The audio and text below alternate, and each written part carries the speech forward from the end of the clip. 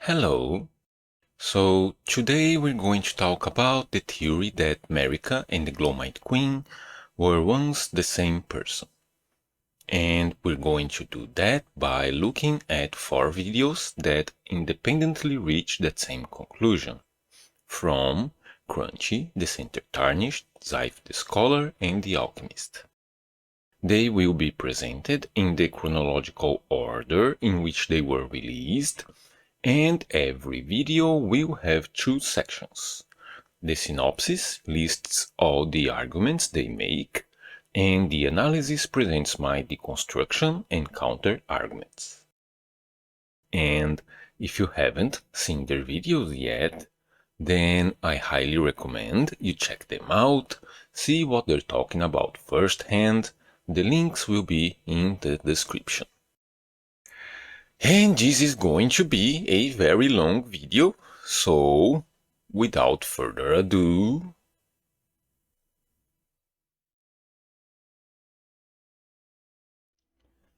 after establishing some basic context on Melina, the first chapter of the video establishes the parallel between Millicent and Melina. And the first piece of evidence provided by Crunchy is the Traveler set, worn by both Millicent and Melina, pointing out they both lost part of their memories and are searching for a purpose, and mentioning that the parallel extends to what they represent to their respective mothers. He mentions that the maidens represent a kind of alternative worldview and outcome determined by free will instead of succumbing to a higher power. He starts explaining that through Malenia, citing Gowry's Order of Rot as a cycle of decay and rebirth, comparing that to Malenia's rebirth as a goddess, and saying that, quote, in some sense, resisting the Scarlet Rot is about remaining yourself. He says Malenia, quote again, sacrificed her integrity as a warrior to beat Radahn, and that's where Millicent comes from, citing Gowry's dialogue that he discovered her as a mere babe in the swamp of Aeonia, and surmising that it's another quote, she just sort of sprung into being as a result of Malenia's bloom, and mentioning we get the Traveler set from another Aeonian flower to support this argument. He reiterates that, quote, Millicent and her sisters were born by an act of Malenia's weakness of character, when she abandoned her dignity and allowed herself to be used as a kind of conduit for this outer god. Then he marks Millicent as an alternative to that, pointing out she removes her needle and lets herself die rather than be transformed into something else, which makes her the very essence of dignity that Malenia discarded. Regarding Melina, Crunchy mentions that, quote, when Melina says she was born at the foot of the Earth Tree, it strongly suggests she sprung into being in a similar way to Millicent and her sisters. He compares the swamp of Aeonia to the Crucible, mentioning they're both associated with the color red and chaotic massive roots, speculating rot may be integral to the Crucible and the birth of the Earth Tree. Adding the Cut Iron Miranda's Prayer, which mentions a flower crucible, and summons the same light attack Melina uses. He mentions Melina gets confused when Bock talks about his mother, and that even though it's, quote, reasonable to assume that Melina's mother is Marika, she may have been adopted, citing a team of adopted daughters in Elden Ring. There's Millicent, Raya, Nefeli, Roderica, and potentially Ranni. He reinforces this point by drawing a parallel to Millicent, who claims to be of Malenia's blood, even though she doesn't know whether she's a sister, daughter, or offshoot. He draws attention to the word offshoot because, quote, the tree metaphor is pretty strong in Elden Ring when it comes to lineage, saying that Millicent is an offshoot of Malenia and that Melina is an offshoot of Marika. He says Melina parallels Millicent in terms of autonomy, citing Melina tells you she's acting out of her own volition, even though she's complying with the purpose given to her by Marika. Then he draws a parallel between Marika, Radagon, and Melina to Malenia and Millicent. He reiterates Malenia let a, quote, cosmic entity take over and transform her, which created a weird offshoot version of her who didn't capitulate. Meanwhile, Marika allowed the Greater Will to transform her into Radagon, who is merely a tool, which also created Melina as an offshoot, who is a version of Marika that lets herself and her Earthry burn in order to retain her sense of self. Then he ends this chapter by saying this explanation explains a bunch of stuff regarding Melina, such as quote, why she moves like a Black Knight assassin, why she can recite Marika's echoes, why she can only move freely close to the Earth Tree, why she can summon a spectral golden tree, why she can transport us to the Round Table, and why she can turn runes into strength despite not being a finger maiden. And closes off by mentioning Miquella and Malenia might be pieces of Marika too, which implies so are Saint Trina and Millicent and her sisters, and that this parallel between Malenia and Marika provides a new perspective on Marika's line to Radagon, let us be shattered both. This chapter starts addressing the possibility that Melina is the Glowmite Queen. He starts with some DLC speculation, and let's remind ourselves that this video predates the DLC, saying Melina writes Torrent and Miquella seems to have written Torrent, meaning Melina was probably in the Shadow Realm at some point, and that Mesmer's flame might have something to do with her being burned and bodiless. Then he gets to the, quote, big elephant in the room.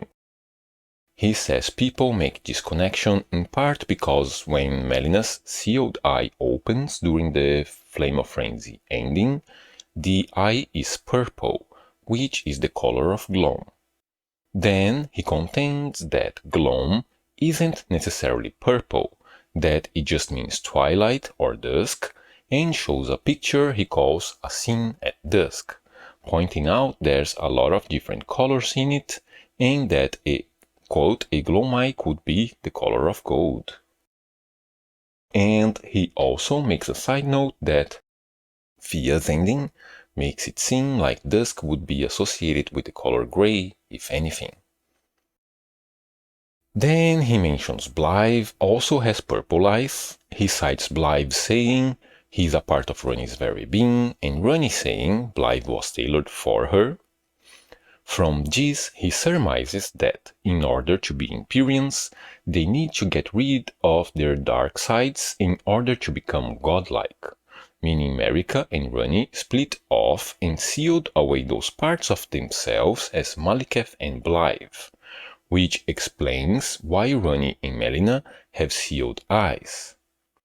He mentions Gurrank's beast eye has a violet iris, that Miquella and Malenia don't have shadows because, quote, they were born from an already purified divine being, and that Melina opens her eye in that cutscene because that's, quote, the only ending where we see Melina after Maliketh has been killed, so that shadow seal is broken.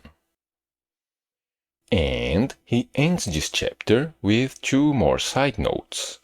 The first is a Datamined dev comment for the Frenzied Flame ending that says Beast Death Marika, which he points out is a messy piece of evidence that doesn't mean that much in context.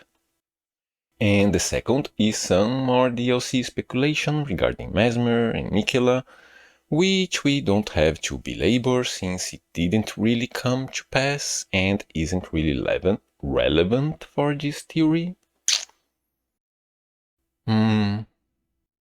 This chapter is an extension of the previous one, kind of, further explaining why Melina can't be the Glowmite Queen, and insinuating she was Marika instead, the Glowmite Queen, not Melina, which is done primarily in the form of questions. He spends some time explaining why the Glowmite Queen shouldn't be taken as a throwaway character and providing some basic context. And then he starts getting into the questions, with the first set being in regards to her title as a queen, implying she couldn't have been a queen after Marika. He asks, what was she queen of? Queen Marika and Queen Rennala both have areas they rule, impressive buildings, knights and warriors, and a lineage, a royal family. Where's any of these for the Glowmite Queen? She's got the apostles and nobles, but these stragglers are hardly a full-fledged culture of sufficient size and complexity for their leader to deserve royal status. He continues by asking, how could you be a queen at the same time that your mother is queen? Which implies Melina, who is Marika's daughter, couldn't have been the Glowmite Queen since, quote, if the Glowmite Queen were a child of Marika chosen to succeed her, she should have been a Glowmite princess. Then, he questions the possibility of the Glowmite Queen preceding Marika, pointing out that if Maliketh defeated the Glowmite Queen in sealed destined death, then why is Marika so, quote, weirdly absent from this picture? How come she didn't fight the Glowmite Queen? If Marika was the one to found the Golden Order, how come she's not involved here at its beginning? He questions how she could have been the goddess before Marika, saying, quote, why is she so exclusively concerned with the Rune of Death? That's just one rune among many that would make up the ring she was a vessel for.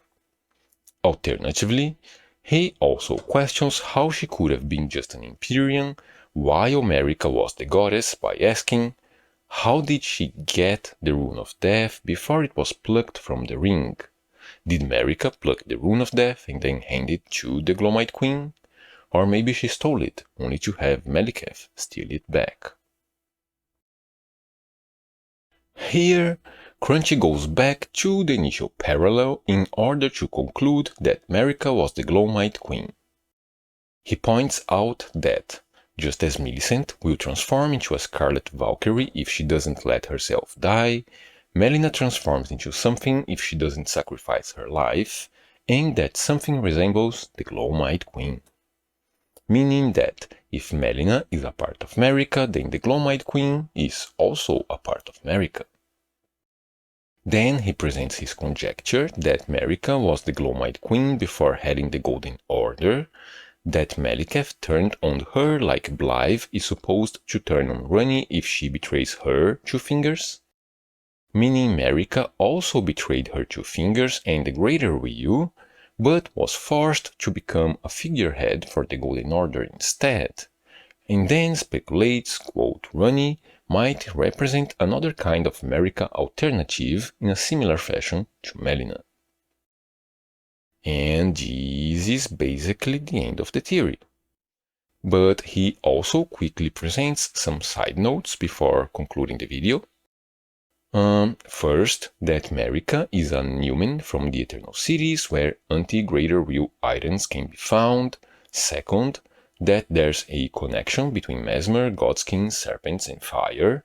Third, that the Bald Monks indicate a direct connection between the Death Rites and the Golden Order. Fourth, that Vargram wields the Godslayer's greatsword. Fifth, that Marika's current motivation is to kill a god, maybe alluding to her past, quote, perhaps in particular delivering death to the previous era's gods. And then, finally, he ends the chapter by summarizing his theory thus.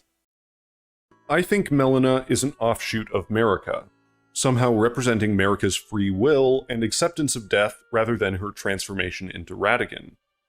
And I think Marika was the Glowmite Queen before she became the god that we all know and love.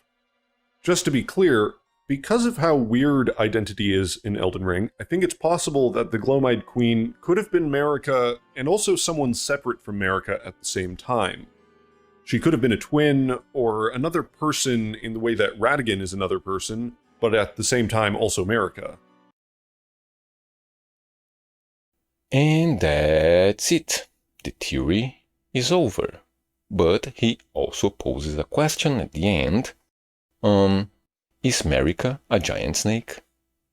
And that's a quote, that's what he asks. He lists a few points regarding that subject, which are on screen right now, but he doesn't get into it. It's not a part of his theory. So, given this subject is integral to the other videos going forward, we're going to discuss snake stuff starting with the center tarnished, okay? So, like I said at the beginning, if you haven't watched his video yet, please do. But yeah, that's Crunchy's theory. That's all the arguments he presented. So, let's start talking about it, shall we?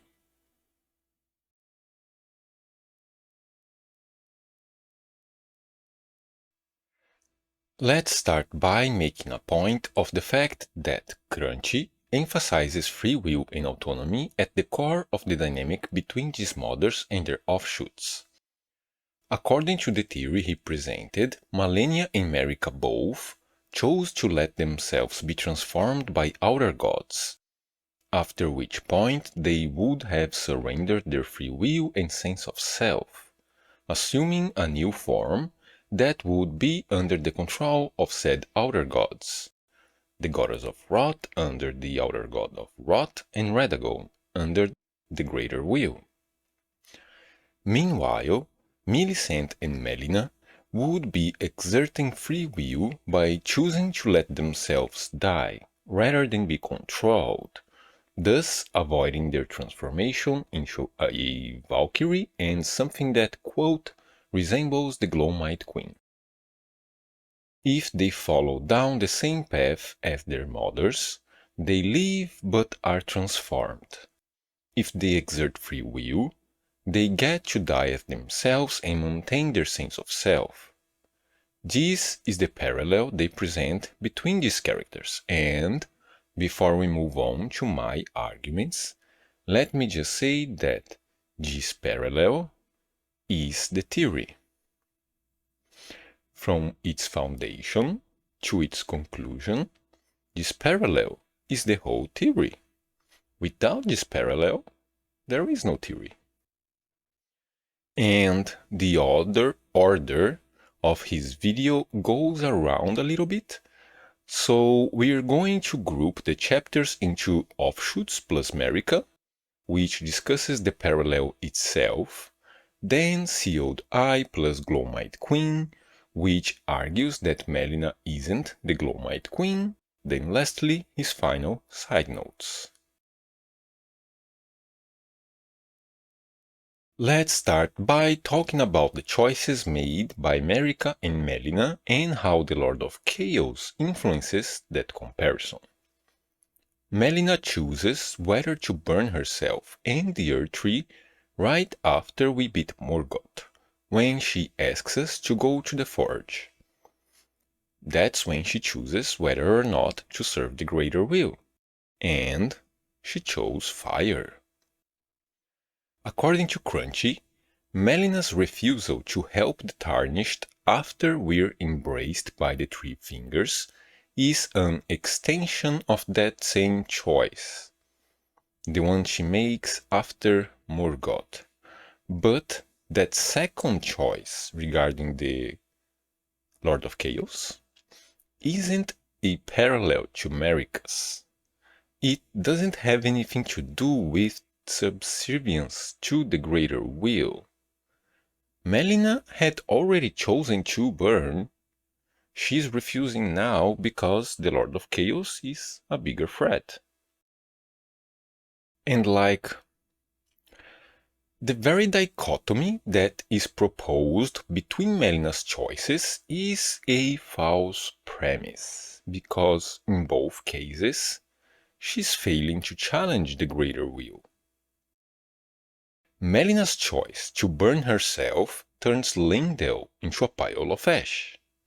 But the Earth Tree stands tall, and the Elden Ring can still be mended. In fact, the Elden Ring was already shattered, and Melina burning herself lets you go in and fix it. Hell, you can do an Age of Perfect Order if Melina burns herself. That's not challenging the greater will, that's helping the greater will. Do you know what would really mean rising up against the greater will? Helping you become the Lord of Chaos. The rise of the Lord of Chaos turns Marika, the Earth Tree, and the Elden Ring into a pile of smoldering ash that couldn't be mended if Patches sold you all the duct tape in the lands between. By refusing to help the Lord of Chaos, Melina was helping the greater will again, by defending it against this threat. Inadvertently or not, both her choices serve the greater will. There is no dichotomy. And also, Melina is supposed to die when she burns herself, just like Millicent when she removes her needle. Right? That's an integral part of the parallel they presented, the sacrifice that they must make. But I don't think that's the case. Melina dying after she burns herself, that's just something people assume, because we don't get to see her again. But like, Melina going MIA isn't anything new, right?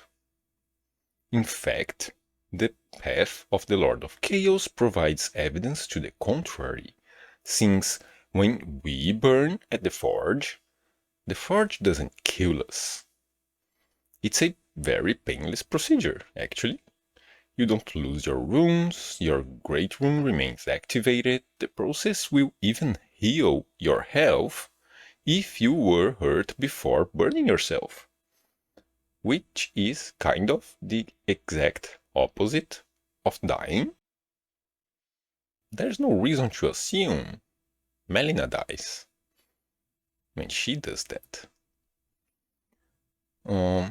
So, yeah, the comparison presented between Marika and Melina's choices is just kinda wrong.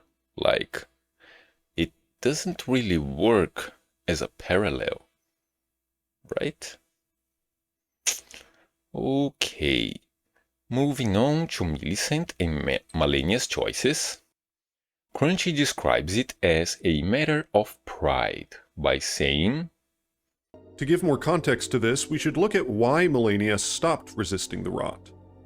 Malenia has never known defeat, but when she faced Radahn, he was such a Chad that the battle led to a stalemate. She couldn't beat him just relying on her own skill. But she couldn't handle not winning, so she sacrificed her integrity as a warrior to unleash a giant cancer bomb in Aeonia, winning by any means necessary. and also, Essentially, Malenia was so salty about losing that she used a cheat code to beat Radahn, and Millicent is like an alternate version of Malenia who didn't stoop that low. Perhaps Millicent even is the very sense of dignity that Malenia discarded. but that's a very one-dimensional view of Malenia's personality, I think. When Malenia blooms in the fight against Radahn, she isn't just fighting for herself. She's fighting for her brother, right? The reason she went down there in the first place was because of her brother. Her choice represents a sacrifice out of love for Miquella, and possibly even out of duty to the lands between, if she truly believes his rule is the right path going forward. Millicent, on the other hand, has no such motivations. She has no extrinsic reasons to go down the same path as Malenia. Millicent and Malenia's choices look similar on the surface, but they are fundamentally different choices. And the game doesn't seem to agree with Malenia's loss of what Crunchy and Millicent call her sense of self. Like, there's not much to measure on what psychological changes Malenia's transformation may have wrought, right? What we do know is that her primary concern both before and after the transformation was toward her brother. When she dies, she says, "Oh, dear Mikola. Oh, dearest Mikola, my brother. I'm sorry. I finally met my match." she's not mad because she lost a fight. She's sad because of what that means, of what that loss means to her dearest brother. As far as we can tell, her allegiances and her goals remain unchanged. And if that's the case, then what actually changed about her? What signifies the loss of her sense of self? The problem here may be that the translation separates her dignity from her sense of self in Millicent's dialogue, when in Japanese that would be a single phrase meaning something like the pride in her humanity. And this is kind of an important distinction because losing one's sense of self means losing one's identity. That's a diagnostic, that's an objective assessment. But losing one's humanity, one's pride in their humanity, is more of a moral judgment. That's much more subjective to the perspective of the speaker, to the perspective of Millicent. Malenia's goal was always to kill her way into ascending her brother, no matter the cost. There's no indication she lost her identity, and if you or Millicent think Malenia lost her humanity, if you think she became a monster, then really, she was just a monster all along. And there's also the needle to be considered here, right? Which was crafted to ward away the meddling of outer gods. True to its description, a needle allows the tarnished to avoid becoming a Lord of Frenzied Flame. It severs our connection to the outer god and the power they held over us. We are no longer under their control. But the thing is that the needle doesn't sever our connection to that power source, which is demonstrated by us still being able to use the frenzied flame to set Haiera ablaze, even after using the needle. And likewise, needles allow Malenia to channel the power of Rot while warding away the meddling of that outer god, meaning she wouldn't lose her sense of self, regardless of what Millicent thinks. And I think Gowry corroborates that when he says both Millicent and Malenia disowned his kind, meaning the kindred of Rot. Right? Malenia is the goddess of Rot. How did she disown the kindred of Rot? Well, Malenia did it by using her original needle, right, which severed her connection to their outer god, and Millicent does it by removing hers. Gowry had hoped Millicent would become a goddess of Rot without Malenia's ability to ward away the influence of the outer god of Rot, which is indicated by the fact Gowry had tampered with Millicent's needle. Like, the broken version, the first one, is golden. Then he glues the snapped halves together with what is later described as befouled blood. It looks like a red jam, which changes the color of the needle from golden to a more reddish hue, more closely associated with rot. Then Millicent's purified version is missing the blood droplet and is golden again. And I also need to point out that, kind of a side note, according to its description, the unfinished needle we get from Malenia is just one of many. If there were finished unalloyed gold needles going around like the one Millicent uses, then Malenia had some of those too, right? Sometimes I kinda guess she might have one for each bloom? Maybe? I don't know. So, yeah. Oh, and also, I just thought of something. Malenia is severed, because she severed the connection to the Outer God. Like, yeah, well, her arm is severed, sure, but, you know, multiple meanings. So yeah, just like with Marika and Melina, there are superficial similarities here, but they don't parallel each other the way Crunchy's theory had proposed. And another problem comes when Crunchy theorizes Millicent was born out of Malenia's bloom. Gowry says, I'm the one who found her, a mere babe, in the swamp of Aeonia. And like, I think the game provides enough evidence to show that that line of dialogue wasn't meant to be taken literally. That she was like a babe because of her memory loss. Right?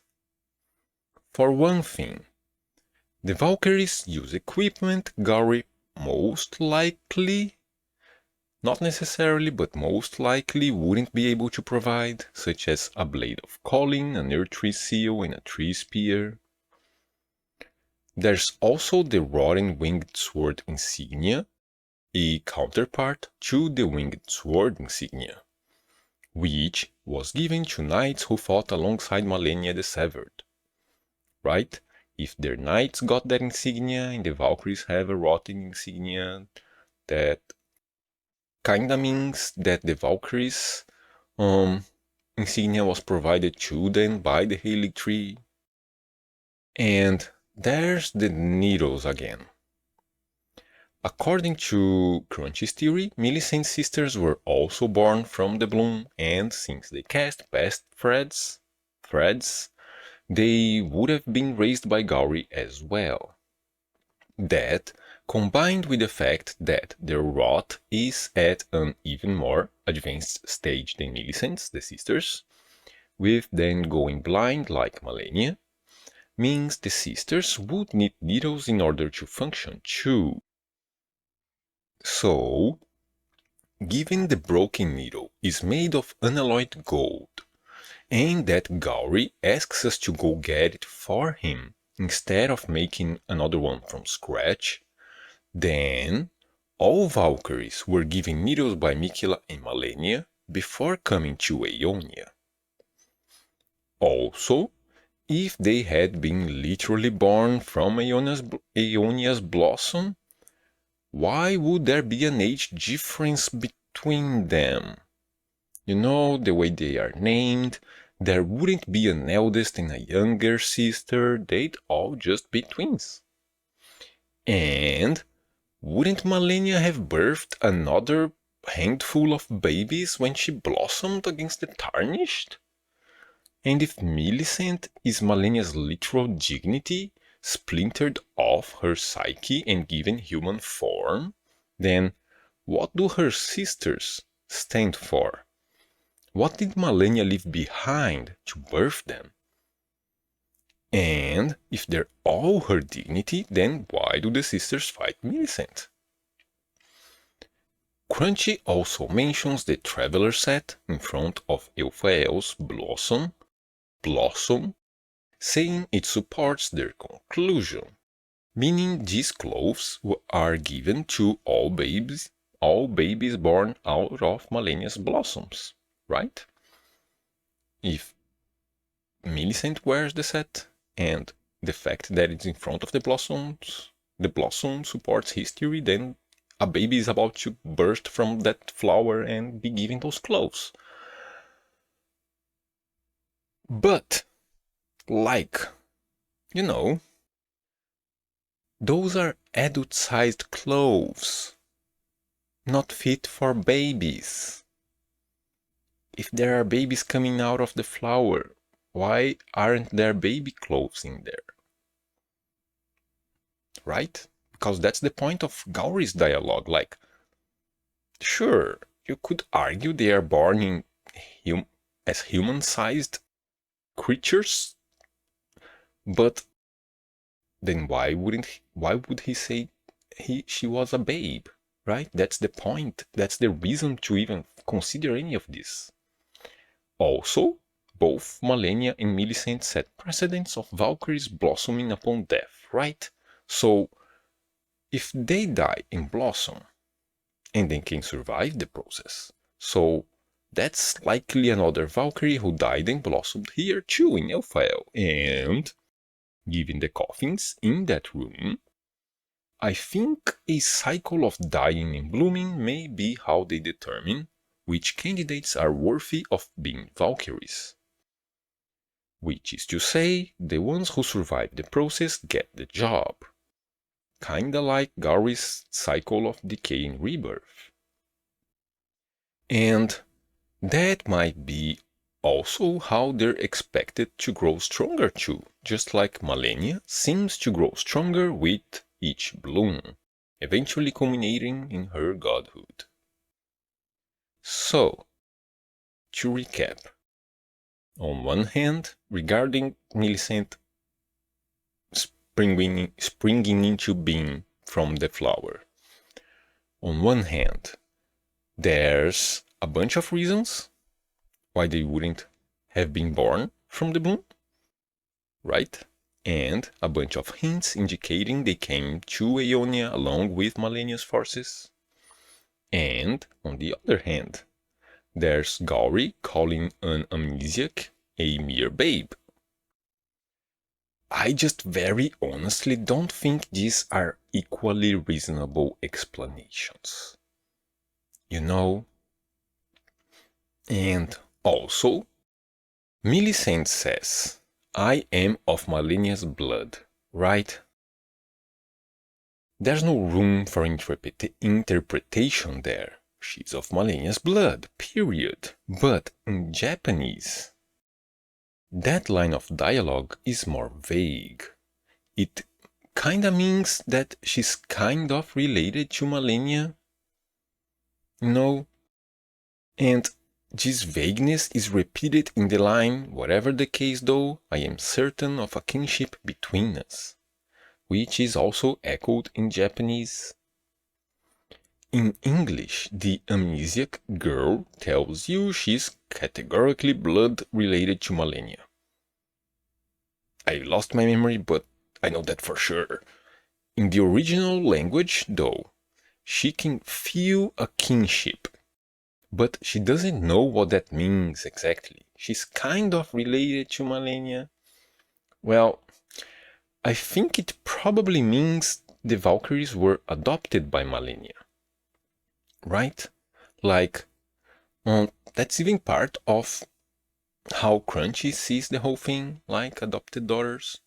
So, and that's a very on-brand, coachish move for Mikila's fucked up code, right? And lastly, Millicent says I could be sister, daughter, or an offshoot. And Crunchy draws special attention to the word offshoot, saying he likes it because, quote, the tree metaphor is pretty strong in Elden Ring when it comes to lineage.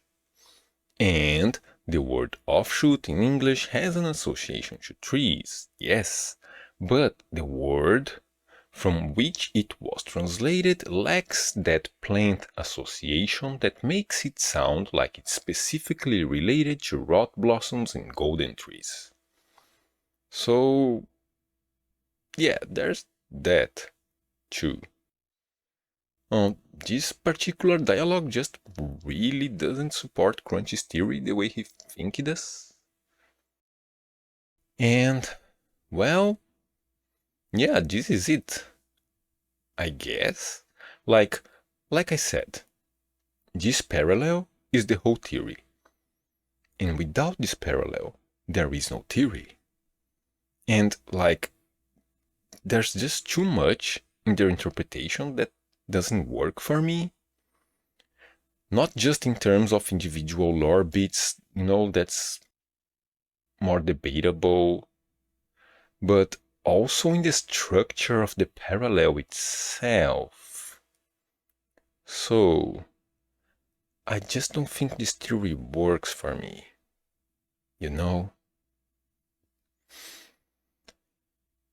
Okay, so what about that which they call the big elephant in the room? What about the possibility, Melina is the Glowmite Queen? Well, in the Sealed Eyes chapter, Crunchy starts by showing this picture and saying, Gloam is not specifically purple. Gloam just means twilight or dusk. Here's a picture of a scene at dusk. There's a lot of different colors going on. Red, orange, yellow, blue, purple, white, black. It's kind of the whole spectrum. A Gloam eye could be the color of gold. And he also mentions that. Actually, Fia's ending makes it seem like dusk would be associated with the color gray, if anything. Okay, for starters, regarding Fia, the mist is gray, but the sky is black, which is reminiscent of dusk, the black flames and the eclipsed sun associated with destined death. It's just weird to go with gray in this scenario. The mist is gray. Also, Melina's golden eye is grayed out when she delivers her destined death dialogue. So, Crunchy's own color association between dusk and gray still says Melina has a dusk-colored eye. Okay, moving on. Now, regarding that picture and the color association he made, there's a lot of colors in that sky, but that doesn't make dusk associated with all of them. Right? Gloam and dusk are associated with gloom, shade, and darkness. It's like you can find pictures of the ocean in all kinds of colors. The ocean is still associated with blue. That's the color that comes to mind, right? Saying a gloam eye could be the color of gold ends up being misleading, especially considering the association that argument creates with grace given. And all this nuance is reflected in the original Japanese as well. Like here. This is a very illustrative example of what I'm talking about. In 2020, Pantone chose classic blue as the color of the year, which was described in Japanese as the sky at dusk. And twilight is kinda different from dusk and gloam, right? Twilight is a whole range of hours when the sun is below the horizon but still illuminates the sky. It starts with the red, orange, and gold sky and ends with the purple and blue sky. Dusk is a more specific time. I'm gonna quote this website. For example, when the sun is exactly 18 degrees below the horizon, it's called astronomical dusk or dawn, but the interval from 12 to 18 is astronomical twilight. Okay, so that's the color association there, right? That was supposed to cast doubt on the color association between her eye and dusk. Then, Crunchy says Melina and Blythe's eyes are purple. He theorizes that Empyreans would seal their bestial aspects away in order to become more godlike, meaning Runny did for Blythe what Marika did for Maliketh, which is why Melina's eye opens in the frenzied flame ending, since that's the only time we see her after Maliketh's death. But here's the thing, though. That argument regarding Blythe's and Melina's purple eyes, Melina's eye isn't purple. It's blue. It's blue. Like, personally, I think that's kind of pretty clear in the cutscene. But we can also look at textures extracted from the game files. Blythe's eye is purple, yes, but Melina and Runny's eyes are different shades of blue. The whole foundation for this argument is invalid. And there's also the problem of if Melina's seal breaks when Maliketh dies, then why doesn't Runny's seal break if Blythe dies? And Crunchy also mentions this is why Malenia and Mikela don't seem to have shadows, because they were born from an already purified divine being. Well, this is more open to debate, you might disagree with me, but I think the baleful shadows were their shadows. Malenia and Mikela's shadows, right? We killed one and the other one died trying to assassinate Runny in her rise before we got around, which is the origin of the Black Wolf mask. So, yeah. Oh, and they also mentioned Torrent. Crunchy assumes Torrent is Mikela's spectral steed, but Mikela could just have a different steed.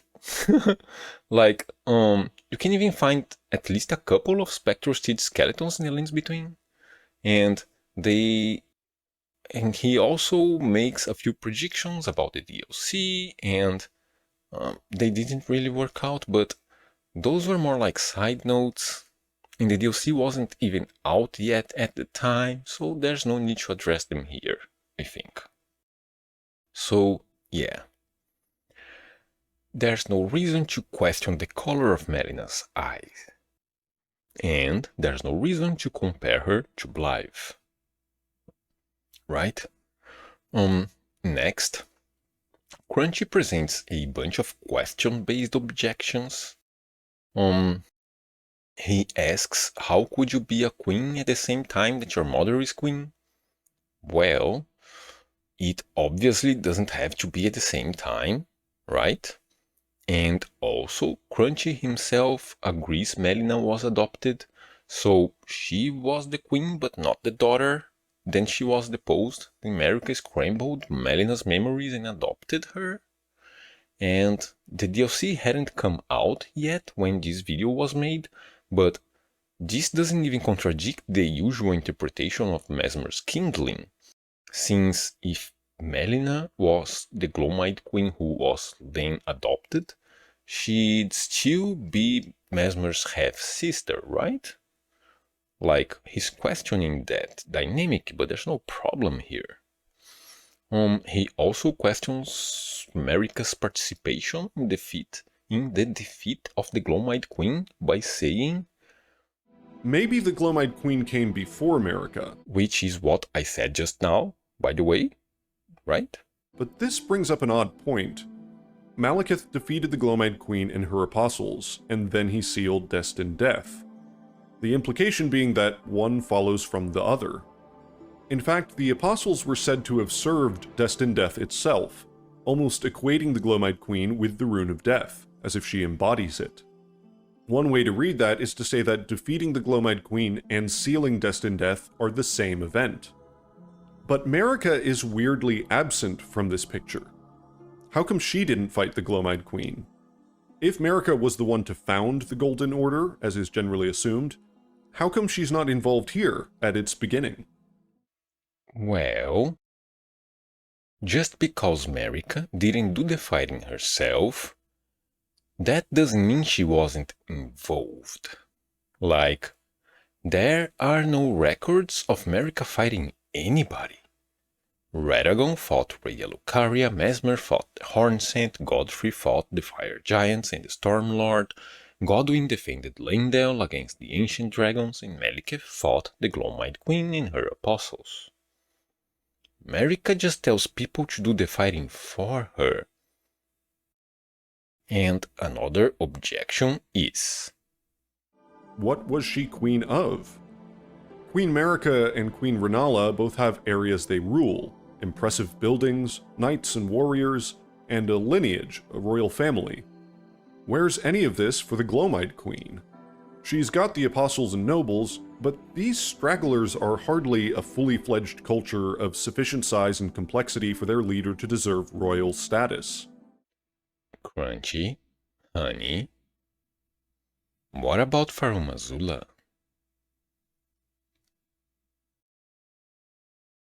Like, I don't know whether or not he's aware of the Sun Realm, that's another story, but how could he possibly forget about Farum Azula? Areas of rule and impressive buildings, you ask. How about a royal city floating in the sky? Knights and warriors? How about an army of ancient dragons, beastmen and dragon knights? A lineage and a royal family? How about a literal Elden Lord? Depictions of her father, the king, before she was queen, and the very same nobles and apostles Crunchy just mentioned, who are theoretically her children, right? It's all there, honey. It's all there. Where are you getting these objections from? Anyway, then there's the last set of arguments / questions where he asks, If the Glomite Queen channeled Destined Death somehow, could she have done that before the Rune of Death was plucked from the Elden Ring, while it was still part of the ring? If she were the god before Marika, why is she so exclusively concerned with the Rune of Death? That's just one rune among many that would make up the ring she was a vessel for. But if she were just an Empyrean, how did she get the Rune of Death before it was plucked from the ring? Did Marika pluck the Rune of Death and then hand it to the Glomite Queen? Or maybe she stole it only to have Malekith steal it back? okay. First, why is she so exclusively concerned with the Rune of Death? Really? That's like asking why is Marika so exclusively concerned with grace? Marika is the current vessel for the Elden Ring, which houses a number of powers, a number of different rings. But she only serves one power, one outer god. Why is it a problem for the Glomite Queen to have done the same thing for a different power, a different outer god? Where is this question coming from? The same goes for how she got the Rune of Death before it was plucked from the ring. Because she was the queen before Marika became queen. So, she had the Elden Ring before Marika got the Elden Ring.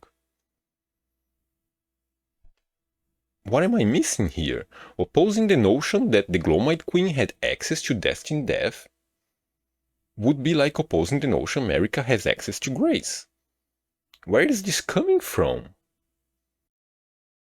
Okay. Marika is an Empyrean who became a queen and a vessel to the Elden Ring. She married Elden Lords and ruled over the whole continent.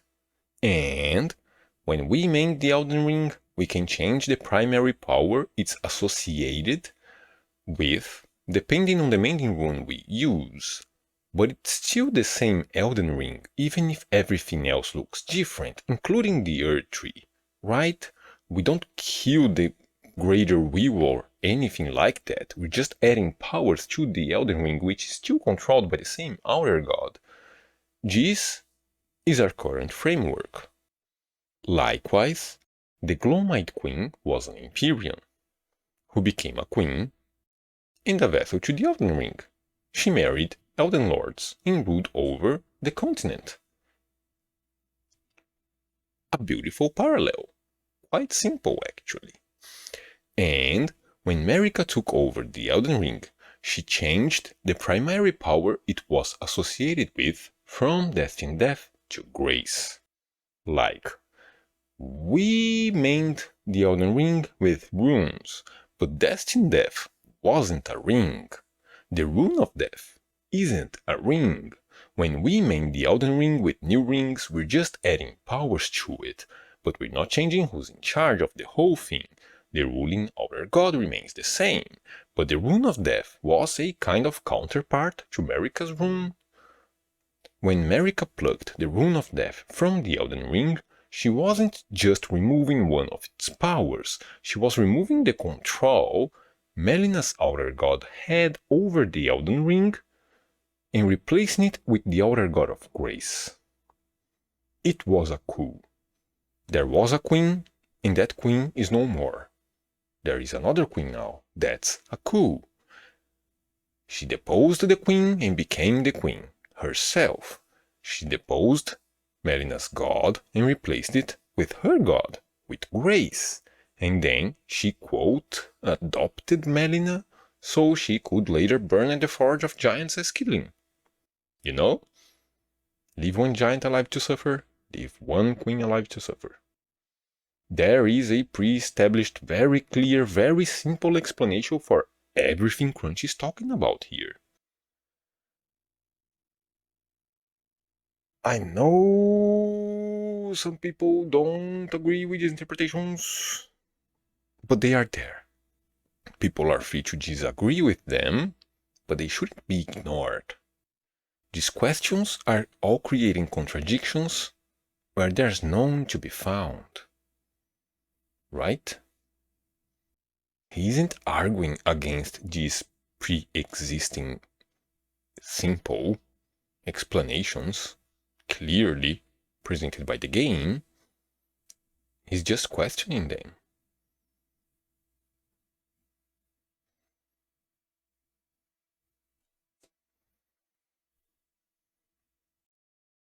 Then, after all is said and done, Crunchy mentions his conjecture that maybe Marika was forced to serve as figurehead for the Golden Order, but that was presented as just kind of a guess, based on his previous conclusions.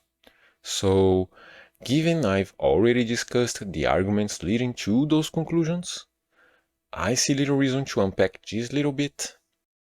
And he also makes a few side notes real quick, so we'll address them real quick too, I guess. First, that Marika is only associated with the Black Knife's assassins who are associated with the Eternal Cities where anti-Greater Will items can be found. Which, sure, I don't disagree with any of that. Second, they mention Mesmer and the Godskins association with fire and the serpents, which we'll be talking about next. Third, that the Bald Monks indicate a direct connection between death rites and the Golden Order. He says that was explained in another video, but I don't get it. So, fourth, he mentions that Vargrim wields the Glowmite Queen's greatsword, which I don't think it's that relevant, but I will concede that this is actually a good side note. Fifth, that, quote, the one thing we know for sure about Marika's motivations now is that she wants to kill a god. Which, I mean, yeah, like herself. She's a goddess. She asks Hugh to craft a sword to kill a god, and she's a goddess. And killing her is necessary to mend the Elden Ring. And you can't really attack the Outer God of Grace. Only its avatar. You can't kill Grace with a sword, so she wants to kill Marika. And sixth, that Marika has a shadowy past, quote, delivering death to the previous era's gods, which I think is a stretch to make that word association there, as if this was enough to address Melina explicitly stating that she's going to deliver destined death. But sure. And finally, they also make some associations with snakes, but they're presented as speculation and don't feature in the theory itself. They're not arguments for the theory. So we'll be talking about snakes when we talk about the next videos, starting with the Center Tarnished, the next one, where the subject becomes more relevant. And before we switch over to those other videos, I wanna make sure to point out that I'm not questioning whether there is a parallel between Melina and Millicent. I just think it's a different kind of parallel. One of the first things Crunchy points out is that they both lost their memories and are searching for their purpose.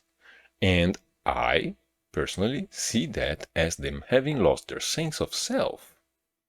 Right? They actually lost their memories, as Millicent puts it, which they are now searching for.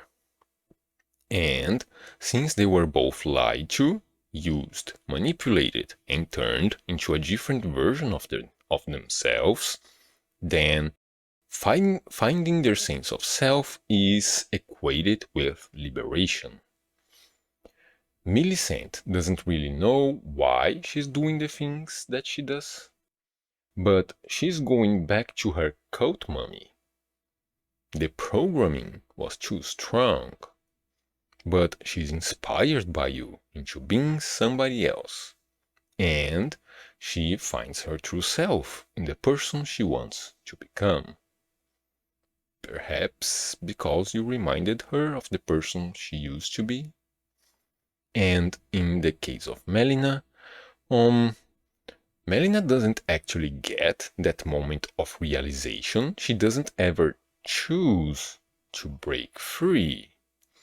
But she's liberated nonetheless when the Lord of Chaos burns Marika and the Earth Tree away, shedding the control Grace had over Melina and her memories, letting her go back to being the Glowmite Queen.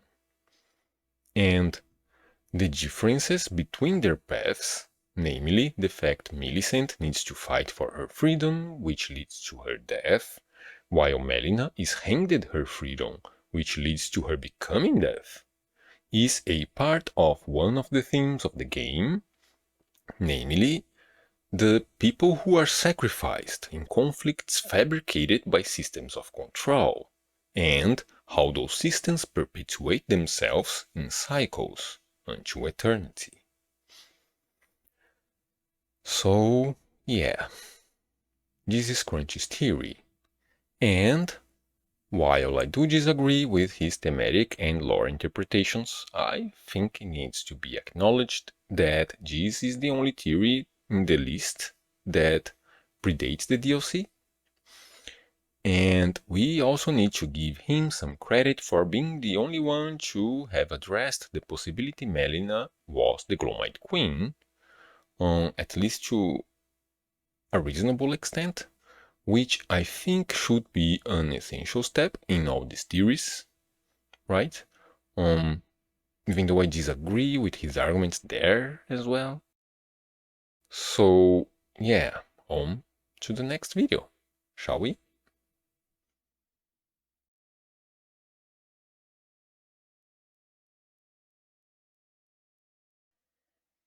Besides some basic context, the Center Tarnished starts by introducing the concept of micro and macrocosm, where larger stories reflect smaller ones. He cites the One Great, a cosmic entity who was fractured, and that the same could be said about the Elden Ring, the Lands Between, and Marika herself. And, given they parallel each other, we can use the story of one to infer information about the story of the others.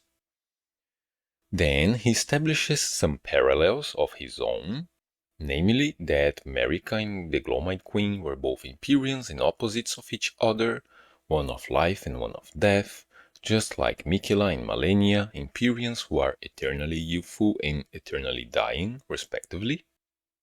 And since these two are twins, he proposes the first two, the Marika and Glowmite Queen, might be twins as well.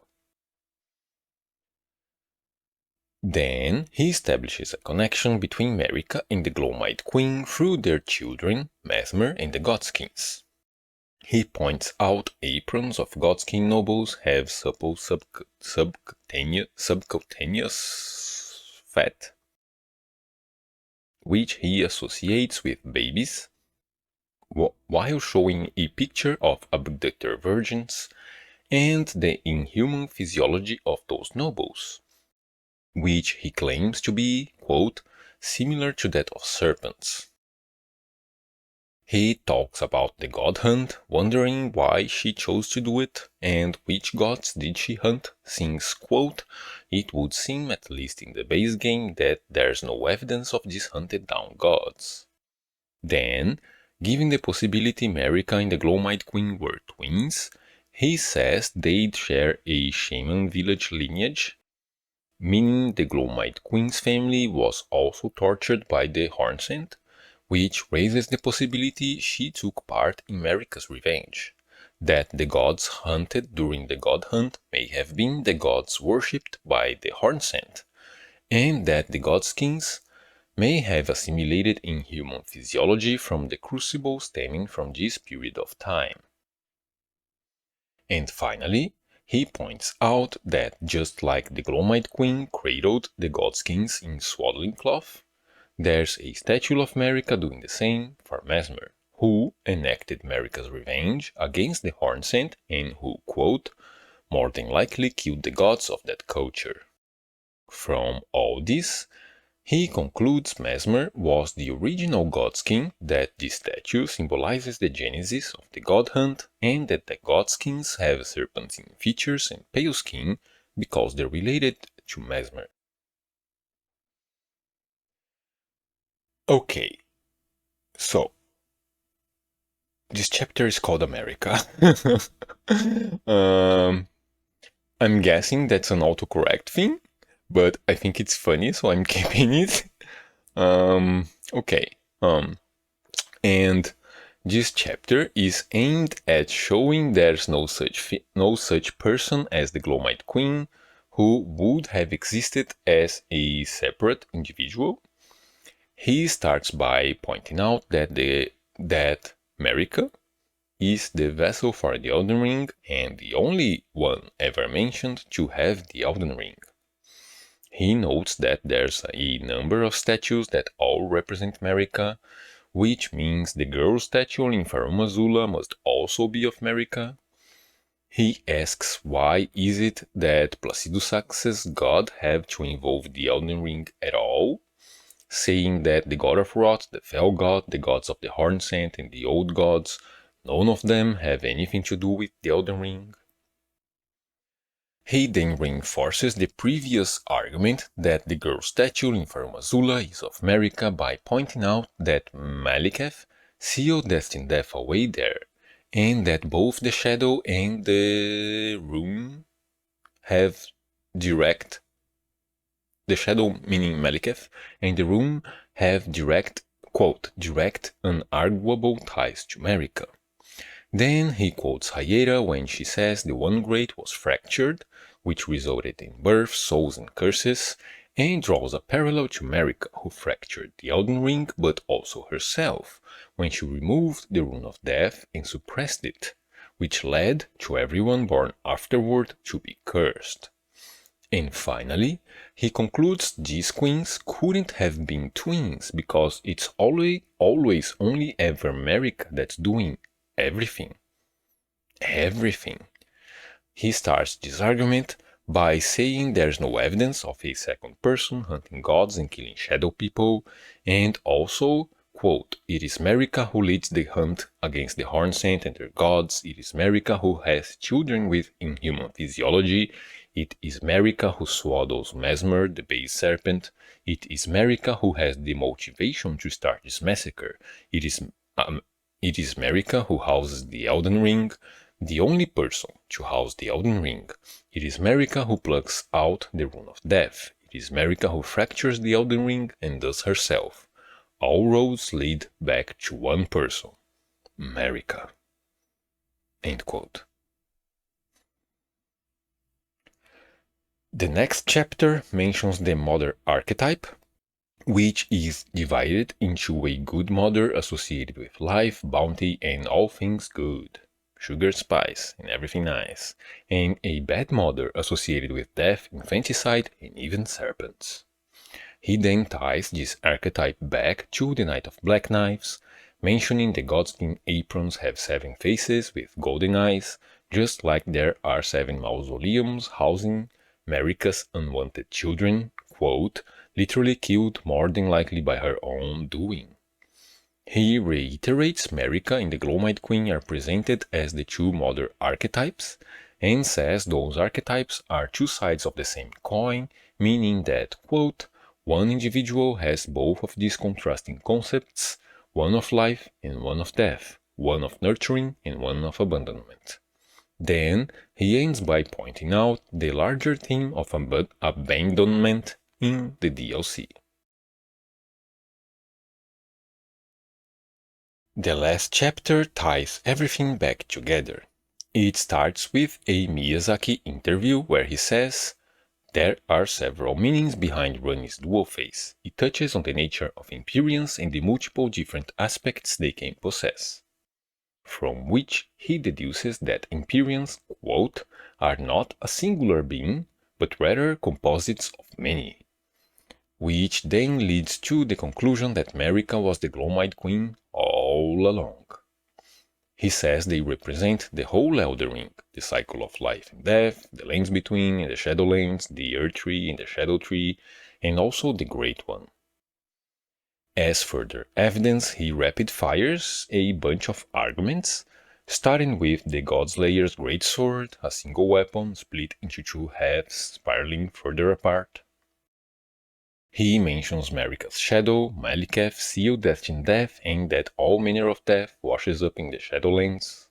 He also mentions the trailer where the Rune of Life becomes God, which is the creation of Shadowland Gold, and that Marika's shadow has destined death, and that the body in the trailer looks like a godskin, or quote, if you think a snake, that's cool. They basically share the same thing.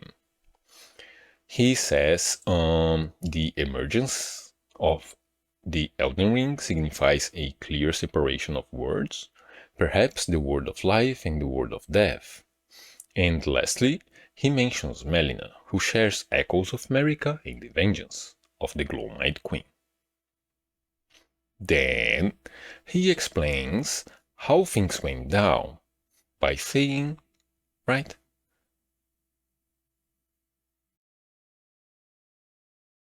Right.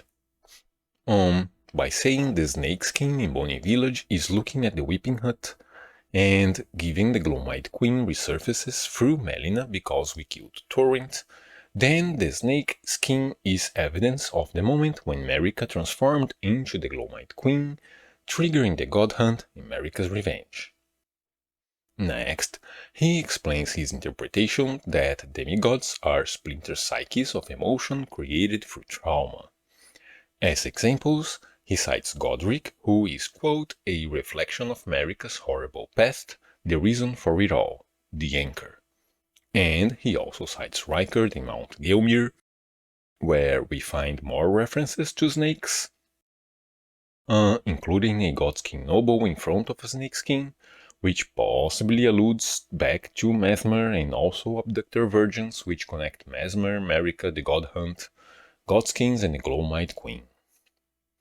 He contends that if the theme of god killing is expressed through snakes and 2 demigods, then the original thought must have come from Marika, positing that it was the Glowmite Queen who said the quote in the remembrance of the blasphemous, and reminding us that Enya says all demigods are the direct offspring of Marika.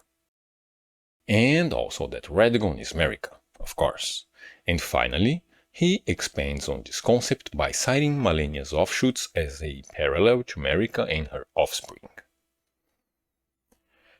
And that's the end of the theory. All that's left is a summary and the central theme. The summary goes like this. To reiterate, I believe the Glowmite Queen and Marika are one singular person, but 2 very different personalities that come to the surface, like Jekyll and Hyde. I believe they share a single set of fingers who deem Marika and thus the Glowmite Queen acceptable candidates for godhood. I believe the Glowmite Queen personality was the dominant force during Marika's younger years, while on her tour de force, triggered by the horrors of Bonny Village, and is why we see the snakeskin here glaring at the whipping hut, promising vengeance upon those responsible in the beginning of the God Hunt. I believe Mesmer is the child of the Glowmite Queen, and thus of Marika, and was the first Godskin apostle, and consequently the genesis of the God Hunt aimed at the Hornsent. I believe after this act of revenge was over, Marika the Great resurfaced and witnessed the atrocities that her other half committed. It was here that she vowed never to let this happen again, and sacrificed half of herself, leaving it in the Shadowlands for good. Well, until that one fateful night when the shadow came bubbling up from the surface below. And wouldn't you know, it's Praetor Rykard who is situated right in the thick of it. Perhaps the Glowmite Queen has been knocking at the door for quite some time now, enraged by her suppression. The last piece is the central theme of Elden Ring, which they say is duality, as in balance and what happens when the world gets off balance, or when a major aspect gets suppressed. He points out that the iconography in the Shadowlands is about this duality, citing the spiral, the trees merging, the statues merging, the reliefs with two faces, and the shadow tree itself. And asks, what happens when one overtakes the other? Or flat out seals the other away? What happens to that person? What happens to that word? Especially if that person is a god. And that's that. That's the theory, that's the video. Let's get going now.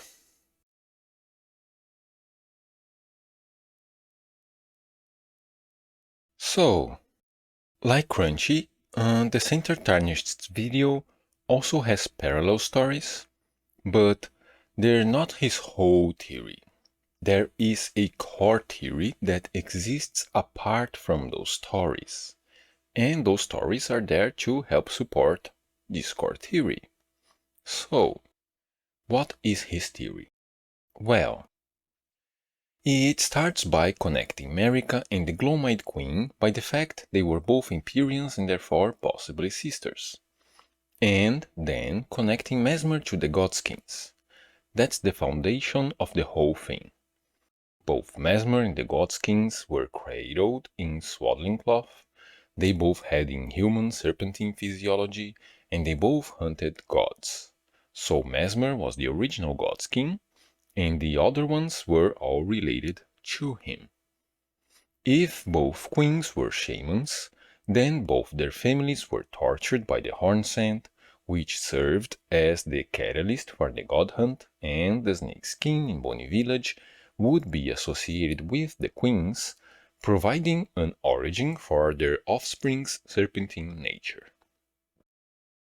Then, since there's no evidence that there was a separate person to occupy the role of the Glowmite Queen, just like there's no evidence of hunted down gods in the base game, then both queens were two separate personalities occupying the same body.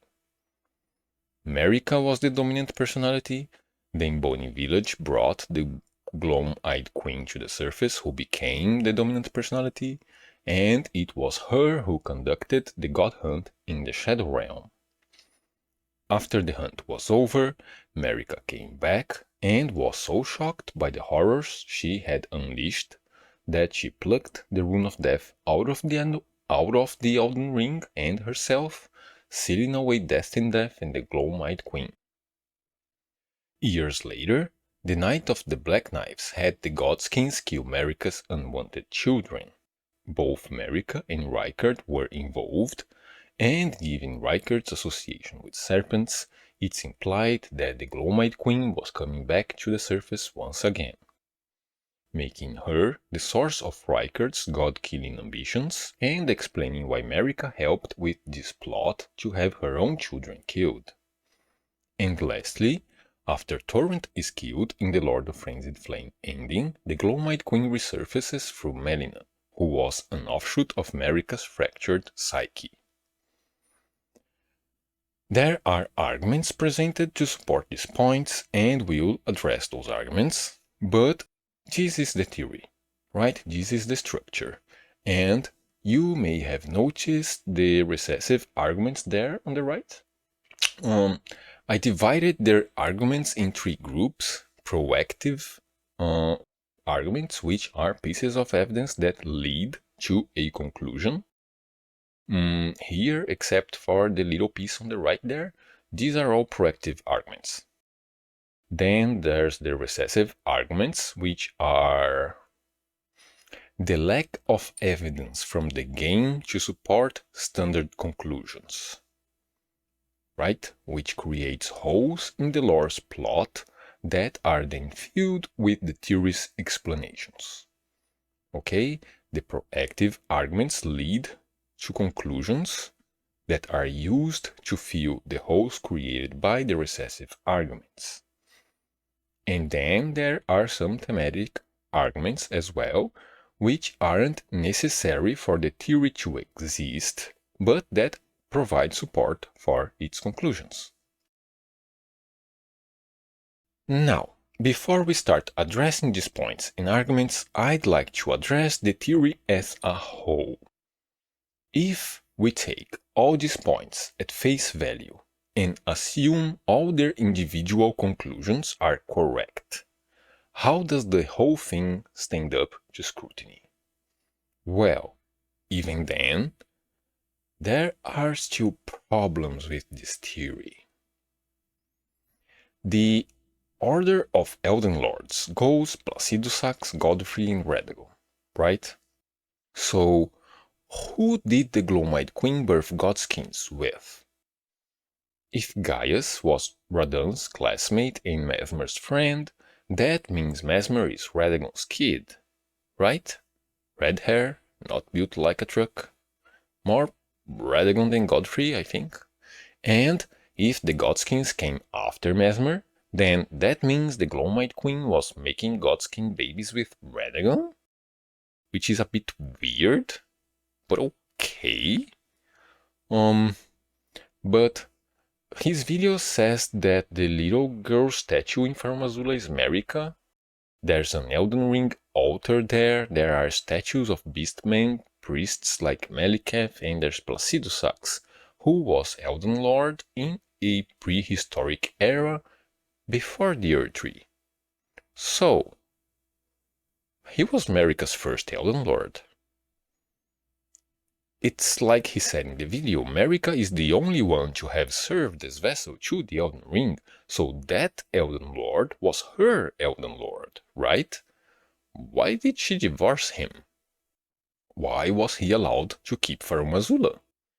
And if she was his god, and if he was waiting for her return, why did they fight a war?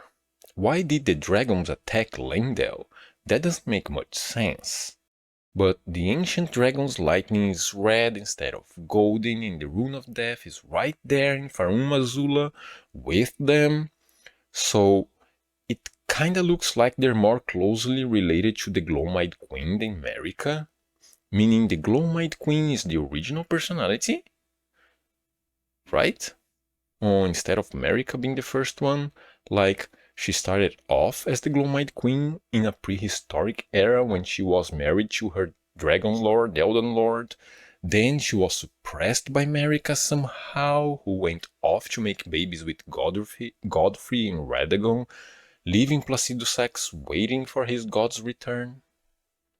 That makes more sense given the previous questions regarding the war with the dragons and whatnot. But that contradicts their theory. Like, this is the interpretation based on what they're proposing, but it creates contradictions. And also, why wouldn't the Glowmite Queen take them back, the dragons back, into the fold when she came back to the surface, right? During the war against the Hornsent, if the Glowmite Queen was going to do a god hunt in the Shadow Realm, why not send the ancient dragons of Farum Azula to burn the Shadow Realm to the ground? No? There's a couple of them there. There's a few dragon people hunting Baal, but why aren't they why aren't there any references to the ancient dragons participating in the lore in the Crusade? And all this dragon stuff just seems to contradict the theory, and it didn't get addressed at all, you know? All that also means she was the queen for real, right? The Glowmite Queen. Or Marika, by the time of the God Hunt, right? She wasn't just an Empyrean who might become a queen someday. She was the actual queen, right? If she had Elden Lords. What would drive the Hornsent to torture the queen's family in broad daylight? And if the Hornsent are the reason for Marika to turn on them, then why do they, the Hornsent, call Marika a traitor to their clan? They're the traitors, not her. In this scenario, they're the traitors. And all the items related to the Glowmite Queen mention her by that name. That title was known. The God Hunt is associated with her when she went by that name. But if the Crusade was the Glowmite Queen's God Hunt unfolding in the Shadow Realm, then why don't any of the items associated with the Crusade mention the Glowmite Queen? Right? It's always Marika, or Queen Marika, never Glowmite Queen. If anything, it would be the other way around. The base game's items wouldn't mention her by that title. They would say Marika instead of the Glowmite Queen to bury her past. But in the Shadow Realm, there's even less reason to censor that. Queen Marika even bestowed grace. Not destined death or black flames, but grace. Quote, to the heroes who joined the crusade for her, with Marika's rune on it, rather than the rune of death. Right?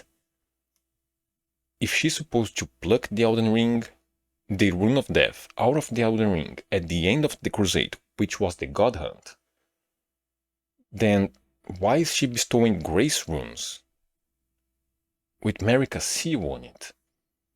If the Glowmite Queen was conducting the crusade, then why doesn't the game acknowledge that at any point?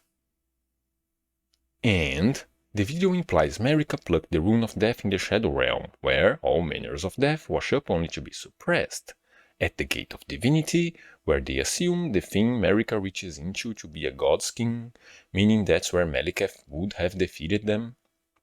But if that's the case, then why is the rune of death in Farum Azula? If they removed the rune of death in the Shadow Realm, where all manner of death gets suppressed, why isn't the rune of death there? Right? It's even more removed from the Lands Between than Farum Azula is. It would be safer to keep it there. Why bring it back? And if the Elden Ring... Okay, let's do a quote. And if, quote, The Elden Ring is housed within Marika and seems to represent her as a person, meaning that by taking out death from the Elden Ring, she not only removed it from the world, but also from herself. An act by which she Sacrificed half of herself, leaving it in the Shadowlands for good. Where all manner of death wash up only to be suppressed? Then, how is there anything left of the Glowmite Queen inside Marika to justify her participation in the Night of Black Knives, as he has theorized, when her children were... Literally killed, more than likely, by her own doing. Right? If she removed the Glowmite Queen and suppressed it, why did she participate in the Night of Black Knives? So, yeah. This is the first set of arguments. Even if we assume all their individual arguments are correct, they still create problems for the theory as a whole, I think. Now, let's address the different parts of that whole. We'll talk about the thematic arguments last because they're not as important to the theory, and we'll start with the recessive arguments because, well, because there's fewer of them, to be honest. Okay, so, like I said, the following arguments aren't arguing for any conclusions in the theory. They work by creating holes in the lore that can be filled by the theory. Namely, those holes come in the shape of Marika is the only one ever mentioned with the Elden Ring, no hunted down gods in the base game, and no evidence of a second person hunting gods and killing shadow people. And they may seem, I don't know, trivial at first glance, but they're actually very important here. Like, these holes serve to contravene the initial evidence presented by the game, and they precede all the proactive arguments. Right? The theory presents these contradictions, and then presents their conclusions as a solution to these contradictions. So, without these holes, there's little reason to consider those conclusions in the first place, right? For example, the base game says the Godskins did a god hunt. The DLC doesn't say that Mesmer did a god hunt. So, the reason to consider what Mesmer did was, in fact, the god hunt, is because there is no evidence of another god hunt taking place in the base game. Right? The DLC doesn't say Mesmer did a god hunt. The reason to consider that is the hole that they have created. And well, here's the thing. I think these holes are created by kind of ignoring evidence more than anything else. Like, okay, for instance, the video says Marika is the only one ever mentioned with the Elden Ring. So, if there was nobody else with the Elden Ring, that must mean that the Glowmite Queen must have been Marika, on account of her having the Rune of Death, which used to be a part of the Elden Ring. But like, the fact that the Glowmite Queen had the Rune of Death is the game telling you she had the Elden Ring, right? The Glowmite Queen was an Empyrean who became a queen and a vassal to the Elden Ring, and she served Destined Death. Then Marika did a coup, plucked the Rune of Death and replaced it with Grace and became a queen and a vassal herself. The game is telling you there was somebody else with the Elden Ring. There's no reason to ignore that.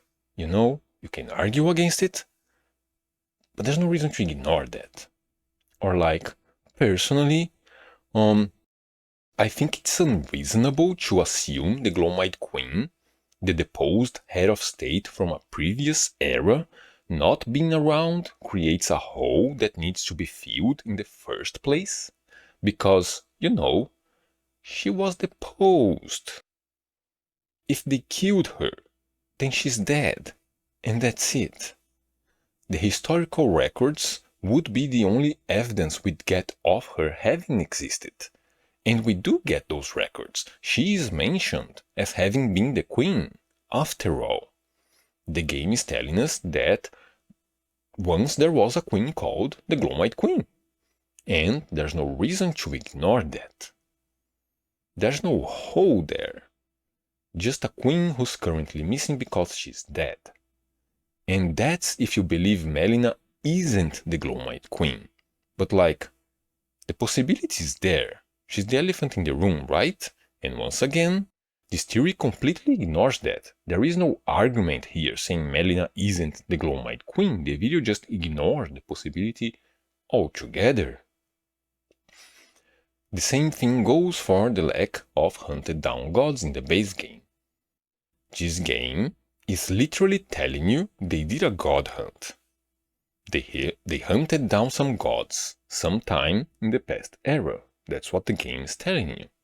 They're dead, they're gone, vanished along with most of their kingdom. The annals of history are what we have left of them. The center tarnished also implies the persecution of the shamans had to be the reason for the god hunt to take place, but that also ignores the whole setting of the base game. The War of the Shattering is just a bunch of demigods hunting each other. The Glowmite Queen was an Imperium, just like Mikela and Rani, so doing a god hunt is just culling the competition, you know? Fight for power. And that doesn't have to be the reason for it, for the god hunt, but you also don't have to ignore such a blatant precedent, right? The War of the Shattering is right there. Demigods do be killing each other. It's like when he says there's no evidence of a second person hunting gods and killing shadow people, he's assuming the god hunt would have to have taken place in the Shadow Realm because he's ignoring all of this, right? There's no contradictions here to point to. The game presents very clear evidence that can fill all of these holes from the very beginning. The Center Tarnished is free to disagree with all of them if he wants to, but not engaging with the evidence is not really the way to go, in my personal opinion. Especially when the result of doing that is the creation of foundational arguments to support his theory. And these three holes are the big ones. The ones that are foundational to the theory, but there's a smaller one too. Like, in conjunction with the argument that Marika is the only one ever mentioned with the Elden Ring, the Center Tarnished also mentions that Placido Sax's god was involved with the Elden Ring, but other Elder gods aren't. And, well, first, the fact Placido Sax's god was involved with the Elden Ring serves to corroborate that there was somebody else mentioned with the Elden Ring, other than Marika, since Marika serves a different Elder god.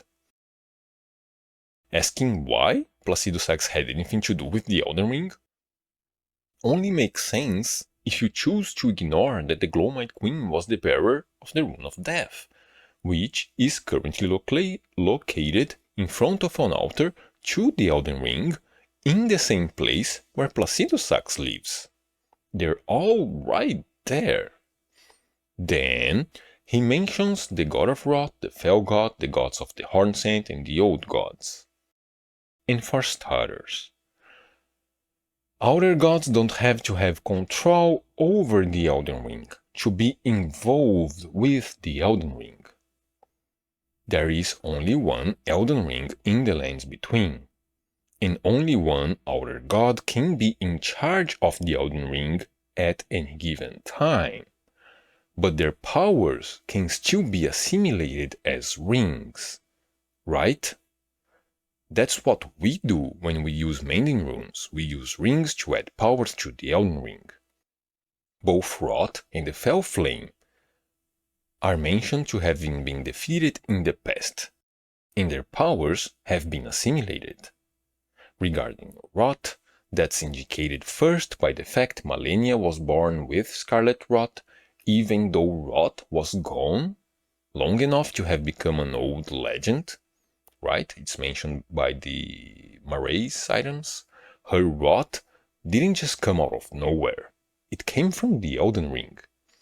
And regarding the Fell Flame, that's indicated by the fact that prophets glimpse the flame of ruin within the faith. Right? Combined with Radahn's burning great rune and his gigantified body. He wasn't always that big, you know? The gods of the Horn Scent is a whole different can of worms, but yeah, they're not associated with the Elden Ring. And the old gods? I'm assuming he's talking about the Eternal Cities here. If not, let me know, but there's like Explosive Ghost Flame and Ancient Death Rancor, which are associated with death birds and produce a ghost flame colored Prince of Death crest, which is like, it's a mending rune, right? If they, the Eternal Cities, were fucking around with mending runes, it's because they had an Elden Ring that could be mended, right? The very same Elden Ring we have now but controlled by a different outer god. So, yeah. These are the recessive arguments, and there's not much in terms of counter-arguments for me to present here. It's mostly pointing out the stuff that's just there and that should probably have been taken into consideration. And as we move forward, just try and keep in mind that these recessive arguments are a big chunk of the theory. If they don't look like much, even if they don't look like much at first, they are the foundational points that support the proactive arguments. Without those holes, there's kind of no reason to even consider the following arguments. The conclusion that Marika was the Glowmite Queen is predicated almost entirely on their connection to the snakes and Mesmer's god hunt. So we'll be grouping most of the proactive arguments into these two subjects, okay? God hunt and snakes. Starting with the god hunt, let's start by acknowledging that any interpretation of what a god hunt might be will invariably exclude outer gods, right? Just doing some due diligence groundwork beforehand. I do actually believe people can and have killed outer gods before, but not like this. That's a whole different story. The god hunt isn't about hunting outer gods. I don't think that's a controversial statement, right? Now, when it comes to Mesmer's god hunt, the Center Tarnished doesn't actually present any evidence of that. When he theorizes Mesmer was the original Godskin, he says Mesmer, quote, was the commander of the army that not only destroyed an entire culture, but more than likely killed the gods of that culture. End quote. And that's that. There's no evidence of any god killing presented here, just the speculation that he more than likely killed some gods. And we're going to dig deeper into it, of course, but I do need to point out that, according to the Center Tarnished's own standards, this approach implies there's no evidence of a god hunt in the Shadowlands, right? If the base game's explicit mention of Godskins having hunted gods isn't enough evidence for him, then the implicit notion that he, Mesmer, more than likely killed the gods of that culture shouldn't have been evidence enough either, right? Either way, throughout the video, he shows images of tutelary deities and divine beasts when talking about the supposedly hunted down gods of the Horn Scent, and he also mentions the subcutaneous fat of the Godskin nobles' robes, saying it likely comes from babies because babies have plenty of it, which later becomes an implied connection to the abductor virgins. And okay, first, these are mutually exclusive. You gotta choose either one or the other, right? Divine beasts are horned warriors and tutelaries are tower ascetics, so it's either babies or one of those two. It can't be all of them. Regarding the fat, the babies, and the virgins, I gotta start by saying the Shadow People are very explicitly depicted as a race with very low body fat. They are not the first ones that come to mind when thinking about any kind of fat, in my personal opinion. Now, when it comes to their assumption that they may have been hunting babies, I I gotta say that babies look like they'd have more subcutaneous fat because they're so plump. But according to Harvard, in most people, about 90% of body fat is subcutaneous, apparently. I didn't know that. And like, you can take the average and ideal body weight and fat percentage for babies and adults, and even if we use the most fat we can pump out of a baby versus the least we can get from a very lean adult athlete, adults will just give you more fat per body. There's just no reason to make their baby assumption based on fat, right? And the fat in those robes is less about the gods than it is about the nobles? Kinda? Kinda. Like, subcutaneous fat in Japanese is hikashibo, while the robe's description uses kawagishi no abura. There's a reference to the fatty meat that is left on the fish skin, which can be removed to make nigitoro. Skin used for apostles have all the fat removed. Skin used for nobles leave the fat on the skin. They're making that reference in order to signify both the status and the skinning skills of the nobles. Personally, I think that within the context of Soulsborne, the Gishi part, which is in hiragana in the description, might also be a play on the Masu of Gisu, the kanji, which would make it imitation skin akin to Gikaku, or synthetic leather. You know, fashion souls. But, okay. Seriously though, I just really don't think this argument has any legs to stand on. And when it comes to the abductor virgins, I wish people would start taking the Shadow Realm Catacomb Death Mages babies into consideration as well. Like, that's really the first thing that comes to my mind, you know? Like, weird as fuck. They don't have to agree with me that they're the link to the virgins, but I wish they'd at least acknowledge them as a possibility. The Dancing Lions, like I said, they're just horned warriors. According to the Divine Beast set, particularly proficient horned warriors become Divine Beast warriors, and particularly proficient Divine Beast warriors become Sculpted Keepers, who are granted the honor of the Lion Dance. They're not gods, they're horned warriors. And there actually was a Divine Beast hunt, which is mentioned by the Black Knight Captain Who's Ashes, and which noticeably isn't called a God Hunt. These are two separate events, two separate hunts. The Divine Beasts do not help to corroborate the possibility of a Mesmer's God Hunt. And that finally leaves us with the tutelary deities. Taking a water break, hold on. At first glance,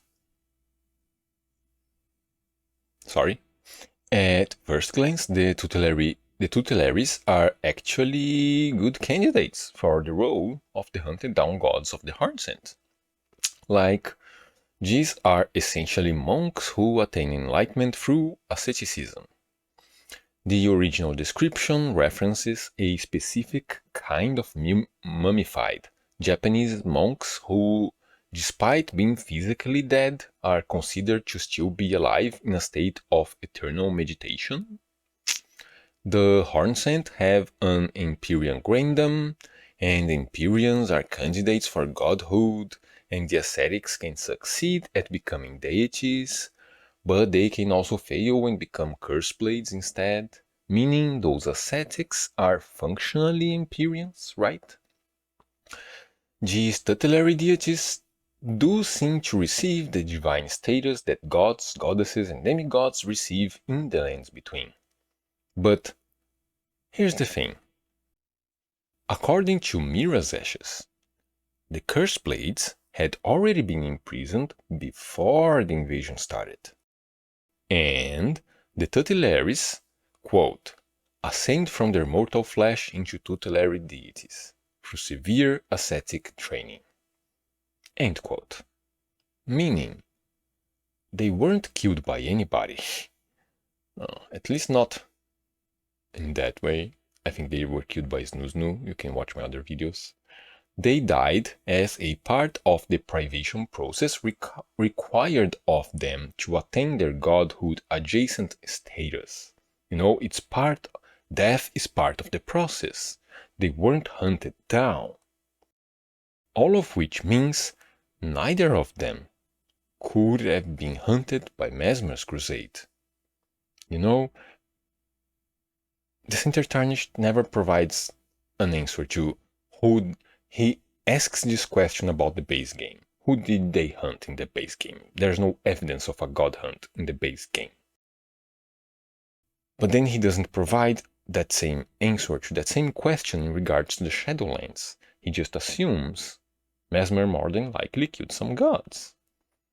He implies in the video that it may be one of these alternatives, right?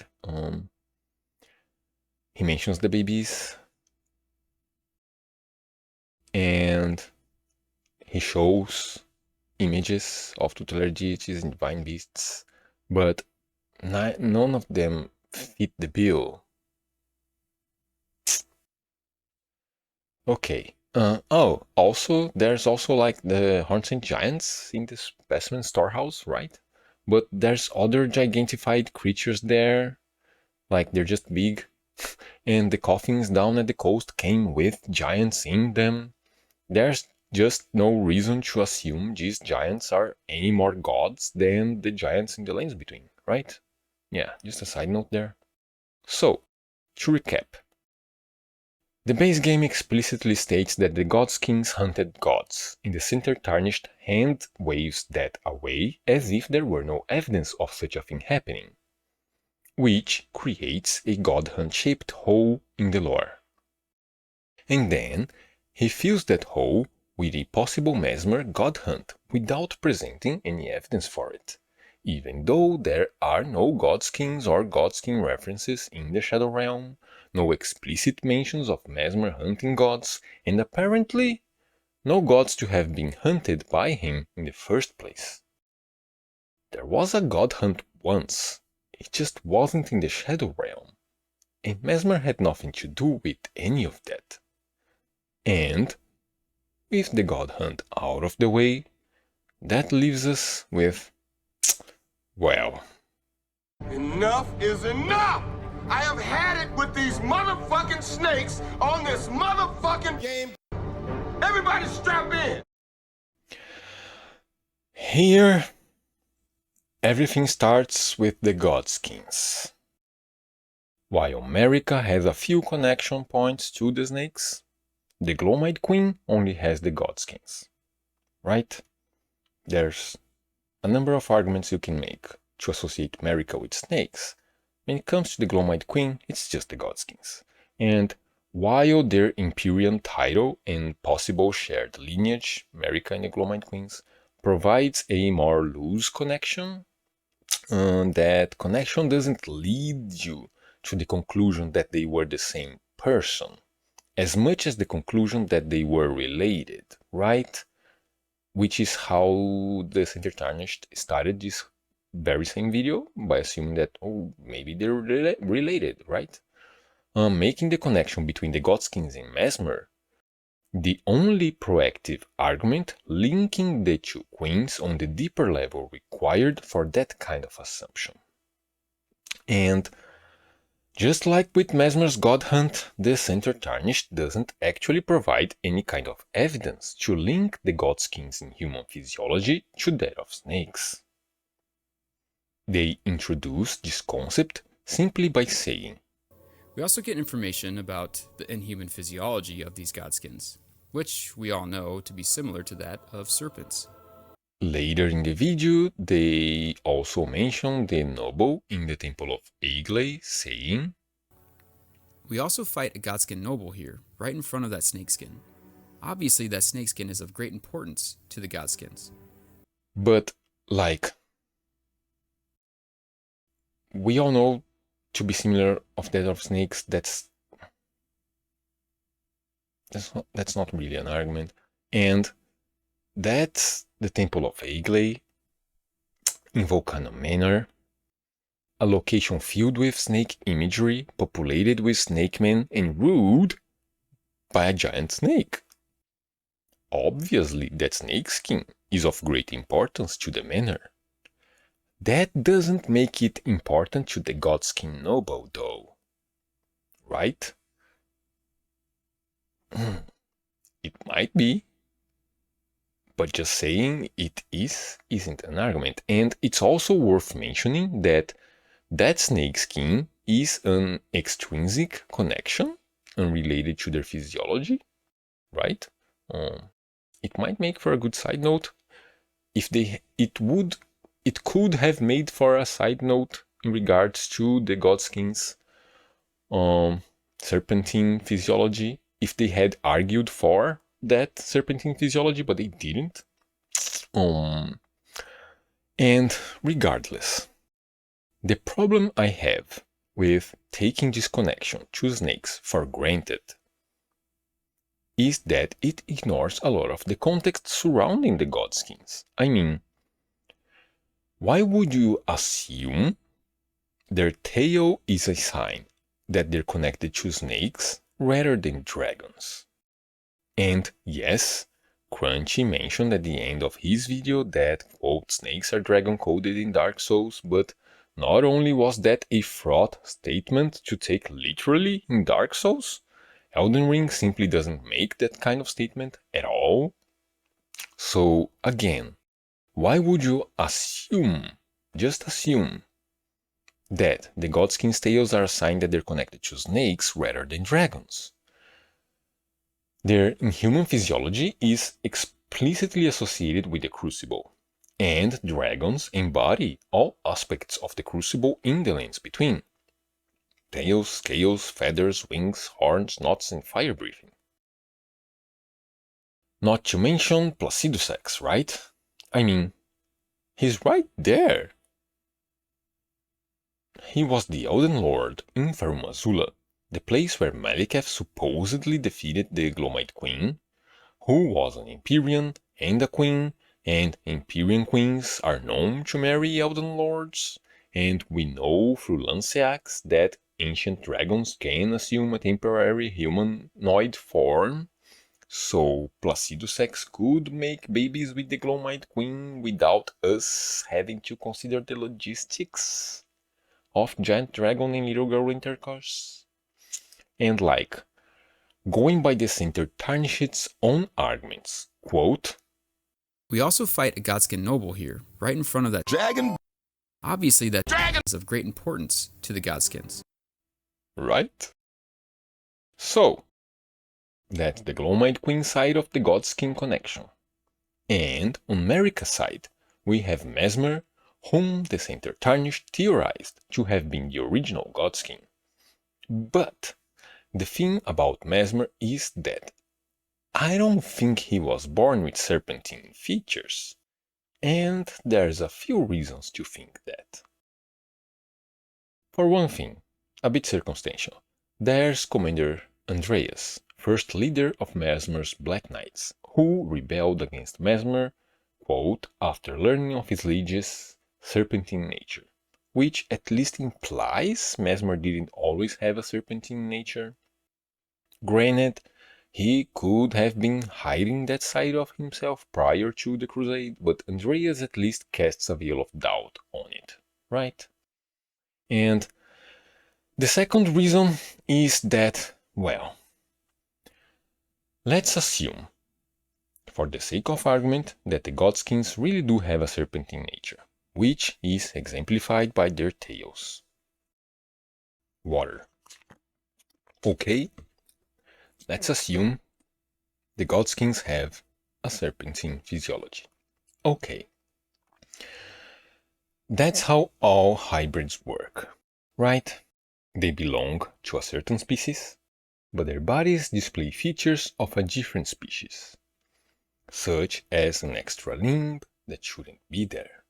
In this case, a, quote, human with a snake tail. Fine. Well, Mesmer isn't like that. Like, at all. His body has literal snakes attached to it. That's not a feature of inhuman physiology. That's not an extra limb. That's a fucking parasite. Like, you can even remove his clothes and see that it's just two-headed. It's a two-headed snake digging holes through his chest and back. Not to mention all the other snakes that he summons, right? The base serpent is literally stated to have been sealed away behind his eye. That's a separate living being they shoved inside him. And with that in mind, we can even take a second look at Mesmer's actual body. Like, he doesn't showcase serpentine features during the first phase. There's a little bit of scales around the holes where the fucking winged snakes are tearing through his body. But the actual serpentine body, that only appears in the second phase, when his body becomes covered with scales. It becomes covered with scales when he unleashes the base serpent, but which was sealed, which had been sealed behind his eye. But according to Mesmer's helm, that's a new form born when he destroyed the grace granted by his mother. The serpentine version of his body isn't something he was born into, it's something he became, like just now, like just before he died just now. You know? So, in the end, even if the Godskins in human physiology was serpentine in nature instead of draconic, which I don't think it is, Mesmer's physiology isn't, and there's no reason to make the connection the Center Tarnished made between them based on their perceived inhuman serpentine physiologies. Right? And now, with that out of the way, we can look at the snakeskin in Bonnie Village. And in order to talk about that one, we're gonna have to talk about another set of circumstances that goes ignored by this theory. So, Rykard was devoured by a literal snake. Right? The serpent god's curved sword talks about an ancient serpent deity and its forgotten religion practiced in Mount Gilmir. The duelist set says, the snake is viewed as a traitor to the Earth Tree, and the serpent hunter is thought to have been used to hunt an immortal great serpent in the distant past. So, there used to be a serpent in Mount Gilmir that was worshipped as a deity in the distant past, was killed for having betrayed the Earth Tree, and the snake that devoured Rykard is probably a descendant of that first one. And this is kind of important to this whole subject, right? There's the snakeskin in Bonnie Village. Mesmer has a snake attached to him. How does all that relate to this scenario of the serpent deity of Mount Gilmir? And if they're not related, then what is it that separates them? Like, if you're theorizing about all this snake stuff, why go to America first instead of the literal god serpent? Personally, I think that the first serpent deity was a separate living being. You know, just like the serpent that devoured Rykard, just like the serpents that are summoned by Mesmer and that are burrowing through his body. Possibly called Agley, the original one, but within the context of the Center Tarnished's theory, it could also be a reference to either Mesmer or Marika / the Glowmite Queen, I guess. Like, some of these theories stop just short of saying Marika was a literal snake. Some of them don't stop, they just say it, but that's what they're all saying. Whether they spell it out or not. I mean, you kinda need to have a snake body in order to shed a snake skin. Right? So, let's see if this works for his theory or not. The serpent deity. First, let's look at why the serpent deity wasn't Marika. And, well, I'd have to start this with a very simple question. Why though? You know? Why would she be a snake? Like, I get why he thinks the game is saying she was a snake. But why would she be or become a snake? He doesn't provide an answer for that. Like, where does that come from? Like, physiology. Like, why would she be a snake? And that's not even a counter argument, that's literally just a question. I just want to know. Like, they didn't talk about it. I want to know what their perspective on this is. Now, for the actual arguments, let's start with a more circumstantial one. Why would it be worshipped in Mount Gilmere? If either of Marika's personalities were the serpent deity, I think it would make more sense for her to be worshipped in Leyndell or Farum Azula. Also, there simply aren't any mentions or depictions of Marika and the Glowmite Queen in snake form, so according to the Center Tarnished's own standards, there is no evidence of that happening, I guess. There's the snake skin in Bonnie Village, but that creates more problems for his theory in regards to the serpent deity. Like, in his video, the Center Tarnished says that skin is from when Marika became the Glowmite Queen, after having witnessed the horrors of the Weeping Hut. But that would mean she was a snake before she became the Glowmite Queen? And Farum statues depict babies and little girls but no snakes? Okay. What if she became a snake when she turned into the Glowmite Queen instead?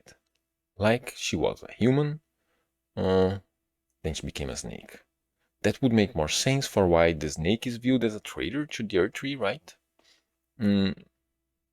She became a girl-sized snake at first, then started shedding skin as she grew into a serpent deity.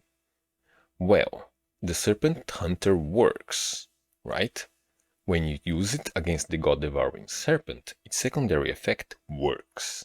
So its description is correct, and the serpent deity was defeated with the spear. But if that's the case, then the Glowmite Queen would have to have been a giant snake when she was defeated. Right? She didn't just turn into a girl. Marika didn't turn into a snake and then turn into a girl. She was an actual snake. A giant snake. While she was the Glowmite Queen. Which, in theory, would explain the supposed serpentine physiology of her children, which doesn't actually exist, as I have explained. But like, that means Radagon would have to have been making babies with a giant snake, and there would have been depictions and descriptions of her as a giant freaking snake, right?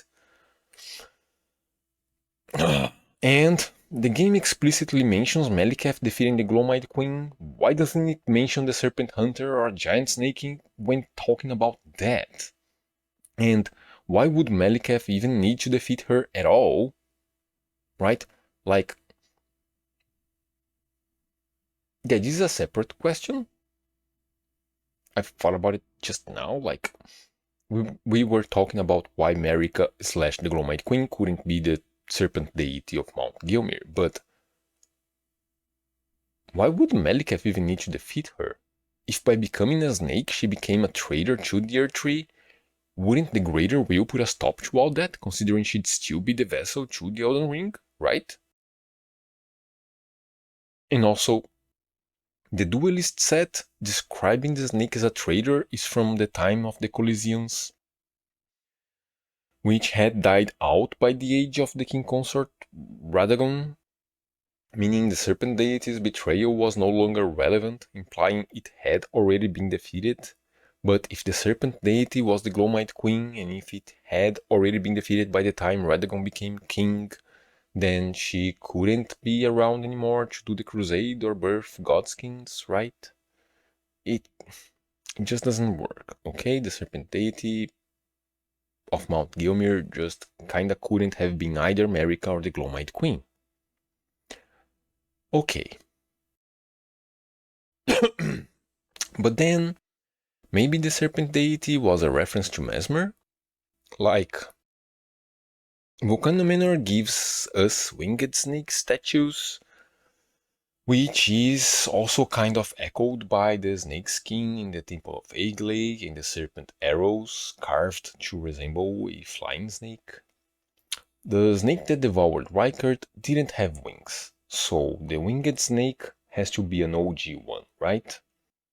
And Mesmer's snake has wings, so it kinda makes sense to think of him in this scenario, but this still doesn't answer why Marika would be or become a snake in the first place. Right?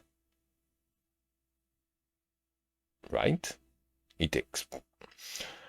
This still runs into the same timeline problem posed by the Coliseums. It still runs into the same question of why it would be worshipped in Gilmir, if the serpent deity was Mesmer. Only in the case of Mesmer, instead of the alternatives being either Leyndell or Farmazula, the better alternatives would be Leyndell or the Weeping Peninsula.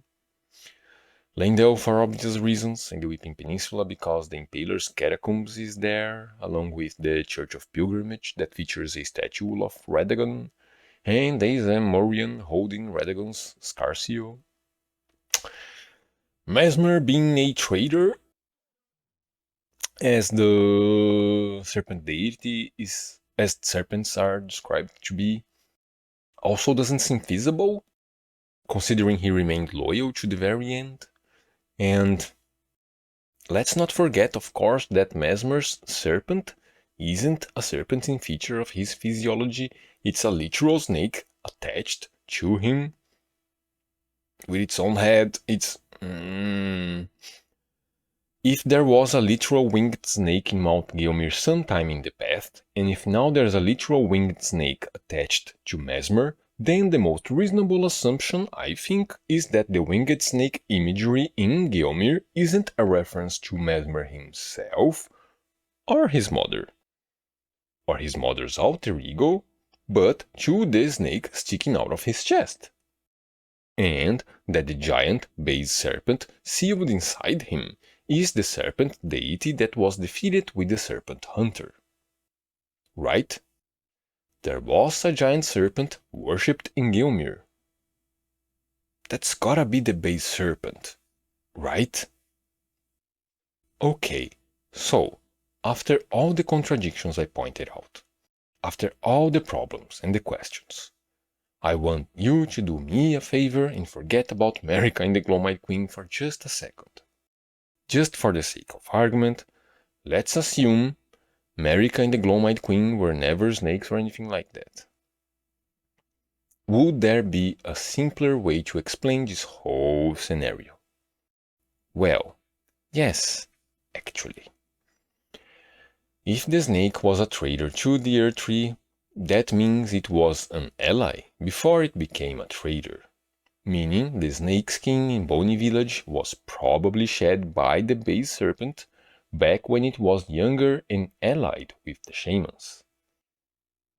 The fact it was previously an ally explains why it was allowed to be worshipped in Gilmir, and its betrayal explains why it was sealed away along with its brood, minus the one Rykard found later on. Right? One of them escaped. And if we entertain the possibility Mesmer was conceived out of wedlock, that is, before Radagon became king, that could explain why he was effectively banished to the Shadow Realm, and it would open up one last possibility that works despite the Coliseum conundrum we mentioned before. Given the base serpent was sealed within Mesmer, and that the Serpent Hunter is a great spear, the same weapon type he wields, then it's possible that Mesmer was the one to have defeated the base serpent in Mount Gilmir. Right? Quick side note to say that the winged snake probably betrayed the base serpent, as is customary for everybody betraying everybody, and in accordance with the description of the winged serpent helm, saying the winged serpent is, quote, a wise friend which keeps the base serpent at bay and holds its power in check. So yeah, I think the little snake probably betrayed the big snake and helped Mesmer defeat the big snake. Okay, back to it. And that's that. It's simple and it works. And adding a snake version of either Marika or the Glowmite Queen to this scenario just very unnecessarily complicates things. There's more that can be explained about it, of course, like why they sealed the base serpent to begin with. And I've talked about it in my own videos, but for the purposes of this video, that basic framework is enough. It works, it explains the serpent deity and the snake skin, right? And the snake sticking out of Mesmer's chest. No gods or queens, only motherfucking snakes. And now, finally, after having talked about the godskins, Mesmer and the Bonny Village snakeskin, all that's left is for us to talk about Rykard. He is presented as another example of snake-like demigods associated with the god-killing theme, and the pattern he creates with Mesmer is used to justify the assumption that the original thought for said god-killing theme must have originated with Marika. And, well, this shouldn't take that long actually, relatively speaking. Rykard doesn't want to kill the gods. In a manner of speak, he wants to devour them. And yes, generally speaking, being devoured implies one's death should follow. Right? But not in the case of Rykard. He himself was devoured by the serpent, and he continues to live, after all. Rykard doesn't want to kill the gods, he wants them all to live forever as a family. Together! And, just like with Mesmer, I do need to reiterate that Rykard doesn't have inhuman serpentine physiology. He was literally eaten by a snake. He doesn't retroactively works as an argument for Marika having been a snake at any point in time. And that's that in the subject of snakes, I think. Which, along with the recessive arguments, makes for the most foundational kind of argument in this theory. Like, the recessive arguments create the need for alternative explanations, and the snake connections are pretty much the only thing tying everything together. But Marika has no serpentine offspring to imply she was a snake herself. The godskins are probably related to dragons instead of snakes, and the Center Tarnished's entire explanation ignores the context of a literal serpent deity character existing in the game's lore. So, yeah. After this foundation has been built, the concept that, quote, demigod children are actually just splinter psyches of emotion that are created during times of trauma is used to explain Marika's offspring and how they relate to the Marika/Glowmite Queen dichotomy. And this is an interesting lens, actually, through which to explore the themes of the game.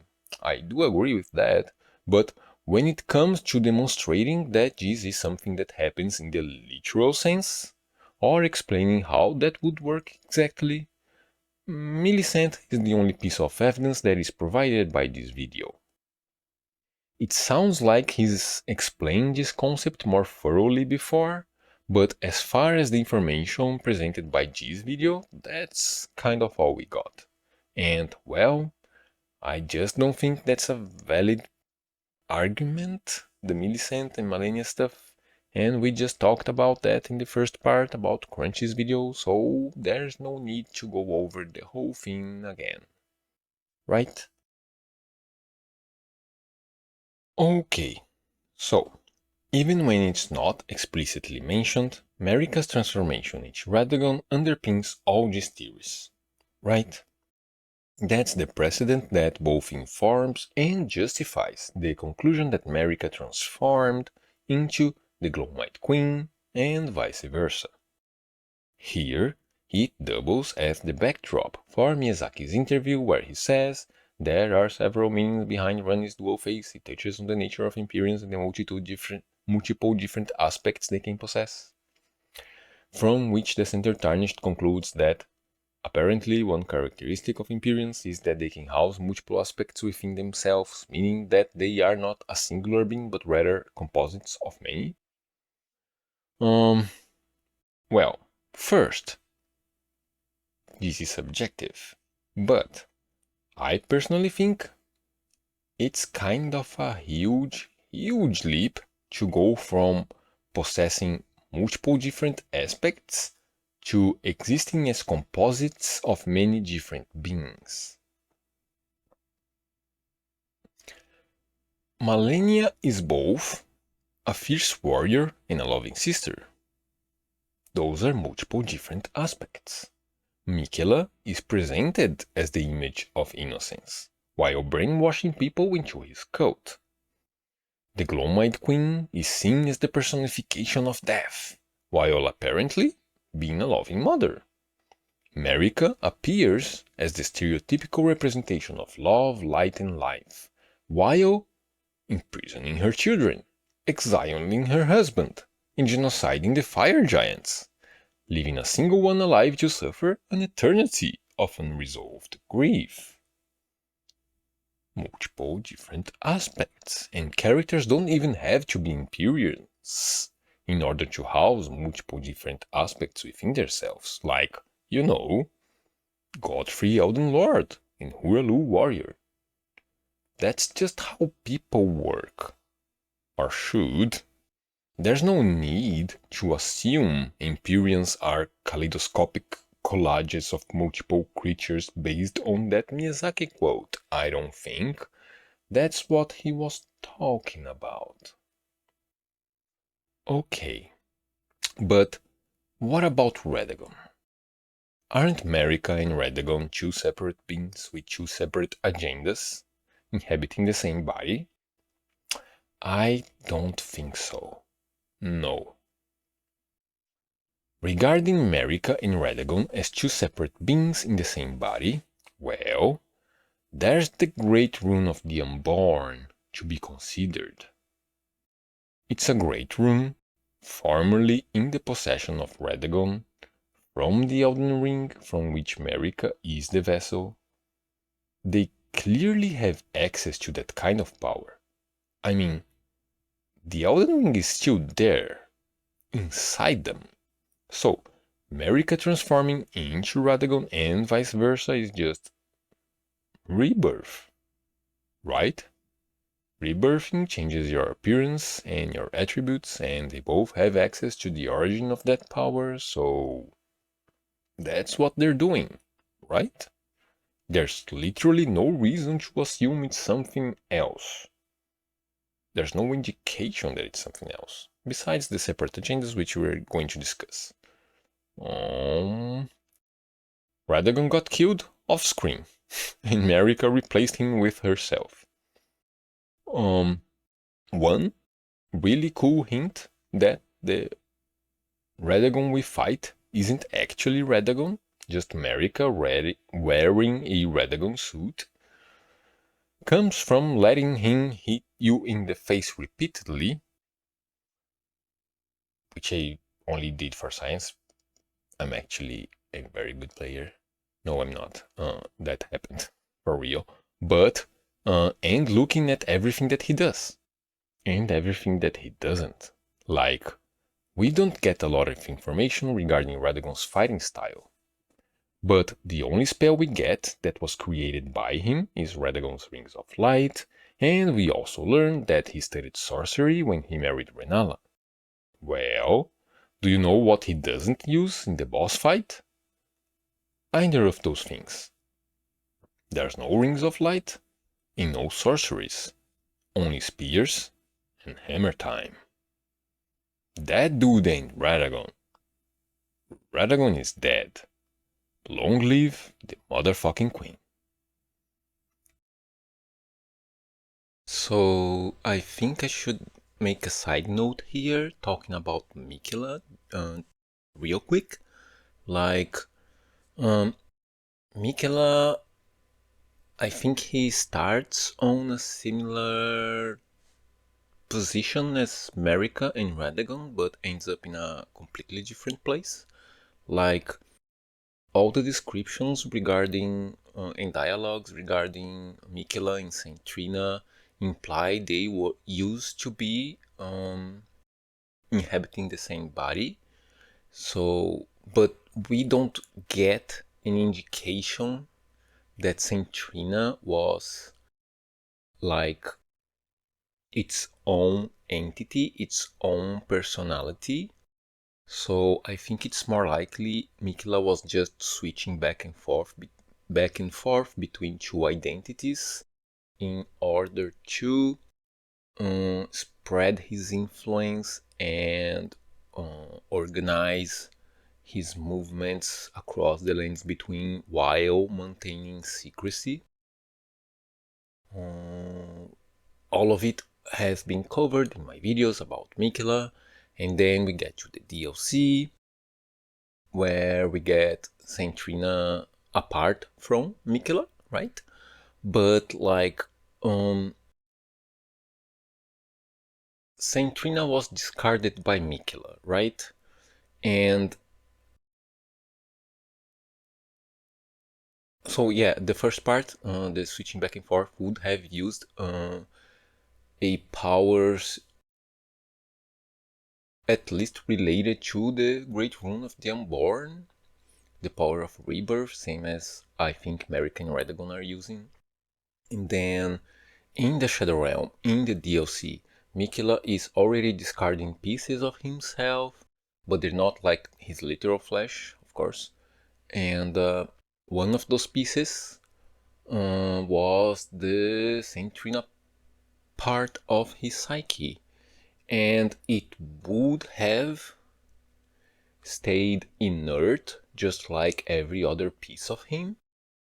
But if it wasn't for the location, I think, I don't have all the pieces yet, I can't get too much into it right now, but I think that the fissure animated that piece of Miquella that had been discarded and that contained the Saint Trina portion of his identity that he had constructed for him, right? Using like I think that was a byproduct of the spiritual energies flowing through that place, and all the putrescent goo pulling up at the bottom of the fissure, which also animated the boss down there, the putrescent knight, right? So I think that's what's going on there. And yeah, like I think I thought I should make this side note to make this distinction in regards to what we're talking about right now. So yeah, that's that. Back to the video. And regarding their conflicting agendas, well, this is complicated, but I'll keep it as short as I can. Okay, first, there's a mosquito here. Okay, first, what is the purpose of the Knight of Black Knives? Well, the Prince of Death yielded a half-wheel curse mark of death, which, quote, should have taken the shape of a circle. The reason it didn't is because Rani sabotaged the ritual by killing herself, thus breaking the curse mark into two half-wheels. Now, when Fia puts the two half-wheels together, she creates a mending rune of the Death Prince. So, the original purpose of the Knight of Black Knives was to create a mending rune, right? But a different kind of mending rune, since there would be no Prince of Death to create a Death Prince rune, and Fia also wouldn't have been involved in its creation. But why though? Well, what do we use mending runes for? When we use these runes, we're adding new rings to the Elden Ring. We're adding new powers to that power matrix. So, the purpose of mending runes is to give the Greater Will access to more powers. They plucked the Rune of Death and replaced it with the Rune of Grace, so they could change which Outer God was in control of the Elden Ring. But that also denied that new Outer God, the Outer God of Grace, access to the power of Destined Death. And since the Rune of Death wasn't a ring at all, then the purpose of the Knight of Black Knives was to create a mending rune of Destined Death, so they could add that power back into the Elden Ring, but this time under the control of the Outer God of Grace. That's why they used a fragment of the Rune of Death to create the Black Knives, and that's why, according to the Finger Reader Crone, Godwyn was supposed to have died as, quote, a martyr to Destined Death. Okay, so that's the purpose of the Knight of Black Knives, to create a mending rune that give Grace control over the power of Destined Death. But you can't mend something that isn't broken. So, that also gives us the reason Marika shattered the Elden Ring. If the plan was to create a mending rune, then the plan also had to involve shattering the Elden Ring, so they could use the mending rune they had created. Are you starting to get the bigger picture now? This is all part of the same really big plan. Except for Rani's act of sabotage, none of this was against the Greater Will. It was all according to plan. Like if shattering the Elden Ring was an act of betrayal, the Elden Beast was clearly more than capable of stopping Marika at any moment if it wanted to. But it didn't.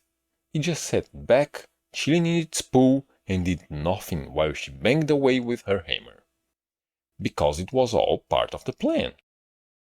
Because every step was predetermined. Melina's purpose, given by Marika before Marika was crucified, is to aid the Tarnished become Elden Lord by burning Radagon's Barrier of Thorns. But that purpose was given before the barrier went up, so Marika knew that there would be a barrier to be burned in the first place, because the barrier was part of the plan. And Melina was part of the plan as well. That's why she's a bodiless spirit walking around with the rolled fucking medallion on her back pocket for some god's forsaken reason. And that's why Marika left the fire giant alive and tending to the fell flame too. Why keep that flame alive and lit if it could burn the Earth Tree? Because that was always part of the plan. Because she and her Outer God had always known they'd eventually have to shatter the Elden Ring and burn the Earth Tree and release the Rune of Death, and then mend the Elden Ring back together. Radagon and Marika's conflicting agendas are supposed to come from one trying to shatter the Elden Ring and the other trying to repair it. But there is no Radagon. Radagon is Marika. Marika shattered the Elden Ring, and Marika tried to repair it in the form of Radagon, and it was all according to plan. Those aren't conflicting agendas. Those are consecutive steps in the same agenda, the same plan. Okay. That pretty much covers the proactive arguments presented by the video. There's just a few stragglers that I want to address real quick. There's an argument regarding a bunch of statues. The video shows a statue that is supposed to be of Marika, then a bunch of other statues and the girl statue in Farum Azula claiming they're all of the same person, that they're all Marika. The Center Tarnished says, Look at the darn things. If they are meant to represent different people, then they all had plastic surgery to look like the same person. And I don't know what to tell you except for... No, they don't actually look like the same person. And I don't mean just that their clothes, hair, and accessories are different. I mean their faces. Their chins, cheekbones, jawlines, noses, and eyes are all different. Their faces are different. And I don't think it's that subjective, like, I look at them and they're just literally on their faces not the same person. I'll show a few comparisons here so you can see what I'm talking about, but I'll also leave a link in the description to a zip file with all the screenshots I took, so if you're interested, you can compare them on your own terms and decide for yourself. They point to the statue in the Dark Chamber, which is cradling Mesmer in a swaddling cloth, and the fact that the Glowmite Queen did the same thing for Godskins in order to draw a connection between both queens. And like, yeah, in a more robust theory, this could be a neat side note, a neat visual signifier, but without the rest of the arguments to back that connection, then this is just mothers being mothers, you know? The Center Tarnished asks at one point why is Maliketh in Farum Azula, as if that was weird. But like, if he fought against the Glowmite Queen and her apostles, why wouldn't he be there? Like, it only makes sense to question that if you've already decided that the fight against the Glowmite Queen happened in the Shadow Realm, at the Gate of Divinity, which is what is implied by the video. But if you stop to consider the alternative for a second, then there's nothing out of the ordinary here. If Farum Azula was the Glowmite Queen's seat of power, capital of the Sun Realm, then Maliketh is where they defeated her and sealed the Rune of Death away. Like I said at the beginning, I think it's a lot more strange to assume they defeated the Glowmite Queen at the Gate of Divinity, considering the Rune of Death is in Farum Azula. The video also mentions that the Godslayer's greatsword signifies an object once whole drifting further apart. Personally, I think that's a bit of a stretch, but you know what? I don't think there's any kind of evidence that could be used to either prove or disprove this interpretation, so okay. They mention in their final recap their belief that Marika and the Glowmite Queen had a single set of fingers. That's not really used as an argument, it's just something they mention. So I'll just put it out there that there's a bunch of fingers at the Divine Towers. And another little connection they make between the two queens comes from pointing out that Mesmer, quote, says death about 1,000,000 times. And actually, he only says that once, like in the line, those stripped of the grace of gold shall all meet death in the brace of Mesmer's flame. Yes, Daddy, please. We end up hearing that a lot because he repeats that line when we die in the first phase. In the second phase, he uses a different catchphrase, but yeah, it's just one single line of dialogue. So, at this point, we're basically done with that video. There's only a few thematic arguments left to be addressed, and like, the Center Tarnished tends to draw attention to these arguments when they come up. He plays up the importance they have, but they're not used to actually build the theory. They're used more to punctuate the conclusions they reach through the other arguments, which, in my personal opinion, is the best way to do it. So, credits for that. Now, the video makes 4 arguments of this kind, of thematic arguments. The parallel between the twins Miquella and Malenia to the Empyreans Marika and the Glowmite Queen, the one great parallel, the mother archetype, and the central theme of duality. The first one I think is the most interesting, because despite it having been presented as just a narrative parallel, it is actually a much more literal kind of parallel. Like, yeah, there is a parallel to be drawn there between all these characters, but it stems from their title. They're all Empyreans. They're all heirs to the throne. This isn't an ethereal narrative device. This is a literal system of their body of politics. This is how they handle the transition of power within their hereditary monarchy. So, yeah, I think the Center Tarnished should have stuck with their initial assumption that Marika and the Glowmite Queen may have been twins. Like, I don't know about them being twins, but the two of them having been sisters is the most reasonable assumption we can make here, right? This is a monarchy. They're not choosing random strangers for the line of succession. Ranni, Miquella, and Malenia are all born from either Marika or Radagon, the king and the queen, or maybe even from both, depending on your interpretation of events. And likewise, Marika and the Glowmite Queen were daughters of the king and queen of their time, which are depicted in Farm Azula. In my own theories, I even go as far as saying the Snow Witch was the third Empyrean of their generation. But either way, I think this particular parallel between the two generations of Empyreans should take precedence, right?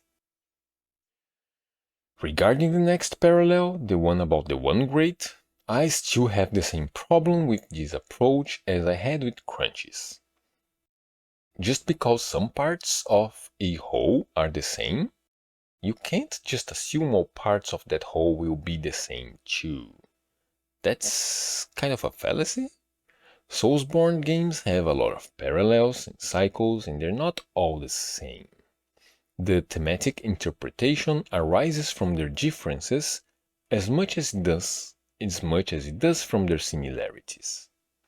And when it comes to the One Great in specific, there's also the problem of, well, there's the problem that that's just kind of quasi-religious nonsense. Like, the tale of the One Great is only mentioned in the words of that Haiera received from the Three Fingers, right? So first, Fingers don't exactly have a particular spotless track record of trustworthiness, I don't think. And according to the words of the Three Fingers, all that there is came from the One Great's shattering, which would include the Greater Will, right? All there is. But still, according to their words, the Greater Will caused the shattering of the One Great. You see the problem there. The Greater Will caused the shattering of the One Great, which created the Greater Will, who shattered the One Great, which created the Greater Will, so on and so forth. That's just circular nonsense. Regarding the mother archetype, sure, I guess. Like, all Jungian archetypes have opposites, right? And they are frequently used as narrative devices. Stories do often have opposing characters embodying opposites of the same archetype. So if I had agreed with their conclusions leading to this point, then yes, I could see the mother archetype being used to represent two halves of the same individual. But since I disagree with their conclusions, then I just see that archetype representing two halves of the same thematic whole existing apart from each other. You know, like Gandalf and Saruman, or Darth Vader and Obi-Wan Kenobi. And the last one is the central theme of duality in Soulsborne games. And yes, duality is always very blatantly at the forefront. Hidden code, life and death, light and dark. But the Center Tarnished interprets this duality as representing balance. And I have to disagree with that. In my opinion, the theme of duality in Soulsborne games has never been about finding the balance between the two opposing forces. Right? In Demon's Souls, God and the Old One were literally the same entity, and there was no balance to be found there. Just because you have two opposing forces doesn't mean balance between them is good. One of them can just be bad. In Dark Souls, the gods of Anor Londo came from the dark, same as all the undead. The whole conflict between the Age of Fire and the Age of Dark was predicated on a fabricated concept of duality, and there was no room for balance in that conflict. And in Elden Ring, the duality between Marika and the Glowmite Queen is pure fabrication as well. They're both mothers, they're both murderers, they're both autocrats, they're both ultimately just puppets of the outer gods, and we're all ultimately better off just getting rid of the whole lot of them. Fabricated duality is a smokescreen that obfuscates the truth. The central themes of Soulsborne games, the way I see it, have always been the fight against oppression and the quest for truth. And these are both the same thing, really. Like, without the truth, you can't know who you're supposed to be fighting. So, even when you do fight against somebody or something, you don't really know what you're fighting for.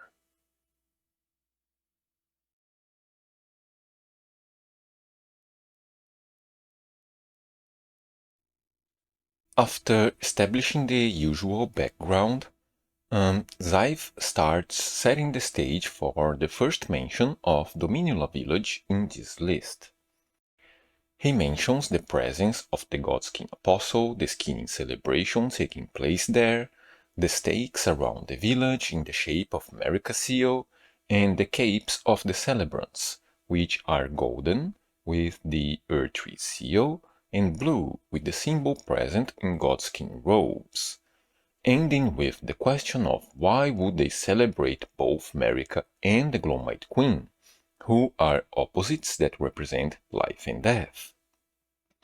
Then he starts drawing a connection between Dominula and the Shaman village, mentioning the flower motif, that they're both matriarchal, and that the celebrants, Marika and the grandmothers, all wear braids. And lastly, he points to the festive greed, which says the celebration was tolerated for being an old tradition. But casts a veil of doubt on that by saying that, quote, Marika isn't exactly known for her tolerance of ancient traditions and letting blasphemous symbols stay out in the open.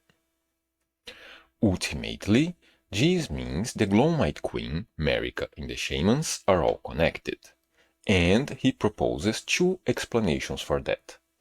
The first is that they were both Shaman Empyreans, and the second is that the Glowmite Queen was a part of Marika and was cast out. As evidence for explanation number 2, Zaif brings up Mesmer and Melina, saying that Mesmer was born cursed with dark flames and the Abyssal Serpent, just like the Glowmite Queen and the God's Kings are tied to serpents and flames, also mentioning the snake-like tails of God's King nobles and the lanky physique of Mesmer and the Apostles. Regarding Melina, he points out the DLC suggests she's Mesmer's younger sister and that she's tied to Fire, the Glowmite Queen, and Destined Death. Then, he ties Melina back to Dominula through the Flightless Bird painting, which leads back to the village, and the Fire's Deadly Sin incantation, which refers to Melina and the burning of the Earth Tree. He also makes a note that Dominula's connection to Melina is, by extension, a connection to Mesmer, who would be her brother. Then, he attempts to address the possibility Melina is the Glowmite Queen, saying that it wouldn't, quote, make sense for timeline reasons, that it wouldn't explain Mesmer's afflictions, and that Melina isn't a good match for the, quote, motherly descriptions of the Glowmite Queen. Zaif then starts arguing in favor of Marika having been the Glowmite Queen, pointing out Radagon sets a precedent for Marika separating a part of herself, and that the Pico shamans of the Hornsent indicate the ritual involved blending many entities together. He uses this as a setup for presenting a conjecture of what may have gone down in that scenario. He wonders whether, before the birth of gold, Marika could have pretended to stand for the Crucible, with her spiral greatsword and apostles who blended with serpents, also making a quick side note regarding Marika's snake-like bracelets, and saying the Crucible worshipping Hornsent would back such an Imperium, but that, according to the trailer, the Grace of Gold was born of seduction and betrayal, implying Marika would then have betrayed the Hornsent, and also pointing out the trailer might depict the moment the Glowmite Queen was cast out. Going back to Dominula, he reiterates the strangeness of Marika allowing a festival celebrating the Glowmite Queen to take place this close to the capital, and posits Marika allows the festival because it celebrates Marika's transformation in revenge against the Hornsent. He mentions Bonnie Village's snakeskin, its proximity to what he calls a statue of Marika, and which gives you the All Mother gesture, and ultimately saying the snakeskin may be a remnant of when both queens were still one. And the final argument of this theory is that the statues of Marika in the base game look like her seal, while her statues in the Shadow Realm look like the Rune of Death.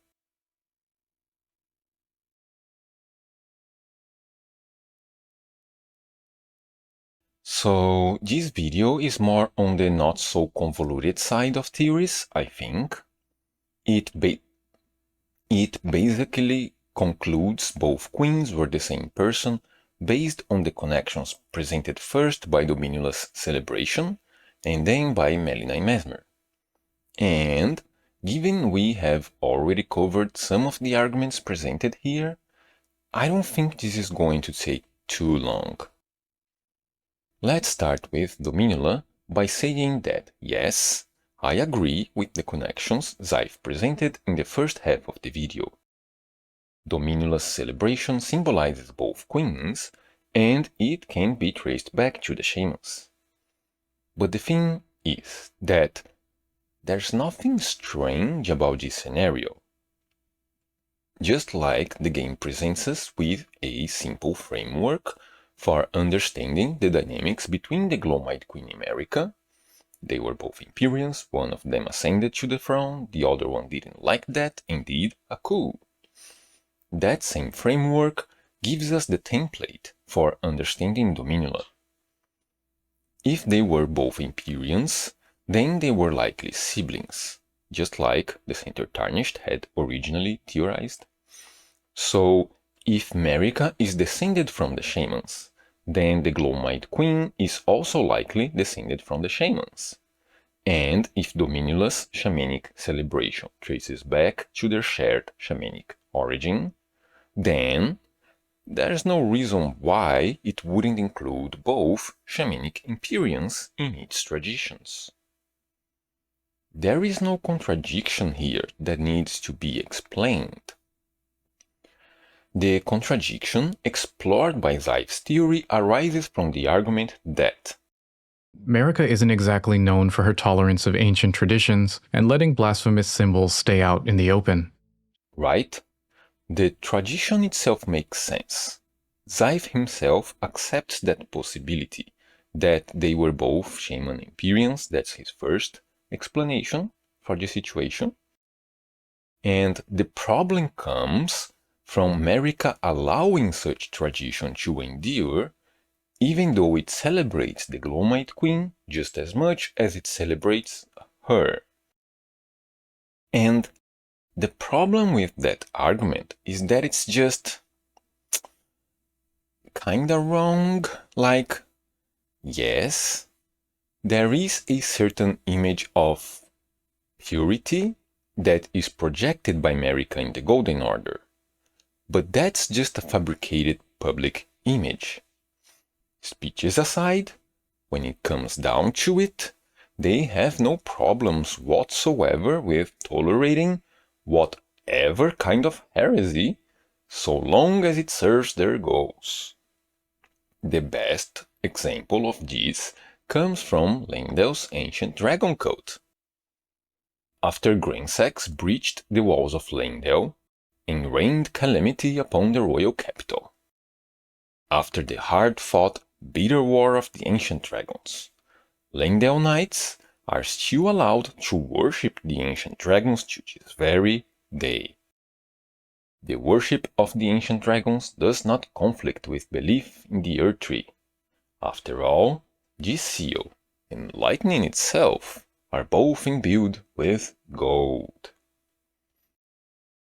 I've said it before, and I'll say it again. This is the most explicit, flimsiest, funniest excuse for heresy I have ever seen. In-game or otherwise. See, it's yellow, so it's fine. Don't worry about it. It's fine. Come the fuck on, man. And that's not even the only example, right? Liurnia is right there. They don't give a fuck about grace and the Golden Order in Liurnia. They're blasphemous as fuck. And after fighting not one, but two Liurnian wars, instead of conquest and assimilation, Leyndell settled for a marriage of convenience and a lunar witch min-maxing pure intelligence in line for the throne. Malenia was born with scarlet fucking rot, and they made her an Empyrean too. The bestial sanctum is still standing. There's Rosa statues all over the place guiding you to ghost flame-lit catacombs. She left a fire fucking giant alive and tending to the fucking fell flame. The fell flame! It burns the tree! Your tree! She won that war! She could have let the last ember go out, or at least thrown that shit into the sea, but no! She chose to leave somebody there looking after the goddamn forge. If it helps her, Marika, in any way, shape or form, Marika will tolerate the existence of whatever weird pagan tradition you may have. And like, Dominula at least celebrates her too, right? It's better than the ancient dragon cult by a long shot. There is no contradiction here in Dominula. Dominula does not work as an argument for this theory. And then there's Melina and Mesmer. When it comes to Mesmer and the Glowmite Queen and the serpents, we've been over that whole thing already, right? The Godskins are more likely to be associated with dragons than serpents, and the Abyssal Serpent isn't a part of Mesmer's natural physiology. That's a completely separate entity that was sealed inside his body. That's a completely extrinsic factor. Just like the connection between Melina and the fire of the Forge of Giants is also extrinsic to her. And we've been over the whole Melina thing too, right? Zaif dismisses the possibility Melina is the Glowmite Queen with 3 points. First, saying that Melina isn't particularly motherly, which is both subjective and irrelevant, given she displays an amnesiac personality arguably while under the influence of grace, right? She could just have been motherly before that, before she lost her memories. Second point that he presents is that this possibility wouldn't explain what he calls Mesmer's afflictions, which his theory also doesn't explain, given Mesmer wasn't born with snakes to begin with, and that comparing Mesmer's flame to Dark Flame's like he does is a bit of a stretch, in my opinion, given it doesn't look anything like Black Flame or Destined Death, and it doesn't have their effects either, and that the Crusade was specifically associated with the fire of the Fell Flame? So I wanted to make another quick side note here in regards to Mesmer's Dark Flames, which do have dark in them, but if you look more closely at it, the dark part behaves in a serpentine-like fashion, while the fire part just acts as, well, fire. That's visible in the cutscene during the boss fight and when casting the spell you get from him. Like I said just now, the Crusade is explicitly associated with the Fell Flame, and since Mesmer has the Abyssal Serpent Shorn of Light sealed inside him, I think the dark serpentine portion of his flames is derived from the base serpent itself, while the flame part is derived from an association with the Fell Flame, which is something I have explained before in my other videos. And also, I don't remember the game mentioning he was born with this fire. I think that's just an assumption that's being made here. Okay, I think that's it. And he disregards the possibility Melina was the Glowmite Queen with the last point, which says that this possibility just doesn't seem to make sense for timeline reasons, which is like literally not an argument. Like I can say the same thing about this video. Zaif's theory doesn't make sense for timeline reasons, but if I don't explain what I mean by that, that's not an argument. And like he mentioned the flightless bird painting, right, regarding Melina. I think it's not that relevant for me to talk about it now, given all preceding arguments have been more thoroughly discussed. The connections between snakes and Mesmer and all that stuff. But I will mention the flightless bird painting that he mentioned back when discussing the next video from The Alchemist, okay? I'm not ignoring that. So, yeah. The connections the video presents in regards to Melina and Mesmer are based on false premises that we have already explored today. Zaif doesn't really engage with the possibility Melina is the Glowmite Queen, or at least not to a reasonable extent, I would say.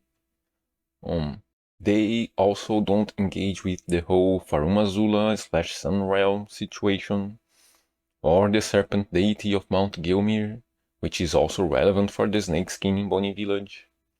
Likewise, Zaif also mentions Radagon in America as a precedent, but doesn't mention the rune of the unborn in that context, which we have already talked about today as well. And all of that makes his conjecture, well, kind of unsubstantiated, right? We had already talked about most of the pertinent subjects that were used to uphold that conclusion. G's video introduced Dominula into the mix, right? That's the greatest contribution of this video, but as I said, Dominula doesn't create the contradiction this theory needs to make sense. Dominula just makes sense on its own. And the last argument of the video is about the pose of America's statues, which would, in my opinion, would be reminiscent of,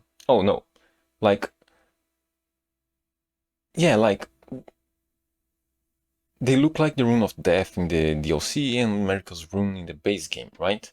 But like, in my opinion, that's kinda like due to the same assimilation process that allowed the Glowmite Queen's Dragon Knights to keep their ancient dragon worshipping dragon cult, right? Marika presented herself with an image that was more palatable to the people she was conquering during the war against the Glowmite Queen. Then, after the coup was completed and Grace took over the Elden Ring, she changed her image, to match the image projected by the newly established Golden Order. Right? Just like the Dragon Cult. The Glowmite Queen, who was married to the Dragon Lord, had Dragon Knights, and they were allowed to keep their beliefs, but they had to be wrapped into golden motif now in Erdtree's Peak, right? Ancient Dragon Cult of Leyndell. And, yeah, this really didn't take that long at all. This analysis is over, and I'm not being dismissive here.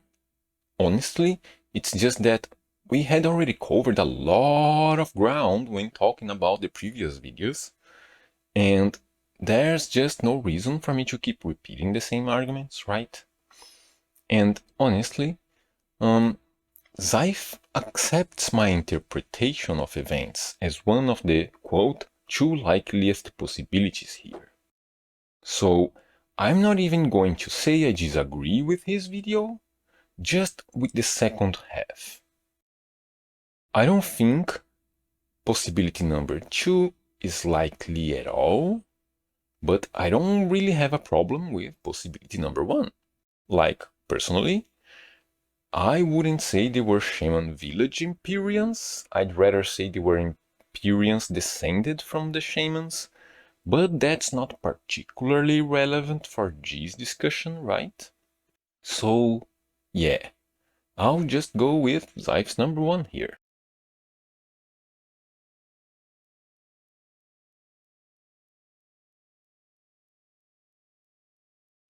In this last video, the alchemist starts by presenting his thesis statement that before the Erdtree and the Golden Order, the Lands Between was ruled by an empire home to ancient dragons, the Elden Ring, and a god representing, quote, both life and death, just like the sun itself.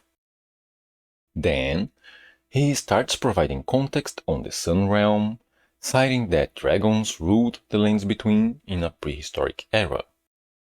To demonstrate the Sun Realm spanned the whole continent, he mentions the sigils found in Castle Sol in Farum Azula, the fact that those who live in death carry a shield mentioned in the Sun Realm, and that they are found all over the continent, and that their beast variant carries the same shield in Farum Azula. And lastly, he mentions the ruins falling from the sky that cover the entire continent as well. In regards to those ruins, he mentions we find sanctuary stones on them and on the beasts of Farum Azula, and that those stones feed and strengthen the light as it shines, meaning they'd have the inherent quote, light of the sun itself, which would be reinforced by the fact they can be used to craft warming stones, which, quote, mimic the effect that the earth tree and the sun once had, from which he deduces that, quote, those sanctuary stones were used by the Empire of the Sun to store sunlight, just like real-life solar panels. Then, to finish off this point, he mentions the rock art's description talking about a sunset and its faded colors, which indicates an eclipse that was witnessed by the dragons, and which was a disaster for the Sun Realm because it blocked their power source. Then he starts talking about who would have been the god of the Sun Realm, which he calls the elephant in the room. He mentions that, given the presence of all manner of death in Farum Azula, people assume it's the Glowmite Queen. Then he brings up Placido Sax and mentions people used to assume he was in a pose like that of the Two Fingers, but that it's more closely associated with the spiral, just like the Godslayer's greatsword. And then he reinforces his initial statement that, quote, the Sun Realm was not a realm of death, but a realm of life and death, just like the sun itself. Now, after the alchemist has set up the premise of the video, he starts explaining why he believes that, and he starts with alchemy and the twin birds. He mentions the twin bird iconography found in Farum Azula and on the twin bird kite shield, where the birds are black and red, which traces back to alchemy. He mentions that the main goal of alchemy, in his words, the main goal of alchemy is to perform the magnum opus, or the great work, which results in the divine rebus, a union of a man, woman, and a beast, a perfect dual being that can rule the world. By which he means Marika, of course. He mentions the great work can be represented with birds, where the black crow represents death, while the red phoenix represents life and rebirth. He goes into the history of the phoenix, claiming it comes from ancient Egypt, where it represented the sun god, and that it was the main symbol of Heliopolis, the city of the sun. Then he goes back to the Sun Realm, mentioning all these things are connected and saying that, quote, now it's only logical to assume that the god of the Sun Realm wasn't just a god of death, but a god of life and death, just like the twin birds and the sun itself, again. And he ends by stating the god of death was the Glowmite Queen, and asking who was the god of life. Now that alchemy has supposedly confirmed his initial statement, the alchemist uses this section of the video to show that Marika was the god of life half of that scenario. He mentions her rune was called the Rune of Life in the 1.0 version of the game. He equates her to the dual nature Rebus again, and says her children are connected to Destined Death and snakes. Then he goes to Dominula village, where he starts by mentioning the festive Greece, and making the same point Zaif made that Marika isn't really known for her tolerance and questioning why she'd tolerate this festival, given that it also celebrates the Glowmite Queen, pointing out the Godskin apostle there, the skinny ritual, and the blue capes with the Godskin's robe symbol, adding that they're called harvesters, the blue-caped ones, which further connects them to death. Then he goes on to point out Marika's seal can be found in the village and the golden capes with the earthly crest, just like Zaif, and adding that in the internal files they are called gardeners, further connecting them to life. Then he also mentions their braids, just like before, but this time he claims they're directly mimicking Marika herself, saying they have a, quote, cut braid on the left side. And now that he's stated his premise in the preface, then proved it with alchemy and the twin birds and expanded on it by adding Marika through Dominula, the alchemist starts explaining the dynamics of what happened with that whole thing. He starts by positing the celebration in Dominula represents an ancient tradition where Marika birthed demigods and the Glomite Queen killed them. As evidence, he presents the God's King nobles, mentioning their aprons have 7 faces, which correlates to the 7 walking mausoleums, which house the soulless, unwanted children of Marika. Then, he addresses the belief that those soulless demigods were killed during the Night of Black Knives, which he believes to be a misconception born from connecting those demigods to Godwin. He says Black Knives can't produce soulless demigods, given that the reason Godwin ended up the way he is now is because Rani split the curse mark, and asks who'd have performed the other half of the ritual. And he adds that the mausoleums have Eternal City's architecture, while the Black Knives, assassins, are scions of the Eternal Cities, and says the Golden Order wouldn't collaborate with the Eternal Cities after they attacked the capital and killed the demigods. Now, to expand on the soulless demigods, he draws a connection to the coffins at Finger Ruins and addresses something he perceives as another misconception, saying that fingers aren't exclusively associated with light. As evidence, he presents the Two Fingers prayer books, the baleful shadows who are called assassins of the Two Fingers and who wield death and death, the sword hands of night who are also associated with fingers, and lastly, that Meteor's head resembles the Black Flame sigil. All of which means the fingers chose both light, as in Marika, and dark, as in the Glomite Queen, to do their dirty work. Then, to expand on the concept of fingers and light and darkness, he mentions the Stone Shift Sword, which can be found in the lands between sword monuments, and which can be changed into swords of light and dark.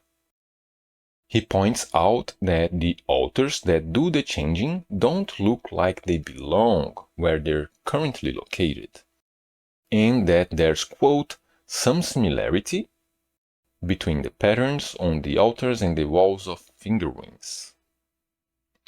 Then he says the swords of light and dark are also connected to Mesmer, who would have hidden them in the Fog Rift Catacombs, Unte and Raoul, which are all connected to Mesmer through Commander Andreas, the Furnace Golem and the Shadowkeep respectively.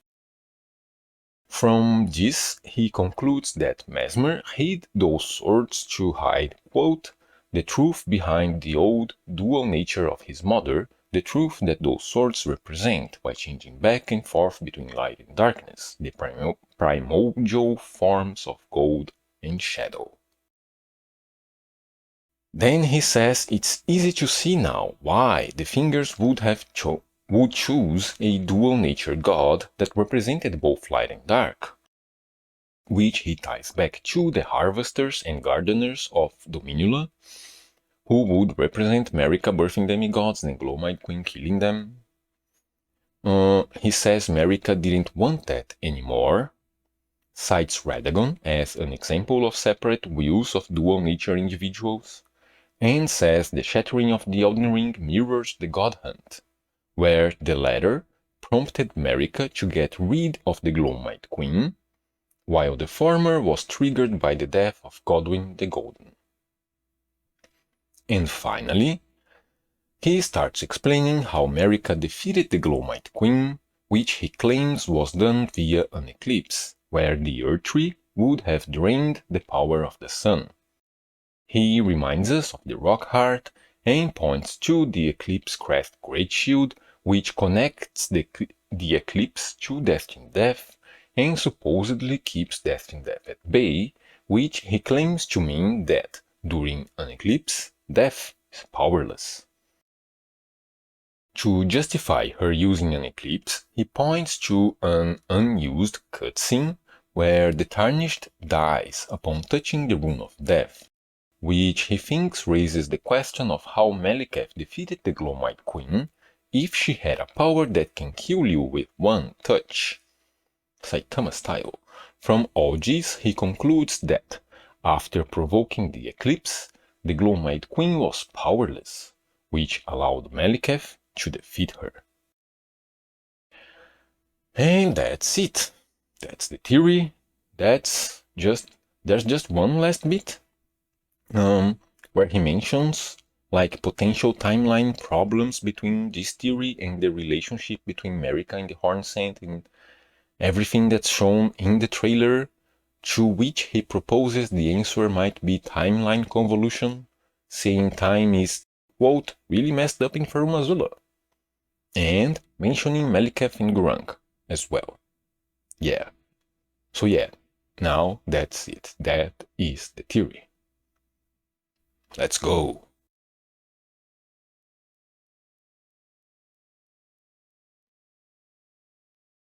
So, the Alchemist's video doesn't have any chapters, but it is kind of divided in 4 stages. He starts by establishing some background on the Sun Realm and stating his thesis that their god was a dual-nature god of life and death, just like the sun itself, which is the preface. Then he introduces the first half of his premise with the use of alchemy and the twin birds, which leads to the conclusion stated in the premise. Then, the second half of that premise is through Dominula, which leads to the conclusion that Marika was the god of life. And then, after those conclusions have been reached, he explains the dynamics between Marika and the Glowmite Queen through the God Hunt, where he theorizes the Glowmite Queen had been killing Marika's children, which is the reason she removed the Rune of Death from the Elden Ring and consequently herself. Now, when it comes to the preface, I don't have a lot of problems with that. I actually think it's good that one of these videos is taking the Sun Realm into consideration, which was kind of a blind spot for the other 3, right? They didn't mention it at all. I do take some issue with his interpretation regarding sanctuary stones as solar panels, and the eclipse that would have blocked their power source, the Sun Realm's power source, but I will talk about it when he starts elaborating on that. Okay, let's get to the discussion then, shall we? It's out of order, but I'm going to start with Dominula, because we have talked about that already, so it should be fairly quick. At the beginning here, the alchemist mentions Melina and Mesmer, and he doesn't elaborate on that, but we have talked about it today already, right? And he mentioned Melina, but not the possibility she may have been the Glowmite Queen. Like, that possibility just doesn't come up at all in the video, you know? Which is kinda funny in retrospect, given the alchemist calls the god of the Sun Realm the elephant in the room, which is how the Center Tarnished called the possibility Melina could be the Glowmite Queen.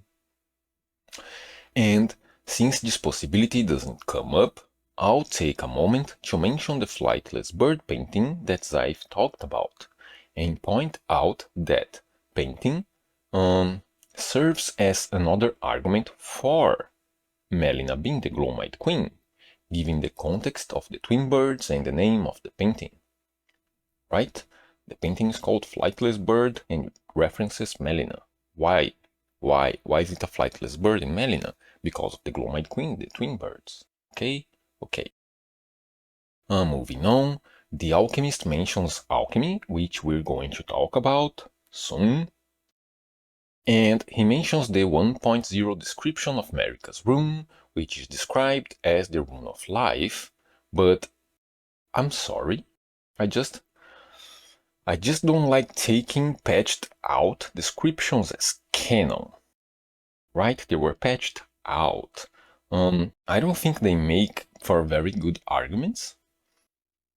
They were removed for a reason, right? Especially 1.0 descriptions, like 1.0 is the literally unfinished version of the game. It's the version they ship when the deadline comes up, expecting to iron things out with day 1 patches. Like 1.0 descriptions also had multiple Eyed Queens, one Dusk and one Gloam, and fake Great Runes as well. How does all that factor in? If we're going to use the Rune of Life as an argument, we'd have to account for all changes made since 1.0, which would just break the lore, plain and simple. I'm really, really sorry, but that's just not good practice, in my personal opinion. Okay, Dominula. Well, we talked about it, right? The Alchemist makes the same arguments as before, that it's strange that they'd celebrate both Marika and the Glowmite Queen at the same time, and that's even stranger that Marika would tolerate such practice. But, just as before, there's nothing strange about a shamanic tradition celebrating both shamanic Empyreans. And there's nothing Marika won't tolerate, so long as it serves her goals, just like the worship of ancient dragons in Leyndell. She doesn't care. Go for it. Have a blast. Marika doesn't give a damn. There are 2 specific points we need to mention here, though. First, he draws... What the fuck was that? He draws particular attention to the celebrant's braids, saying they're mimicking Marika herself. But again, this is a shamanic tradition, right? If Marika is descended from the shamans, and the shamans were braided, then Marika's braids are shamanic. If the celebration is shamanic and the celebrants are braided, then the celebrants' braids are shamanic. Right? He even says that they have a cut braid on the left side, just like Marika, which they don't. They just don't braid the left side. That's different. It's not a cut braid. If they had a cut braid, then yes, that'd be a much better connection to Marika directly. But as it stands, not really. It's shamanic braids. Which sounds nitpicky, but given the point of the video is to say both queens were the same person, then making the point that all celebrants in Dominula are mimicking Marika is a bit misleading. And the second point here regards to the mention that in the internal files, the blue-caped celebrants are called Harvester, while the yellow-caped ones are called Gardeners. This is used in the video first to reinforce the symbolism of life and death, and later to help justify the conclusion that he reaches that the Glowmite Queen was harvesting Marika's children, whom she would have figuratively planted, I guess, and okay. So, as far as I can tell, this is just false data.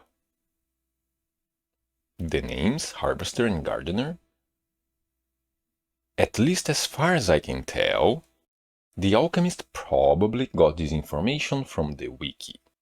Like, when I heard him mentioning that, I got curious. I had never heard about that before, so I went looking, right? I couldn't find anything in the files on my own, but I'm not very good at that stuff anyway, so I went looking in the internet, and the only place I could find the celebrants mentioned by those names was the wiki. And those weren't the only names. The other kinds of celebrants were called butcher, thrasher, and grenadier. Grenadier? And there was no source for those names on the wiki. So, long story short, I contacted the wiki and the person who had made those edits. And those names were kind of made up.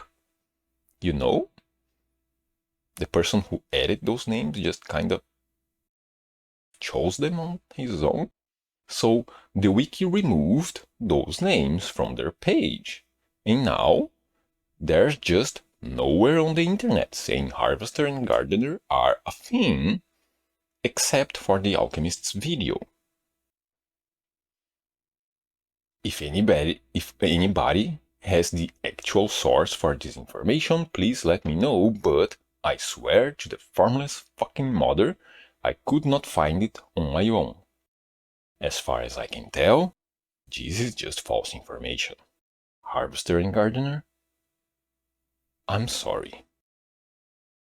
Okay, so, with Dominula out of the way, we're going to skip alchemy for now. That's a bit convoluted, I know, I'm sorry, but I want to save alchemy for last. Now, like I said, these arguments here aren't used to prove the conclusion that both queens were the same person, right? He did that already first through alchemy, and that led to Dominula, and that led to these arguments, which are used to explain the dynamics of that relationship once that conclusion has already been reached. The basic premise of the Glomite Queen killing Marika's children is reinforced by Dominula's harvesters and gardeners, but as we have just discussed, that's probably just false information.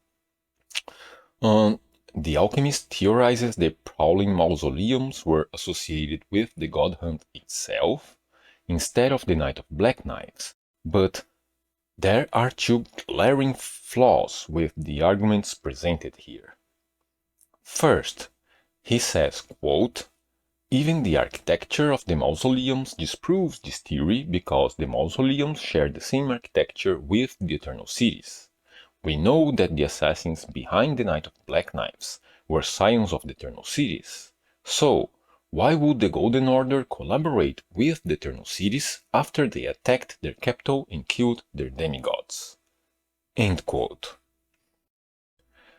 And honey, I don't think this argument works the way you think it does. Like, sure, you can argue about who was behind the Knight of Black Knives, that maybe it wasn't the Golden Order, but why wouldn't the Eternal City mausoleums house the victims of the Eternal City scions? You are drawing a direct connection explicitly associated with the very concept you're trying to disprove. You're making an argument against yourself, and he also says that the soulless demigods in the mausoleums couldn't have been killed during the Night of Black Knives because Black Knives can't produce soulless demigods. That the only reason Godwyn died in soul only and became a Prince of Death is because of Rani's clandestine ritual. And sure, yes, that tracks for Godwyn becoming a Prince of Death. But, as you may have noticed, the soulless demigods of the mausoleums are not, in fact, Princes of Death. That's a false equivalency. Godwyn died in soul only, but if Rani hadn't done her thing, his soul would still have died. He would have died a true death, in both body and soul, and would have become a soulless demigod, just like the truly dead soulless demigods of the mausoleums. You're creating a contradiction where there is none. Then he talks about fingers. And I want to start with a side note that he's associating the soulless demigods to years without addressing the Eternal City architecture of the mausoleums that he himself talked about before?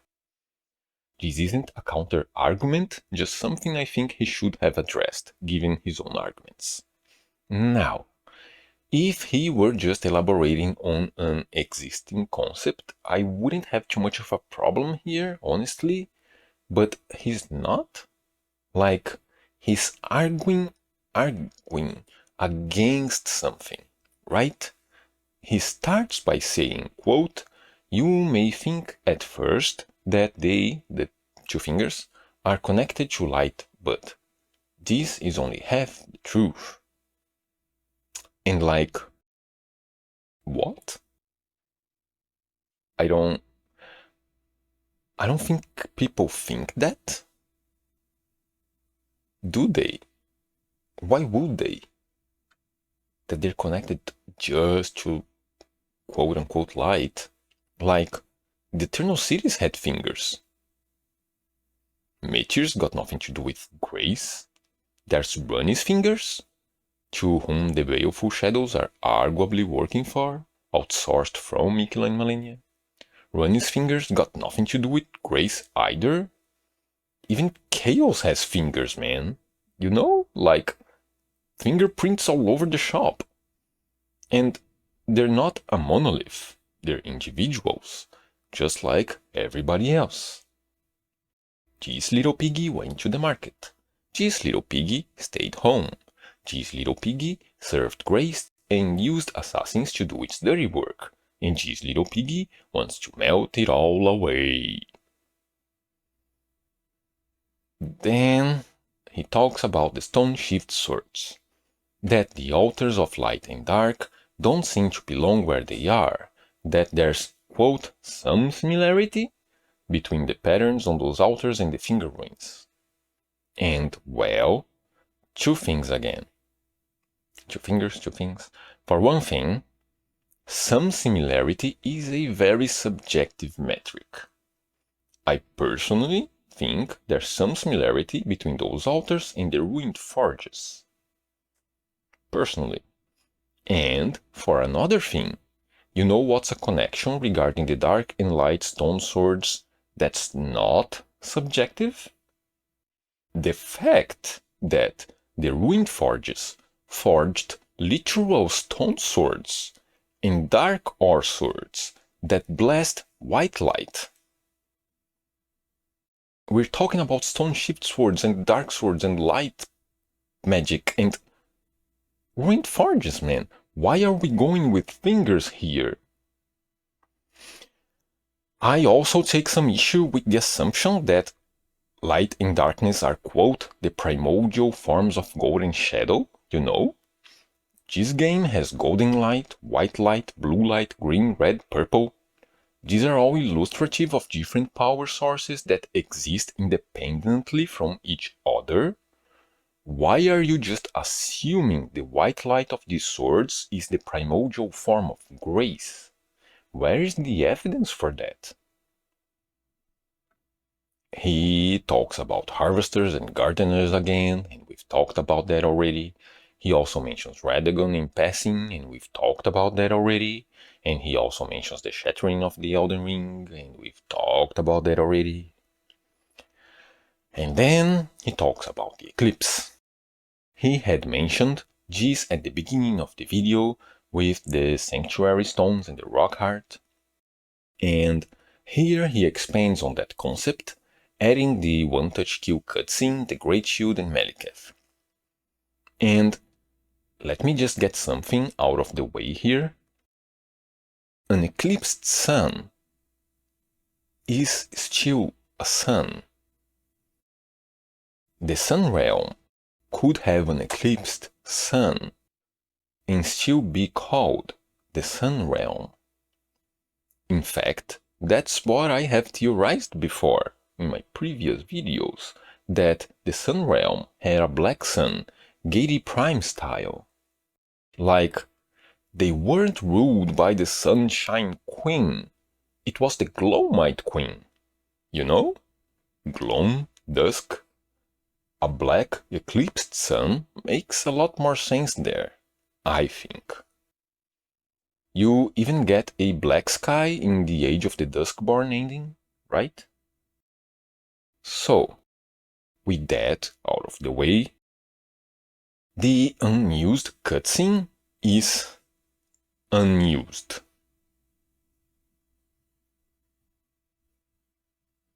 It's not used by the game. It's not. As it stands, Destined Death doesn't have one-touch kill properties. Maliketh shoots Destined Death at you, and that can be a good vigor check, but it's not intrinsically insta-kill. The Great Shield is illustrative of something I have talked about before, not today but before, which is the different perspectives that different people living in this world have of different things. You put Hyera, Selene and Goldmask in the same room, and you get three very different opinions about the nature of outer gods, right? The knights guarding the mausoleums aren't privy to the full extent of what the Knight of Black Knives entails, and they're using a symbol from a bygone era whose culture is effectively dead. Their understanding of what the symbol on their shields entails is also limited, which is exemplified by the fact that it doesn't actually offer any protection against Destined Death. Right? The shield doesn't have to literally do that, but it's illustrative of that. It's like the original legend of the Blue Dancer charm, right? It has a fairy represented by a dancer garbed in blue, giving a sword to a blind swordsman. There are two separate individuals there, the blue fairy and the blind swordsman.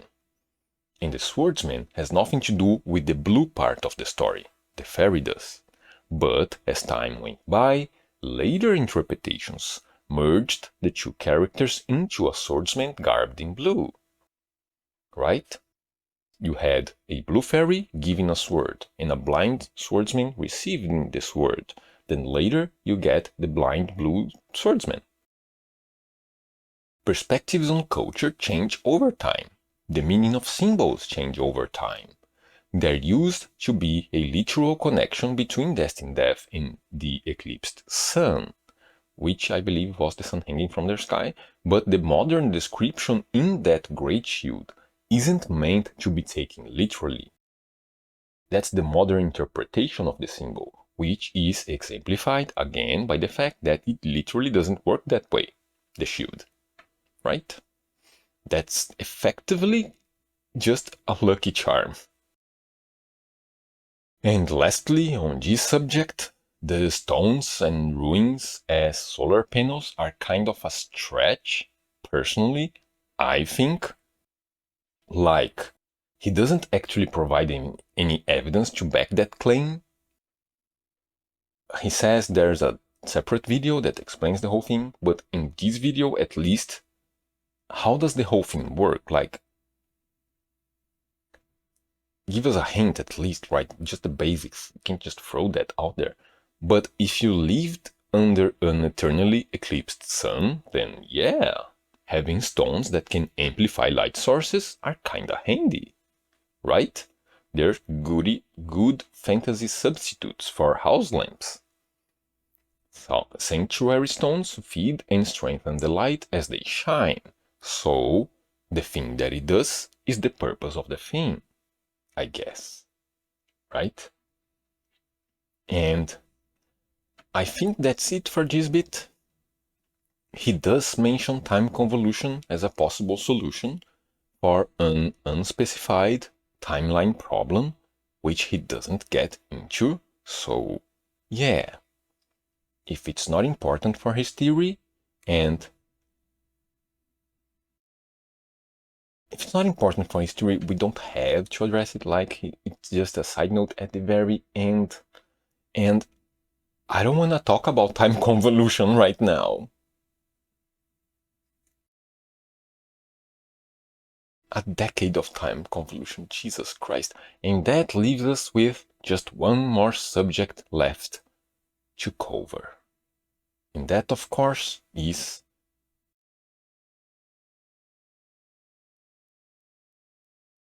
alright, let's talk alchemy. This is the argument they used to kick the door in, right? Like, they talk about how America and the Glowmite Queen represent life and death respectively, but this is the argument that ties the whole thing together and back to Farum Azula and the Sun Realm. And it just generally feels like the cherry on top of the whole theory, right? He is called the Alchemist, after all.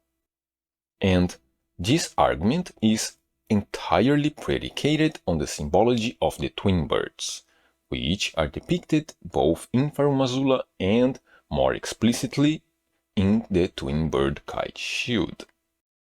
They assert that the left side, the black bird, symbolizes death and destined death, while the right side, the red bird, symbolizes life and, well, grace.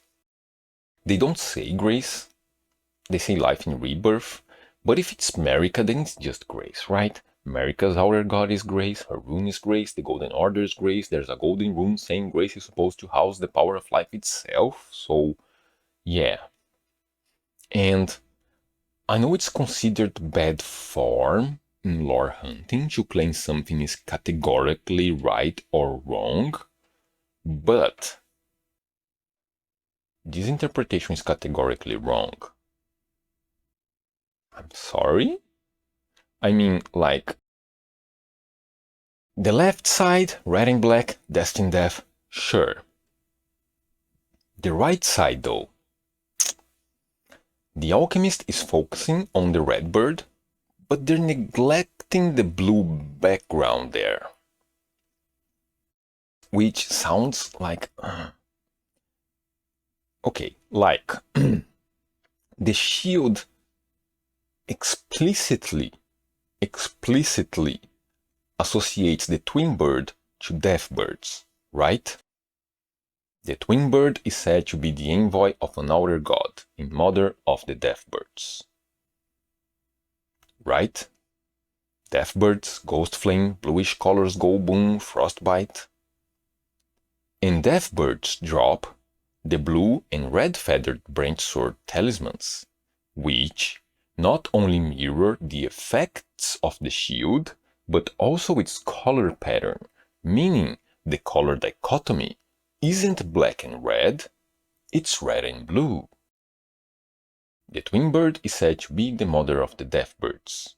In the time when there was no earth tree, death was burned in ghost flame. Death birds were the keepers of that fire. The twin bird kite shield symbolizes destined death in ghost flame, not the Glowmite Queen Marika. I'm sorry. I'm just very, very sorry. And we'll get to the Alchemist's interpretation of, well, alchemy, which I think is a little, well, superficial maybe, but we can even roll with death and rebirth here if you want to. Like, the death ritual spear says the priests became guardians of the birds through the rite of death, which also serves as an oath sworn to their distant resurrection. So, yeah, it's kind of death and rebirth, but it's still two kinds of death on that shield. It's still destined death and ghost flame. I think that's kind of settled at this point, right? Like, the connection is explicit. It's textual. The shield will tell you that. Okay, Rose, but what about the alchemy though? Well, I'm no alchemist, but yes, it's time now. Let's do some alchemy, shall we? This theory brings up the magnum opus, and it mentions birds are sometimes used to depict the great work, and it mentions the black raven and the red phoenix. The illustration the alchemist uses to make this point is a simplified version adapted from the 16th century manuscript Splendor Solis, and as such, I'll try to keep my quotes restricted to that same text and other directly relevant works.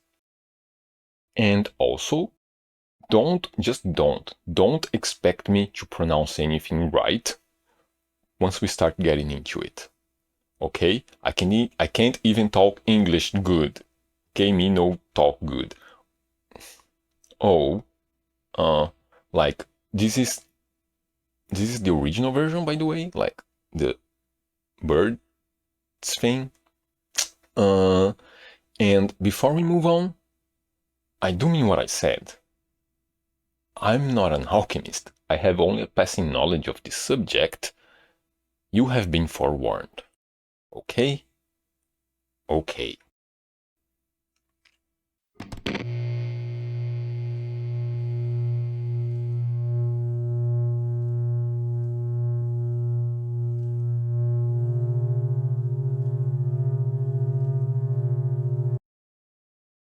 Now, the alchemist uses the raven and the phoenix in his allegory, but the life and death interpretation is way too reductive. The black bird stands for the Nigredo stage, also called the blackening, which is often figuratively equated to death and destruction. But the nature of this process is the dissolution of the matter, also called corpus or body, into its constituent parts. This dissolution is nothing but a killing of the moist with the dry, in fact, a putrefaction, and consequently turns the matter black. Degeneration has to be preceded by the putrefaction, for the philosophers say that the destruction of one thing is the generation of another. And the red bird stands for the rubedo, or the reddening, which can be figuratively equated to rebirth, especially in spiritual alchemy, but the nature of this process is returning the previously broken up and purified constituent parts back into a single body. Besides all that, you must know that the whole of our work is being perfected in one way or manner, in one vessel, and that all goes into one, and upon one, and from one. The one thing must be done with the other, if the stone is to be made perfect. So, first, this theory proposes a cycle of life and death, just like the sun itself, with Marika and the Glowmite Queen switching back and forth. But while Nigredo can be a part of a cycle of processes, like most likely, usually, Rubedo isn't. Rubedo is the final stage of the work. Once you get to Rubedo, you have produced the stone, in whatever physical or mystical form that may take. The work is done. And second, the alchemist proposes that Marika is represented by the red phoenix, but within the context of extricating the Glowmite Queen from herself, that association is entirely incompatible with what Rubedo stands for. The blackening is about separating the parts of a single body. The reddening is about bringing the parts back together into a unified whole. By removing the Glowmite Queen and the Rune of Death from herself and the Elden Ring, Marika isn't doing a red bird. She's doing a black bird. The alchemist got his birds wrong.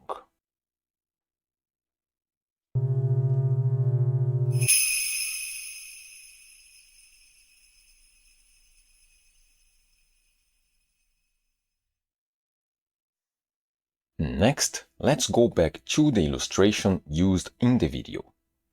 As I mentioned, that's part of a larger illustration, and in a different context, I would be tempted to say that's just kind of not good practice. You're kind of not supposed to do that. The rest of the stuff in the illustration means stuff too. In this case though, I kinda understand, kinda. this is a visual medium YouTubers, and the simplified version makes it easier for him to make his point. And also, I get that Elden Ring isn't a lecture in alchemy. Of course, they're not going to take all the accumulated knowledge into consideration when using this subject as a source of inspiration. Stuff's gonna get left out. I get all that. The problem is that, like I said, the point this theory is making is a bit too reductive, and this choice is illustrative of that, right? By choosing to use this version of the illustration, he's choosing to ignore some of the information, and this kind of choice matters. Like, for example, his analogy included the black and red birds to inform the concept of a god of life and death. Now, look at that picture. The picture that he used in his video. Isn't there something missing from that analogy? He talked about 2 birds, but what about the third one? Blackening and reddening are the first and fourth basic stages. There are 2 more in between. Whitening, also called albedo, and yellowing, also called citrinitas. Nigredo breaks down the body and separates the constituent parts. Albedo cleans those parts and puts them back into the body. And you repeat this cycle until you get a clean enough mixture free of corruption. Then, citrinitas distills the remaining parts, sublimating the water out of the body and leaving behind the ashes of the anima, which is the final purification, while preparing the body with heat for the final assimilation. And citrinitas can be lumped with albedo or rubedo depending on the philosopher, making for a 3-stage representation. But the 4-stage configuration is the more traditional one, I think. And not necessarily traditional, but yeah. And the one described in the Splendor Solis, from which the illustration used by the alchemist was adapted, right? That text uses the 4-stage configuration. And lastly, rubedo calcinates the ash and the earth, fixing them back together, completing the work and producing the stone. And that's kind of it, roughly speaking. And this is important, right? These are the basic stages. There's more, and the game doesn't have to get into the weeds of everything, but these are the basic stages. There's a whole other bird there that he's not talking about. And if you're going to connect Marika of all people to the reddening, then I think you should at least make a passing mention of the yellowing, right? Grace Golden Order yellowing. And this goes back to reductiveness and the choice of removing information, because yes, there are birds in that illustration, but the birds aren't the whole work. The whole picture is a single process of the whole work. That bird plate is just the second process of 7, described in one of the treatises of one manuscript. And the rest of the stuff on the plate means stuff too. The simplified version is missing the golden scintillations opposite to the red bird, which is important, not just generally, but especially within the context of the lore being explored by this video. It changes the green reef from the first 2 processes into red flames, which would be more okay in the 3rd process, but not here. Heat control is important, whether it's of the actual, potential, or philosophical kind. It's missing the context of who's populating the landscape and what they're doing. It's missing who's flying overhead and what hangs behind them. Here you have the peacocks, for example. More birds. These ones represent another secondary stage. They come back in the 5th process. And The point I'm trying to make here is that yes, sure, you can be laser focused and talk just about those two specific birds if you want to. But by ignoring everything else that the lore is presenting you with, not just the plate, but the lore, you're kinda literally missing the whole picture. Which is kind of antithetical to alchemy, if you ask me. You know, at the very least, consider the 4 basic stages. And the whole other birding illustration you used. And then there's the rebus. The alchemist says, quote, "The main goal of alchemy is to perform the magnum opus, or the great work, which results in the divine rebus, a perfect dual being that can rule the world." What? First of all, that can rule the world? I'll need a citation for that. Second of all, there's a kind of general unity of intent regarding the goal of the work, which kind of translates into, well, unity and perfection, kind of, but different writings from different philosophers had different goals. Reducing the goal of the work to that sliver of interpretation kinda misses the intent of the art. And lastly, ignis et Azov to be sufficient, baby. Now, I don't know where the alchemist got his definition of the rebus, but it does fit the description provided by the wiki. The rebus, from the Latin res bina, meaning dual or double matter, is the end product of the alchemical magnum opus or great work. After one has gone through the stages of putrefaction and purification, separating opposing qualities, those qualities are united once more in what is sometimes described as the divine hermaphrodite, a reconciliation of spirit and matter, a being of both male and female qualities as indicated by the male and female head within a single body. The sun and moon correspond to the male and female halves, just as the red king and white queen are similarly associated. This is the wiki definition of the rebus, and again, I don't know if he used the wiki or not, but it sounds possible given they're both equally reductive, and since he doesn't cite any sources, this seems like a good place to start exploring that definition, right? It's the wiki. But that wiki is a mess. Wikipedia itself recognizes that. It contradicts the magnum opus wiki version of the magnum opus. Its sources are problematic and its references contradict themselves. Like, for example, the image the alchemist used for the rebus, where does it come from? Right? The wiki says it comes from both the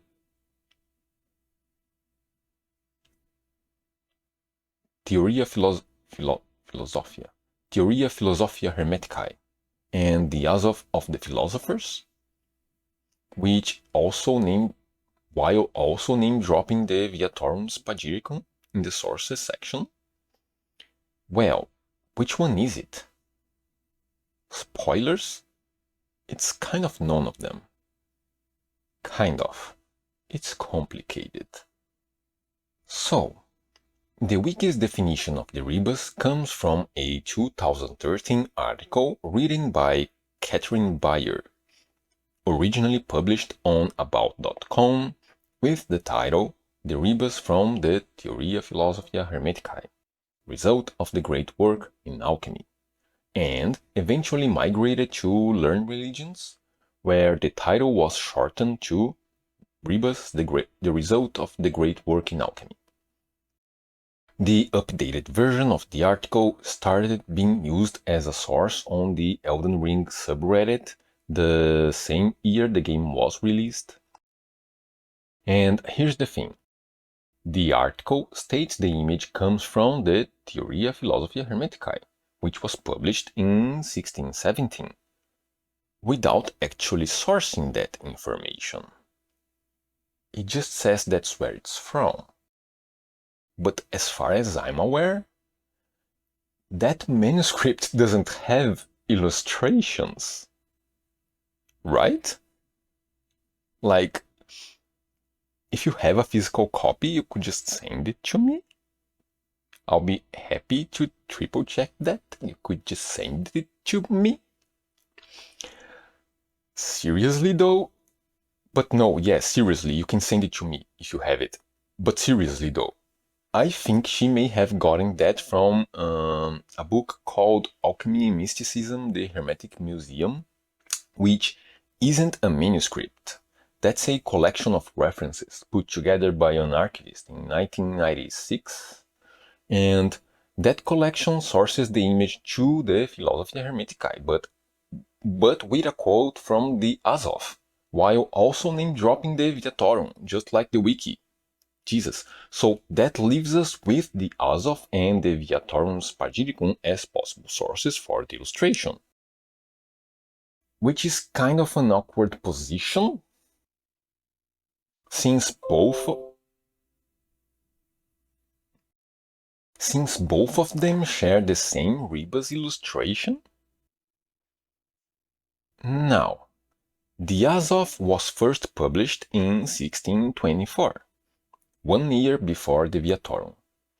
And a 1 year gap is a bit iffy, right? It's cutting it a bit too close. But Azov was the name given to this manuscript in French. The original version, in German, was called Occulta Philosophia, and it was published in 1613. So that kind of settles it, right? Like I said, the wiki named 3 possible sources, but it was kind of none of them. And the wiki even got the name of the Azov wrong, like, they call it Azov of the Philosophers, but that's not the name of the book itself. That's just the first part. The book is called Azov, or The Way to Make the Hidden Gold of the Philosophers. And the illustration is actually on the second part, the general practice of the wisdom of the wise and the ancients. So, that's the origin of that rebus illustration as far as I can tell. Now, what's a rebus? Well, to requote The Alchemist, the main goal of alchemy is to perform the magnum opus or the great work, which results in the divine rebus, a perfect dual being that can rule the world. Or a god of life and death, just like the sun itself. That's the basis of his theory, right? That they worshipped Marika / the Glowmite Queen as if they were the rebus. According to Bayer in The Alchemist, the rebus is the end result of the great work. But here's the thing, that's, well, wrong, right? I mean, right? Like, the Occulta Philosophia, again, don't expect me to pronounce anything right here, is kinda pretty straightforward on this, but also not really. Okay, so, Azov is the name of the French translation, but it is also its own thing, okay? It's a component slash reagent from the body that we get in the Citrinitas stage, and it's a kind of precursor to the stone. It's the quintessence, it's the, quote, very next matter to the stone of the philosophers. Okay? Okay. Now, none of the books we talked about so far mention the rebus by name, except for the Azov. Like, the original Occulta Philosophia didn't. It didn't mention the rebus by name, but the French version added a poem at the end. and called the philosophical poem on the Azov of Philosophers, which was written by Clovis Estot de Nucéman. And in that poem, we get the following passage. Now one can divide this great aura into 3 parts, and under 3 names, the secret of disguise. Rebus is the first, when the stone is composed, and the 2 conjoined are no more than one thing. Elixir is the second, when in our coffin a sea of silver floats under sails of sorrow. Azov is the third, when in the void of the diaphanous globe a lucid vapor rises from its waves and condenses on high, then relapses when the strength in its paths fails. So, there, the text is explicitly equating the rebus to the materia prima, or the first matter, the body, where the elements are still naturally conjoined. Then you have the sulfur, then the Azov. This is further and very clearly illustrated by the fact that the illustration of the rebus is literally on the section matière première. Right? The rebus isn't the stone. The rebus is the materia prima. The rebus isn't at the very end of the great work, it's at the very beginning. It's the complete opposite of the alchemist and Bayer's interpretation. And that's from the poem.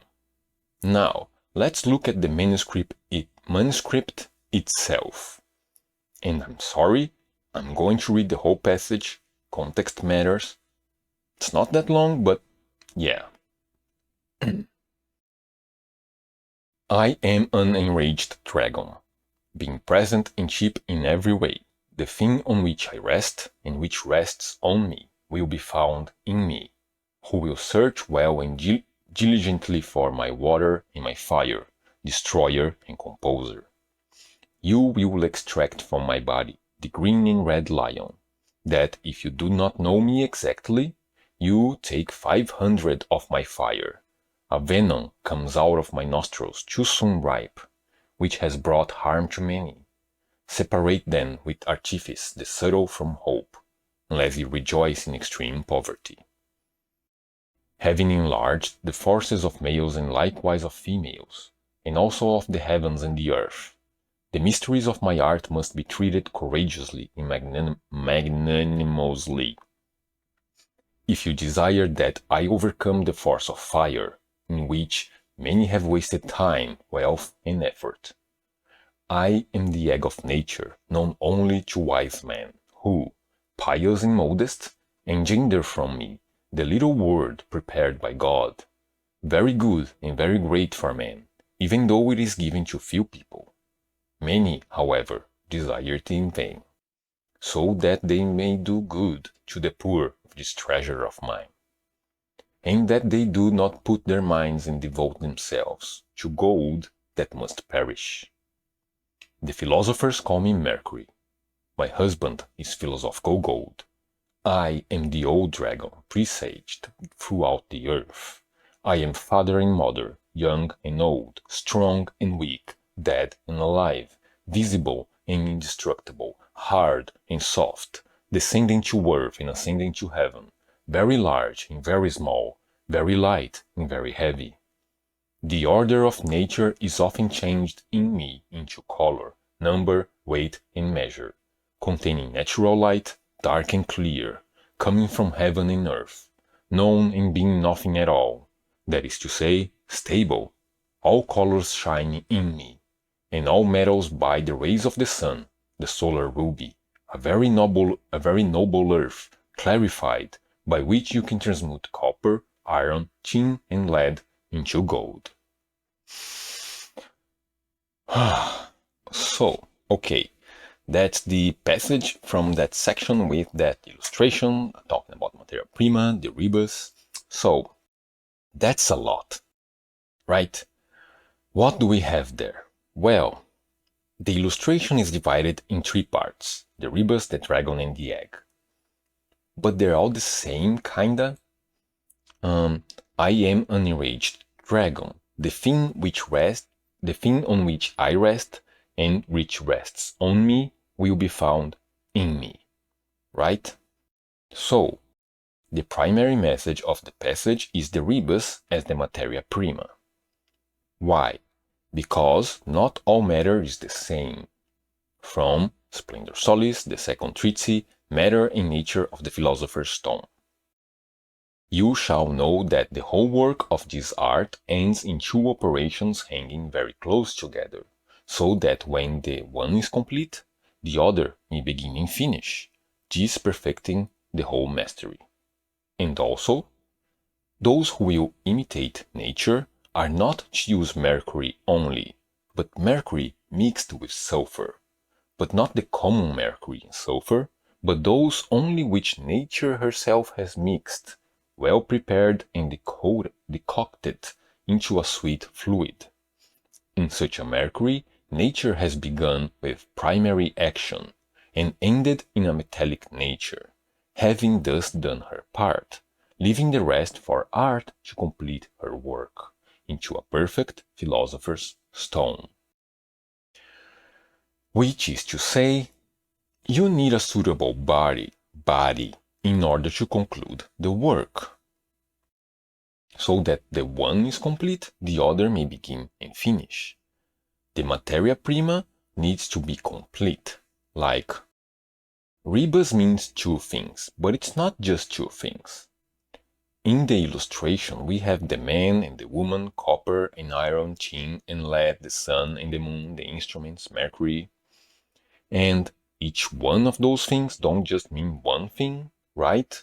The man and the woman also stand for iron and copper and the sun and the moon.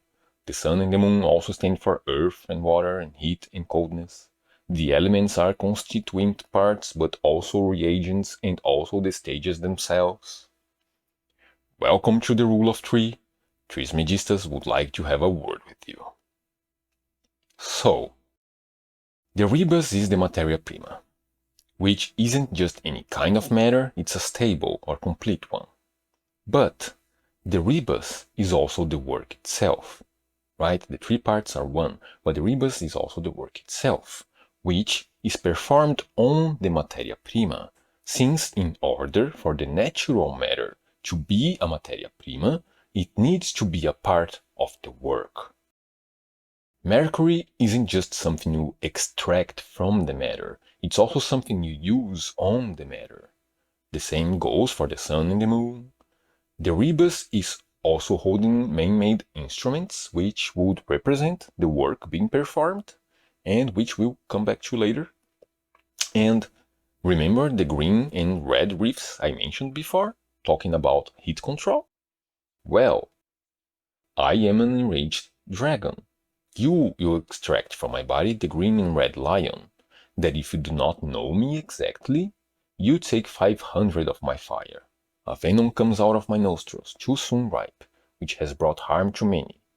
Separate then with artifice the subtle from hope, unless you rejoice in extreme poverty. That's heat control. That's part of the work. The dragon is the rebus as the materia prima, but also the work that is performed on the rebus, so that it can be a materia prima. At the end of the passage, it says that it's stable, all colors shine in me, and all metals by the rays of the sun, the solar ruby, a very noble earth, clarified by which you can transmute copper, iron, tin, and lead into gold. So, the dragon and the rebus are a stable matter in which all colors shine, which is to say all stages can be completed, and all its elements can be made into gold. Now, when they're talking about gold, there's a question of context, right? Gold can be a lot of things, and in the context of this illustration and this passage, the gold is inside the egg. I am the egg of nature, known only to wise men who pious and modest engender from me the little word prepared by God, for good and very great for men, very good and very great for men, even though it is given to few people, so that they may do good to the poor of this treasure of mine. and that they do not put their minds and devote themselves to gold that must perish. So, why did I say the gold is inside the egg? Well, first, there's the alchemical sign for gold there. Easy. Now, that quote says you'd engender from it the little word prepared by God, which is very good, in contrast to the gold that must perish. At the end of the passage, when he's talking about transmuting metals into gold, this is what he's talking about. The gold at the end of the passage is the little word prepared by God, which is engendered from the egg. Next, the egg is commonly known in alchemy to represent the body. Like I said, all three parts of the illustration are the rebus, kinda. This meaning is present here, but it's a lot less cryptic in Splendor Solis from Splendor Solis, third treatise, fifth parable. Like we've been quoting from the Occulta Philosophia, like from the Azov, right? From where the rebus illustration is from, and the Splendor Solis is the manuscript from which the birds are from. The birds illustration he used are from. The philosophers take, for example, an egg. For in this, the four elements are joined together. The first or the shell is earth, and the white is water, but the skin between the shell and the white is air, and separates the earth from the water. The yolk is fire, and it too is enveloped in a subtle skin, representing our subtle air, which is more warm and subtle, as it is nearer to the fire, and separates the fire from the water. In the middle of the yolk there is the fifth element, out of which the young chicken bursts and grows. Thus we see in an egg all the elements combined with matter to form a source of perfect nature, just so as it is necessary in this noble art. So, the egg is the body. It holds the elements, and the point is to transmute those elements into the gold, which is inside the yolk. But while the rebus is the materia prima, the body as it pertains to the work, this is the egg of nature. It's the natural body as it exists in the world, and what separates both kinds of bodies is the dragon, or the application of the work. The rebus is prepared by the philosopher, and it stands on top of the word, which contains the little word prepared by God. And in the act of locating the little word is where those instruments come in. From Atalanta Fugian, whereby he might learn and behold this thing which is the native place of rebus. Nor must they use less diligence and assiduity who by themselves would seek for this country. For, though there seem to be some clearness in them sometimes, yet are they so veiled and clouded with intricacy and obscurity, that it is very difficult to distinguish one thing from another. They are an immense ocean, in which expert mariners, sailing by astronomical instruments, may know the latitude or the elevation of the equator above the horizon, the magnet showing the North Pole. But as for the longitude, or how many degrees they are distant from the first meridian, which is next to the Fortunate Islands, they cannot discover, from whence they are uncertain in what place they are between east and west. That's from another manuscript. It's related to the Viatorum through the guy who made the woodcuts for that manuscript, and it has this passage about the rebus specifically. So, the point is to engender or extract the gold from inside the egg or the body. That's even in the name of this book, with the French title, The Way to Make the Hidden Gold of the Philosophers, and the German title, of the hidden philosophical secrets of the secret gold flowers and philosopher's stone. But what is that gold? Well, it's the rebus. The rebus stands for the materia prima, but also the work, but also the Azov. Hello, Mr. Trismegistus, how do you do? Remember I said the Azov is a component/reagent from the body that we get in the Citrinitas stage. Right? Okay, first, the Citrinitas is the yellowing. Remember? Yellowing, yolk, gold. Now, when they mention the little word prepared by God, they say that it's given to people, so, quote, so that they may do good to the poor of this treasure of mine. The little word, the gold, it's used on the egg itself to do good of its poor treasure. The egg is the body and it holds the elements. Then you use the gold you extracted from the body in order to transmute those elements into the stone. And we get the gold in the Citrinitas through sublimation. That's why the egg has wings. By putting the body through the work, through the careful application of heat, you engender the gold, which is, quote, evaporated into the lightness of the air and rises above the earth. Remember Splendor Solis said, in the middle of the yolk there is the fifth element? Well, Occulta Philosophia says that that which is evaporated through sublimation is the spirit of the fifth essence. 1, 2, 3, 4, 5. The quintessence.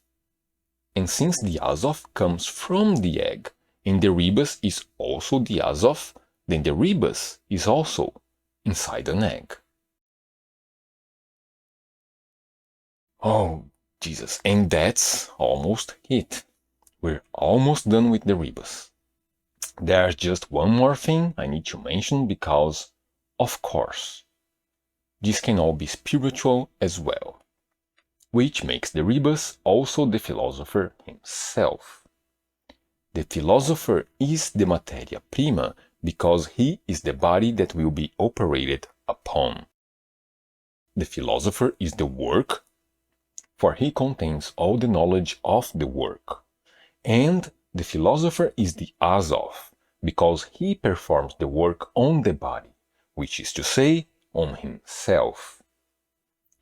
Quote, study what thou art, wherefore thou art apart.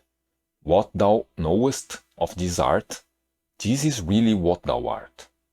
All that is without thee also is within. Thus wrote Trismosin.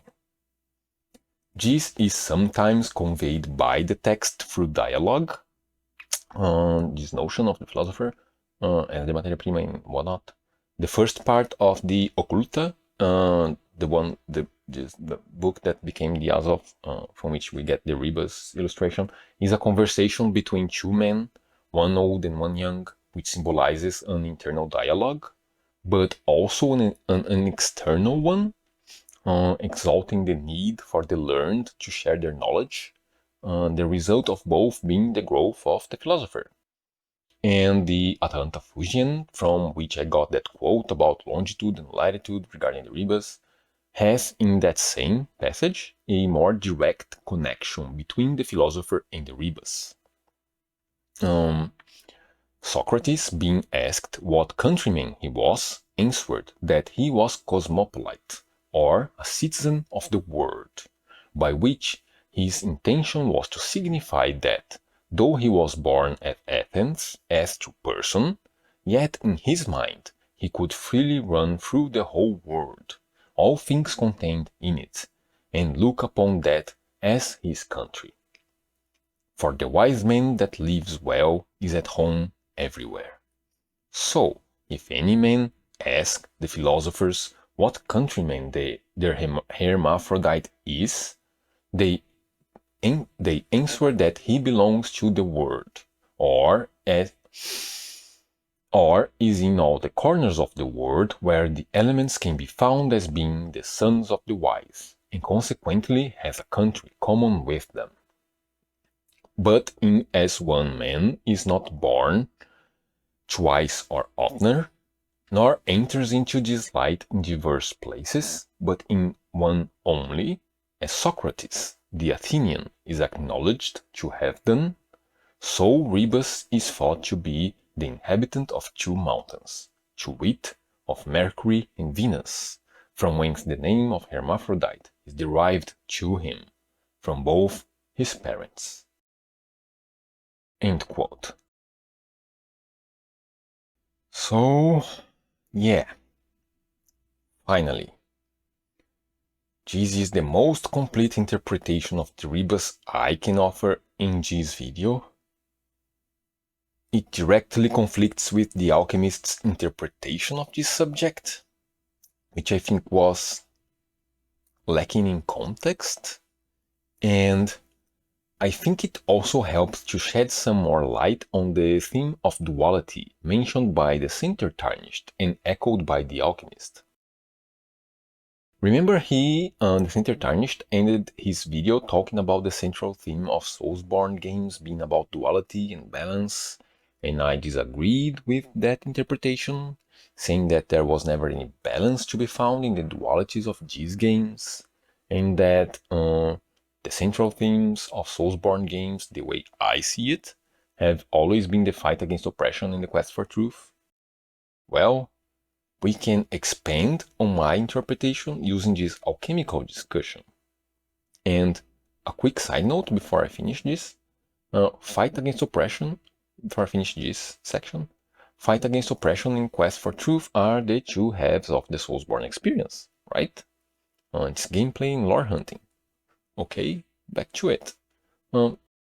First, regarding duality and the fight against oppression, things in alchemy often do come in pairs. The sun and the moon, the heaven and the earth, the male and the female. But they're never meant to be taken in isolation from the whole, meaning they're just small pieces of a larger multifold system. Elements are often mentioned in pairs, but it's never just two of them. The same goes for parts, which are often called earth and water. Jesus, it's hard to talk about this stuff. But it's never just two of them.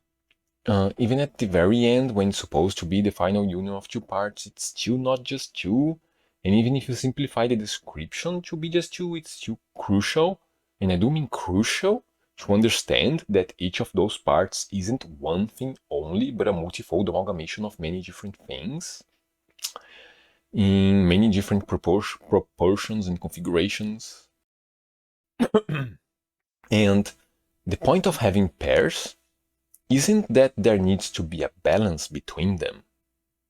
Heat and coldness are both necessary, but you need more or less of them depending on the stage. And likewise, the point of the stone isn't that there's balance, the point is that there's unity. The stone is the point where all things converge. Like I said back then, the duality of Soulsborne games is almost exclusively fabricated. It's a veil, a lie, and we fight to break free from that lie. We fight to end the state of duality. Right? The yoke of life. In Dark Souls, we have the disparity between the Age of Fire and the Age of Dark. These are mutually exclusive. So, maintaining balance between them translates to the cycle of linking and fading of the first flame.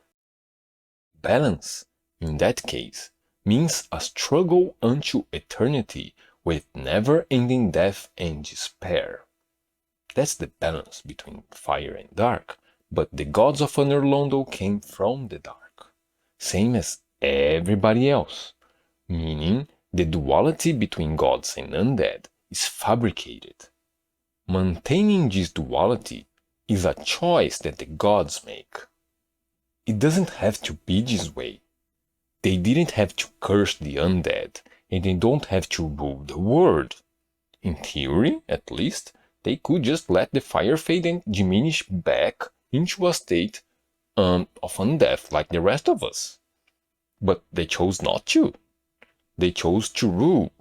So we choose to fight. The work itself is very often depicted as a battle for unity, for in the stone there are dualities none. And lastly, still on the central theme of duality, and lastly, regarding the quest for truth, well, that's kind of the point in spiritual alchemy, right? But these concepts of duality and balance that are pervasive to all the videos we're discussing today, they stem from that narrow and wrongful interpretation of the rebus that the alchemist presented, right?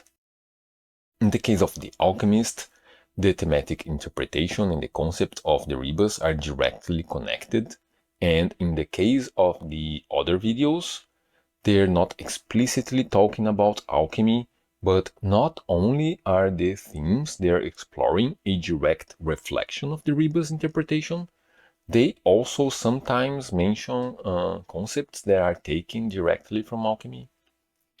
But as I have just explained in great length, that is a very narrow interpretation of the rebus that misses a lot of context. What they're talking about is just the union of the parts of the self. But even though you're operating with the elements that are found within you, you don't become complete simply by bringing your own elements together.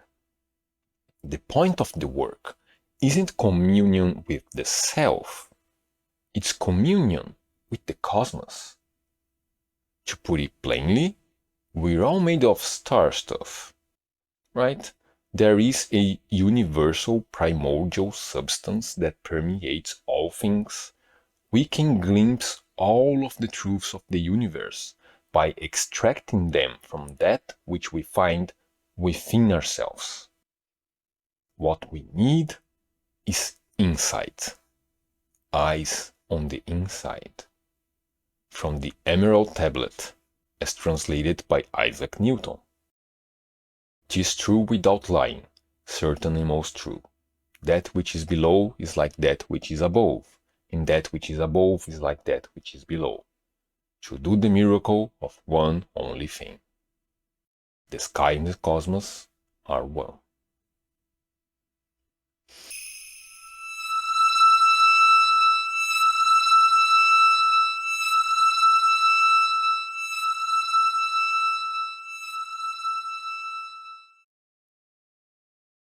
Okay, but what does all of that mean for the Sun Realm? Well, let's start by acknowledging that Destined Death is a kind of fire, right? There's no fire in the name, but it's red and black fire, right? Now, in my theories, the Sun Realm was actually a polytheistic society. An era shared by Destined Death, Ghost Flame, the Fel Flame, and the Chaos Flame, who, together, belonged to a fire-centric cluster of outer gods. In this society, Destined Death sat at the top of the pantheon, which is indicated by the Gloam-Eyed Queen, the Rune of Death, and the Elden Ring, and they ruled from Farum Azula, which was the capital of the Sun Realm, and where also lived the hybrid beastmen, who belonged to a higher class of citizens. The other three deities sat below Destined Death, both figuratively and literally, since they operated from the surface of the lands between. While hybrids were buried in the capital, Ghost Flame processed the lower class non-hybrid citizens living on the surface, who were guided to the catacombs. The Fel Flame held a more ecclesiastical position, which is indicated by the divine towers bearing the symbol of the Fel Flame, and mediated the space between the members of the cluster, which is indicated by the fingers atop those towers. Fel Flame's ecclesiastical position is also hinted at by the fire giants tending to the forge, who seem to have held religious positions in the previous era as indicated by the front giants of the Eternal Cities, right? The era of the Glowmite Queen would have been between the Eternal Cities and the Rise of the Erdtree. And lastly, Chaos had been imprisoned because... May Chaos take the word! So, that's the basic composition of what I proposed in my theories. Are we good so far? You don't have to agree with me, yet, at least, hopefully. I just want you to understand what I'm proposing. Okay, so, back to the twin birds. As we talked about, the dichotomy here is between Ghost Flame and Destined Death. And that dichotomy really does represent Nigredo and Rubedo, the first and last stages of the work. This is further illustrated by the descriptions of the blue and red feathered branch swords dropped by the death birds. The heart sings when one draws close to death, and thus does one cling so tenaciously to life, to render up a death worth offering. And a glorious end awaits those who cling so tenaciously to life. The blue feather, representative of Ghost Flame and Nigredo, symbolizes that which is to be offered, while the red feather, representative of Destined Death and Rubedo, symbolizes that which the offering shall become. Okay, but if there are 4 stages and 4 outer gods, then why 2 birds instead of 4? Well, as we also talked about, stuff means stuff. The bird on the left pane is Destined Death, black and red, plain and simple. The right pane, however, is supposed to symbolize Ghost Flame, but the color pattern doesn't match up, right?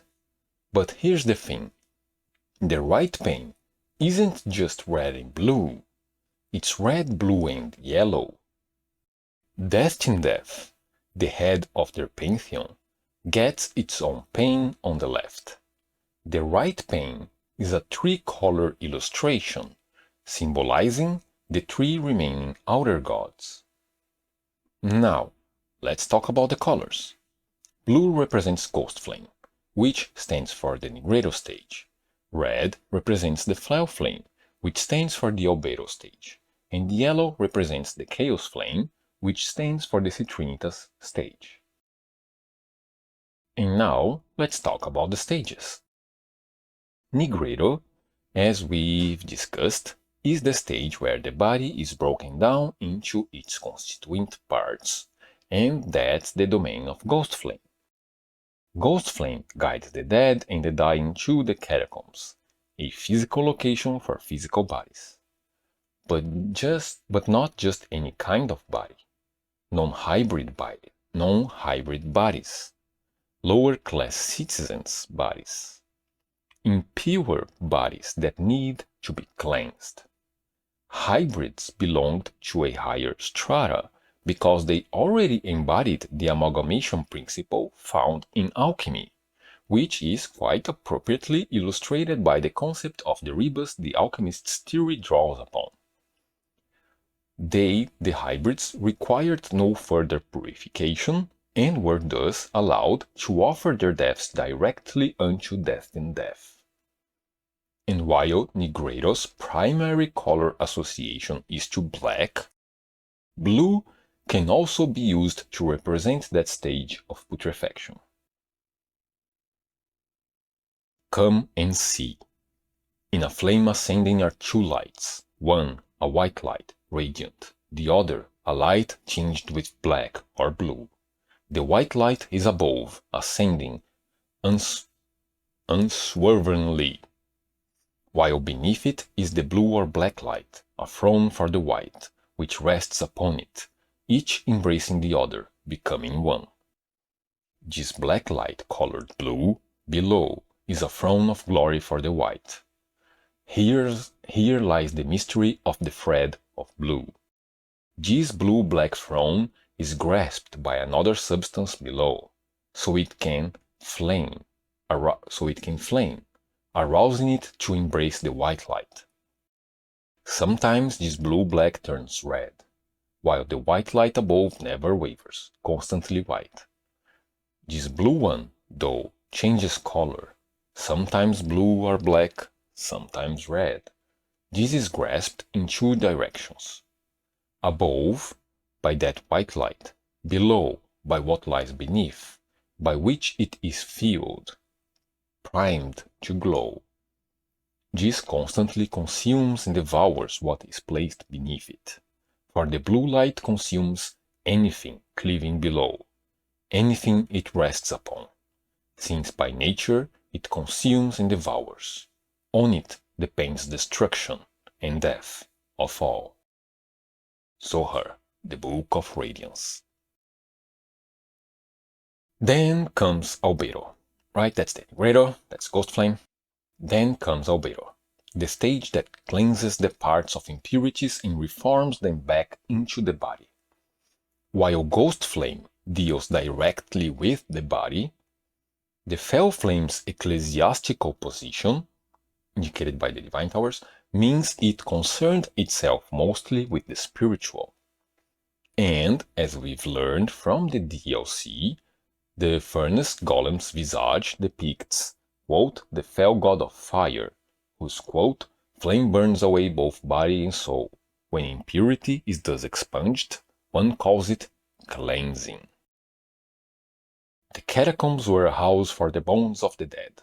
Their flesh, however, turned to ash, which was raked and taken to the mountaintops by deathbirds, keepers of the ghost flame. And if Albedo is also called the whitening, then why is it represented by red in the shield? Well, besides the Fel Flame, going back to the Zohar real quick, we can see there that the black light colored blue is a throne of glory for the white, but sometimes this blue-black turns red, while the white light above never wavers, right? So the Nigredo goes into the red sometimes, which is the white light above that never wavers, the whitening, right? So it's always the white light, it's always the white phase, the whitening, the albedo, but it sometimes can be exemplified by red. And also, the color naming of the stages is derived primarily from the color the body acquires during those phases, but there's a number of different characteristics associated with each stage and a number of different ways to represent each stage based on their characteristics. You could reference composition, state, proportion, relative step, time, heat, etc. Going back to the reefs in Splendor Solis, this is the only plate on that Ritzy where the reef burns red, with the white bird tinged blue, having two of its heads turned left toward the houses on fire, a background feature that is also exclusive to this plate. Right? Its control is important. Then Citrinitas, the yellowing, the final cleansing, the final preparation. While Nigredo and Rubedo are concerned with the parts as they were, Citrinitas looks toward that which they will become. Its only concern is to facilitate the final union of the last stage. All that there is came from the one body. Then came fractures, and so what was borrowed must be returned. Melt it all away with the yellow chaos flame, until all is one again. The third is sublimation, for if the water is reduced into the earth, it is evaporated into the lightness of the air and rises above the earth, as an all-blown cloudlet, like an egg of a black sun. And this is the spirit of the fifth essence, which is called the anima, and which is the very next matter to the stone. From the sublimation remain ashes, which by virtue of their own air given to them by God, dissolve themselves, after which earth of a fiery nature and property remains calcinated at the bottom of the glass. And finally, after Citrinitas, inevitably comes Rubeiro. After the yellow chaos flame, what follows is always destined death.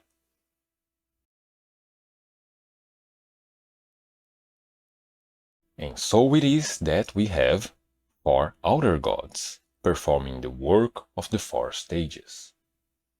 And, going back to the shield, we talked about the 2 birds, but the 2 panes, but that illustration is actually divided into 4 panes, not just 2. And by moving through it in a clockwise rotation, as in the passage of time or the natural progression of things, we start with the representation of the 3 deities that are to perform the purifying work.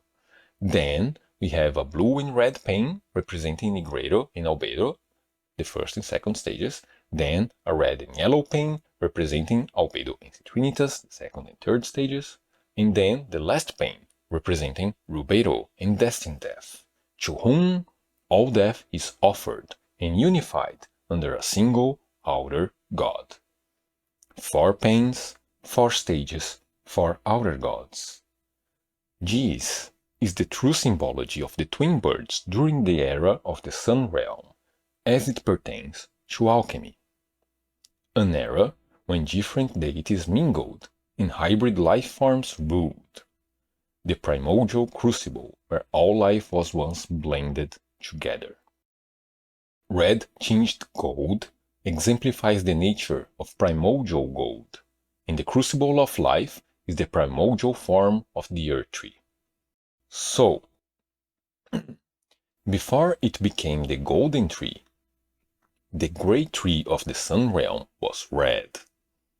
Right? Red tinged gold, the primordial form of the earth tree, the form before the earth tree. As red as the earth tree after it set ablaze by the fell flame, and the rune of death has been released.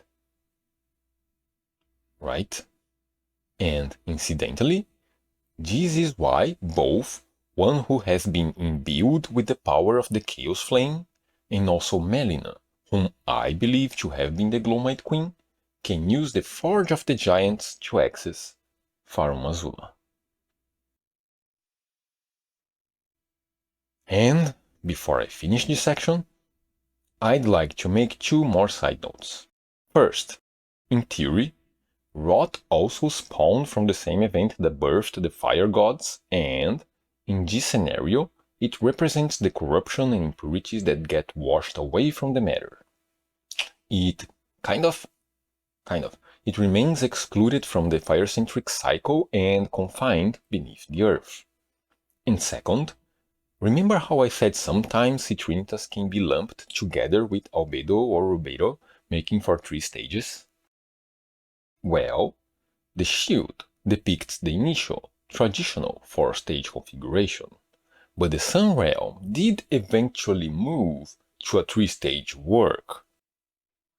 Since the Fell Flame is explicitly stated to melt both body and soul, and performing cleansing, that outer god, the Fell Flame, was able to assume the duties formerly performed by the Chaos Flame, whose imprisonment drained the color from its dark yellow sun, and which presumably was imprisoned because May chaos take the world!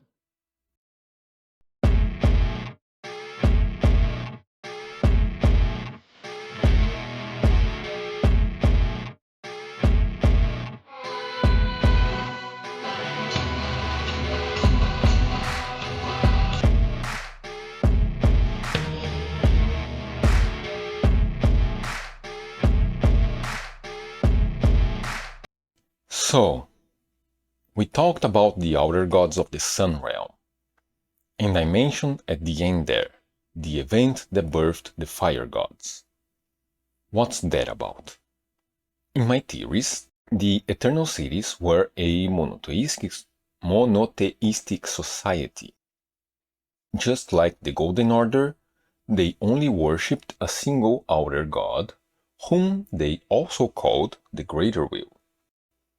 And just like Grace, their version of the Greater Will wasn't a single star, right? Like cultures change. Greater Will is kind of like a synonym to God. If everybody believes this religion and they have a greater will and then they convert to that religion, they still have a greater will. It's just a different greater will. They had a god, now they have a god, but they're different gods. Okay. And just like Grace, their version of the greater will wasn't a single star, but a whole constellation instead, which is indicated by the Elden Beast and the many-colored star debris that comprised the form of the natural born of the Void. Eventually, the Nox who had been banished underground revolted against the Greater Will and committed an act of deicide, killing their one god and destroying the surface Eternal Cities that had banished them.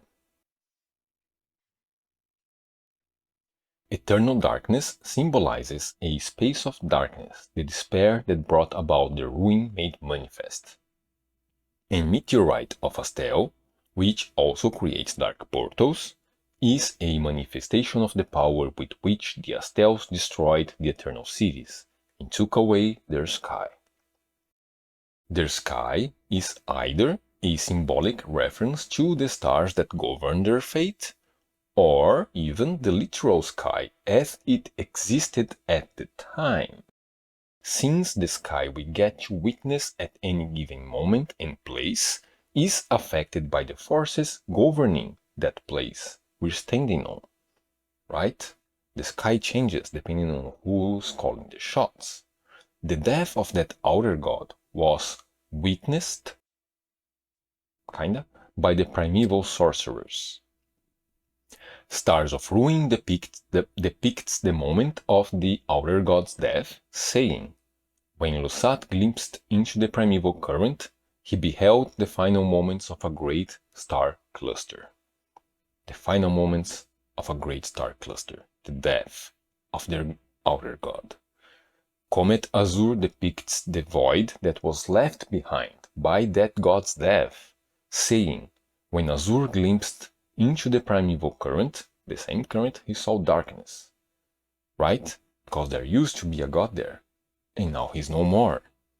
And Founding Rain of Stars depicts the aftermath of the deicide as it manifested in the lands between, saying, "The glimpse of the primeval current that the astrologer saw became real, and the stars amber rained down on this land." That star shower was possibly formed of the same many-colored star debris that comprise the form of the Greater Will, and is the source for the many-colored glintstones we have today, which also kind of explains why catalysts associated with the Eternal Cities don't have glintstones, right? Except like the Staff of Laws, the Claimant's Harpoon, arguably the Staff of the Great Beyond, the Maternal Staff too. Right? Like, their staffs, their catalysts didn't have glintstones. Then they killed the one god. Then it rained down on the lands between as glintstone, as a star shower. And then the catalysts started having glintstones.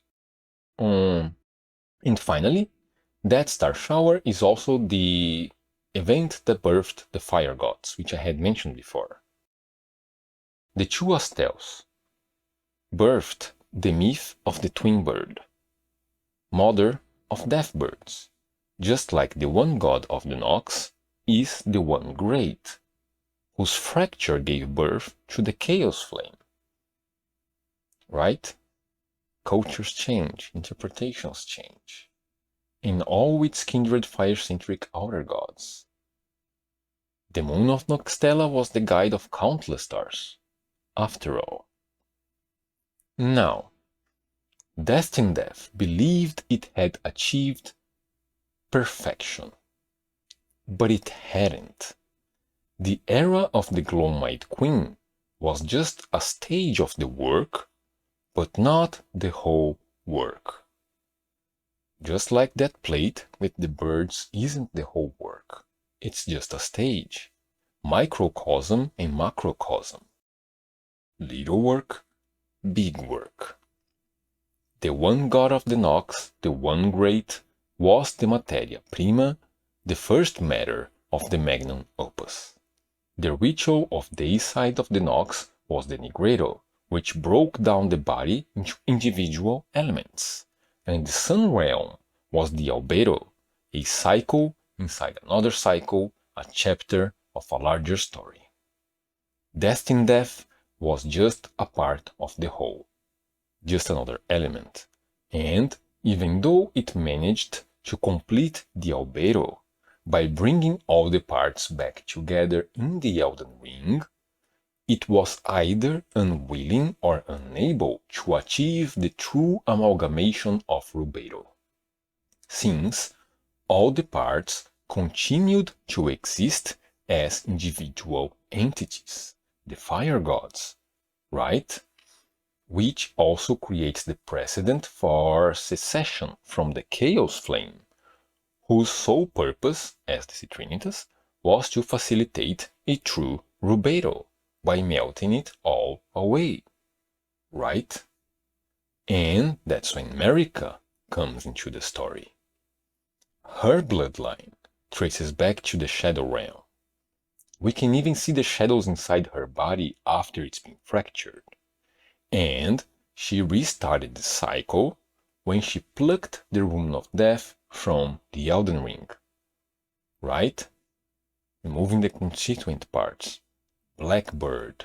The alchemist equates Marika to Rubedo, but she was another Nigredo, extracting elements from the body for further purification.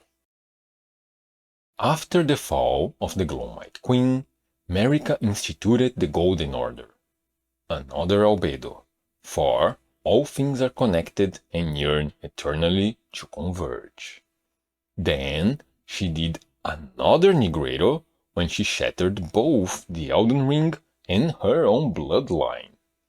And her tarnished warriors were tasked with another Albedo, right? The cycles, having been given access to both the Round Table Hold, where Godwyn's curse mark was kept, and which was supposed to have taken the form of a mending rune of Destined Death, as we talked about before regarding the Knight of Black Knives, and which they were supposed to bring to the Erdtree with the assistance of Melina.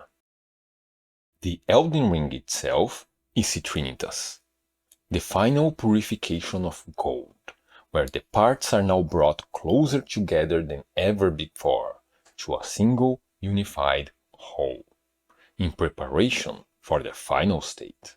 And then, finally, the red-haired Radagon is the Rubedo of this cycle, the one who was supposed to finally mend a complete version of a grace-given Elden Ring bestowed with the power of Destined Death. Remember that Rubedo is just a stage, and the work itself is just a process. The perfect output is the stone. The outer god of grace is the greater will of this era. And just like the previous many-colored star one god of the Eternal series, this one too is yet to be perfected. The body of the Elden Beast is cracked, a weak spot on its crystallized, cosmic, otherwise perfect visage. By assimilating the Elden Ring, grace is assimilating the parts of the previous one god, and by putting the Elden Ring back together with the mending rune of Destined Death, grace hopes to complete the whole work, and thus itself. We like to think of ourselves as protagonists in a cosmic story, of our world as the center stage of a cosmic dance. But we are all inconsequential parts of a process that continues heedless of our intervention. In our world, the lens between is just another stage to be completed, left behind, forgotten. Another notch on their endless collection of conquered words, another bud on their garden of earth trees. We are not celestial. We are not divine. These eldritch beings we call gods concern themselves only with the likes of themselves. They are the alchemists, and the perfect union of all of their selves is the work they strive for. We just get trampled in the process. Perfection is beyond our ken and alien to our beings. We cannot achieve it, and we won't live to see it. The outer gods, the great ones, the primordial serpents, they create and perpetuate duality for their sake and their sake alone.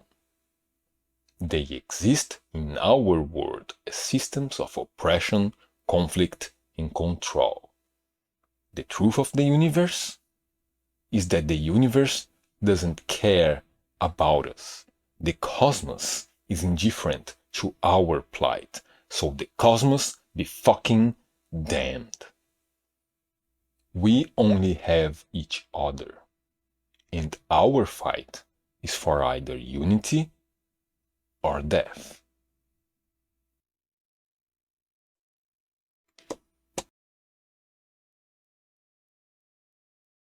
Ah, 5 hours. 5 hours. I just finished editing the video and yeah. I hope I managed to be fair to everyone's theory here. I tried addressing all of their points honestly and thoroughly, and I tried to meet them where they are.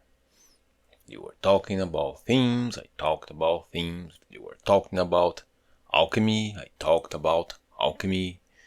Even though, as regular viewers will know, I do have strong opinions about how to use outside sources of information. And yeah, my patrons brought this theory to my attention, and when I did a quick search on YouTube for Glowmite Queen lore, these 4 videos were among the first on the list, so I was like, okay, yeah, this is something I need to talk about now. And when you put these 4 videos together, they do a fairly comprehensive job, but it still doesn't work for me. Some of the foundational arguments they present, the snake connections, the offshoots, when you apply a degree of scrutiny to them, they just kind of fall apart. This theory also ignores some very pertinent aspects of the lore, and I don't think they engage with Melina to a reasonable extent. So, yeah. Well, if you've made it this far, thank you all very much for watching this marathon.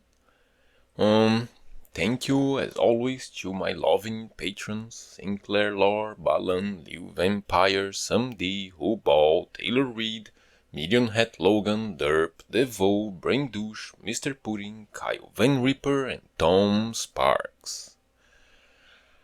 I've no idea how long it's gonna take to render this shit. Well, hope you're all doing well enough. Until next time, for fuck's sake, please do stay safe out there, and I'll see ya around. Bye bye.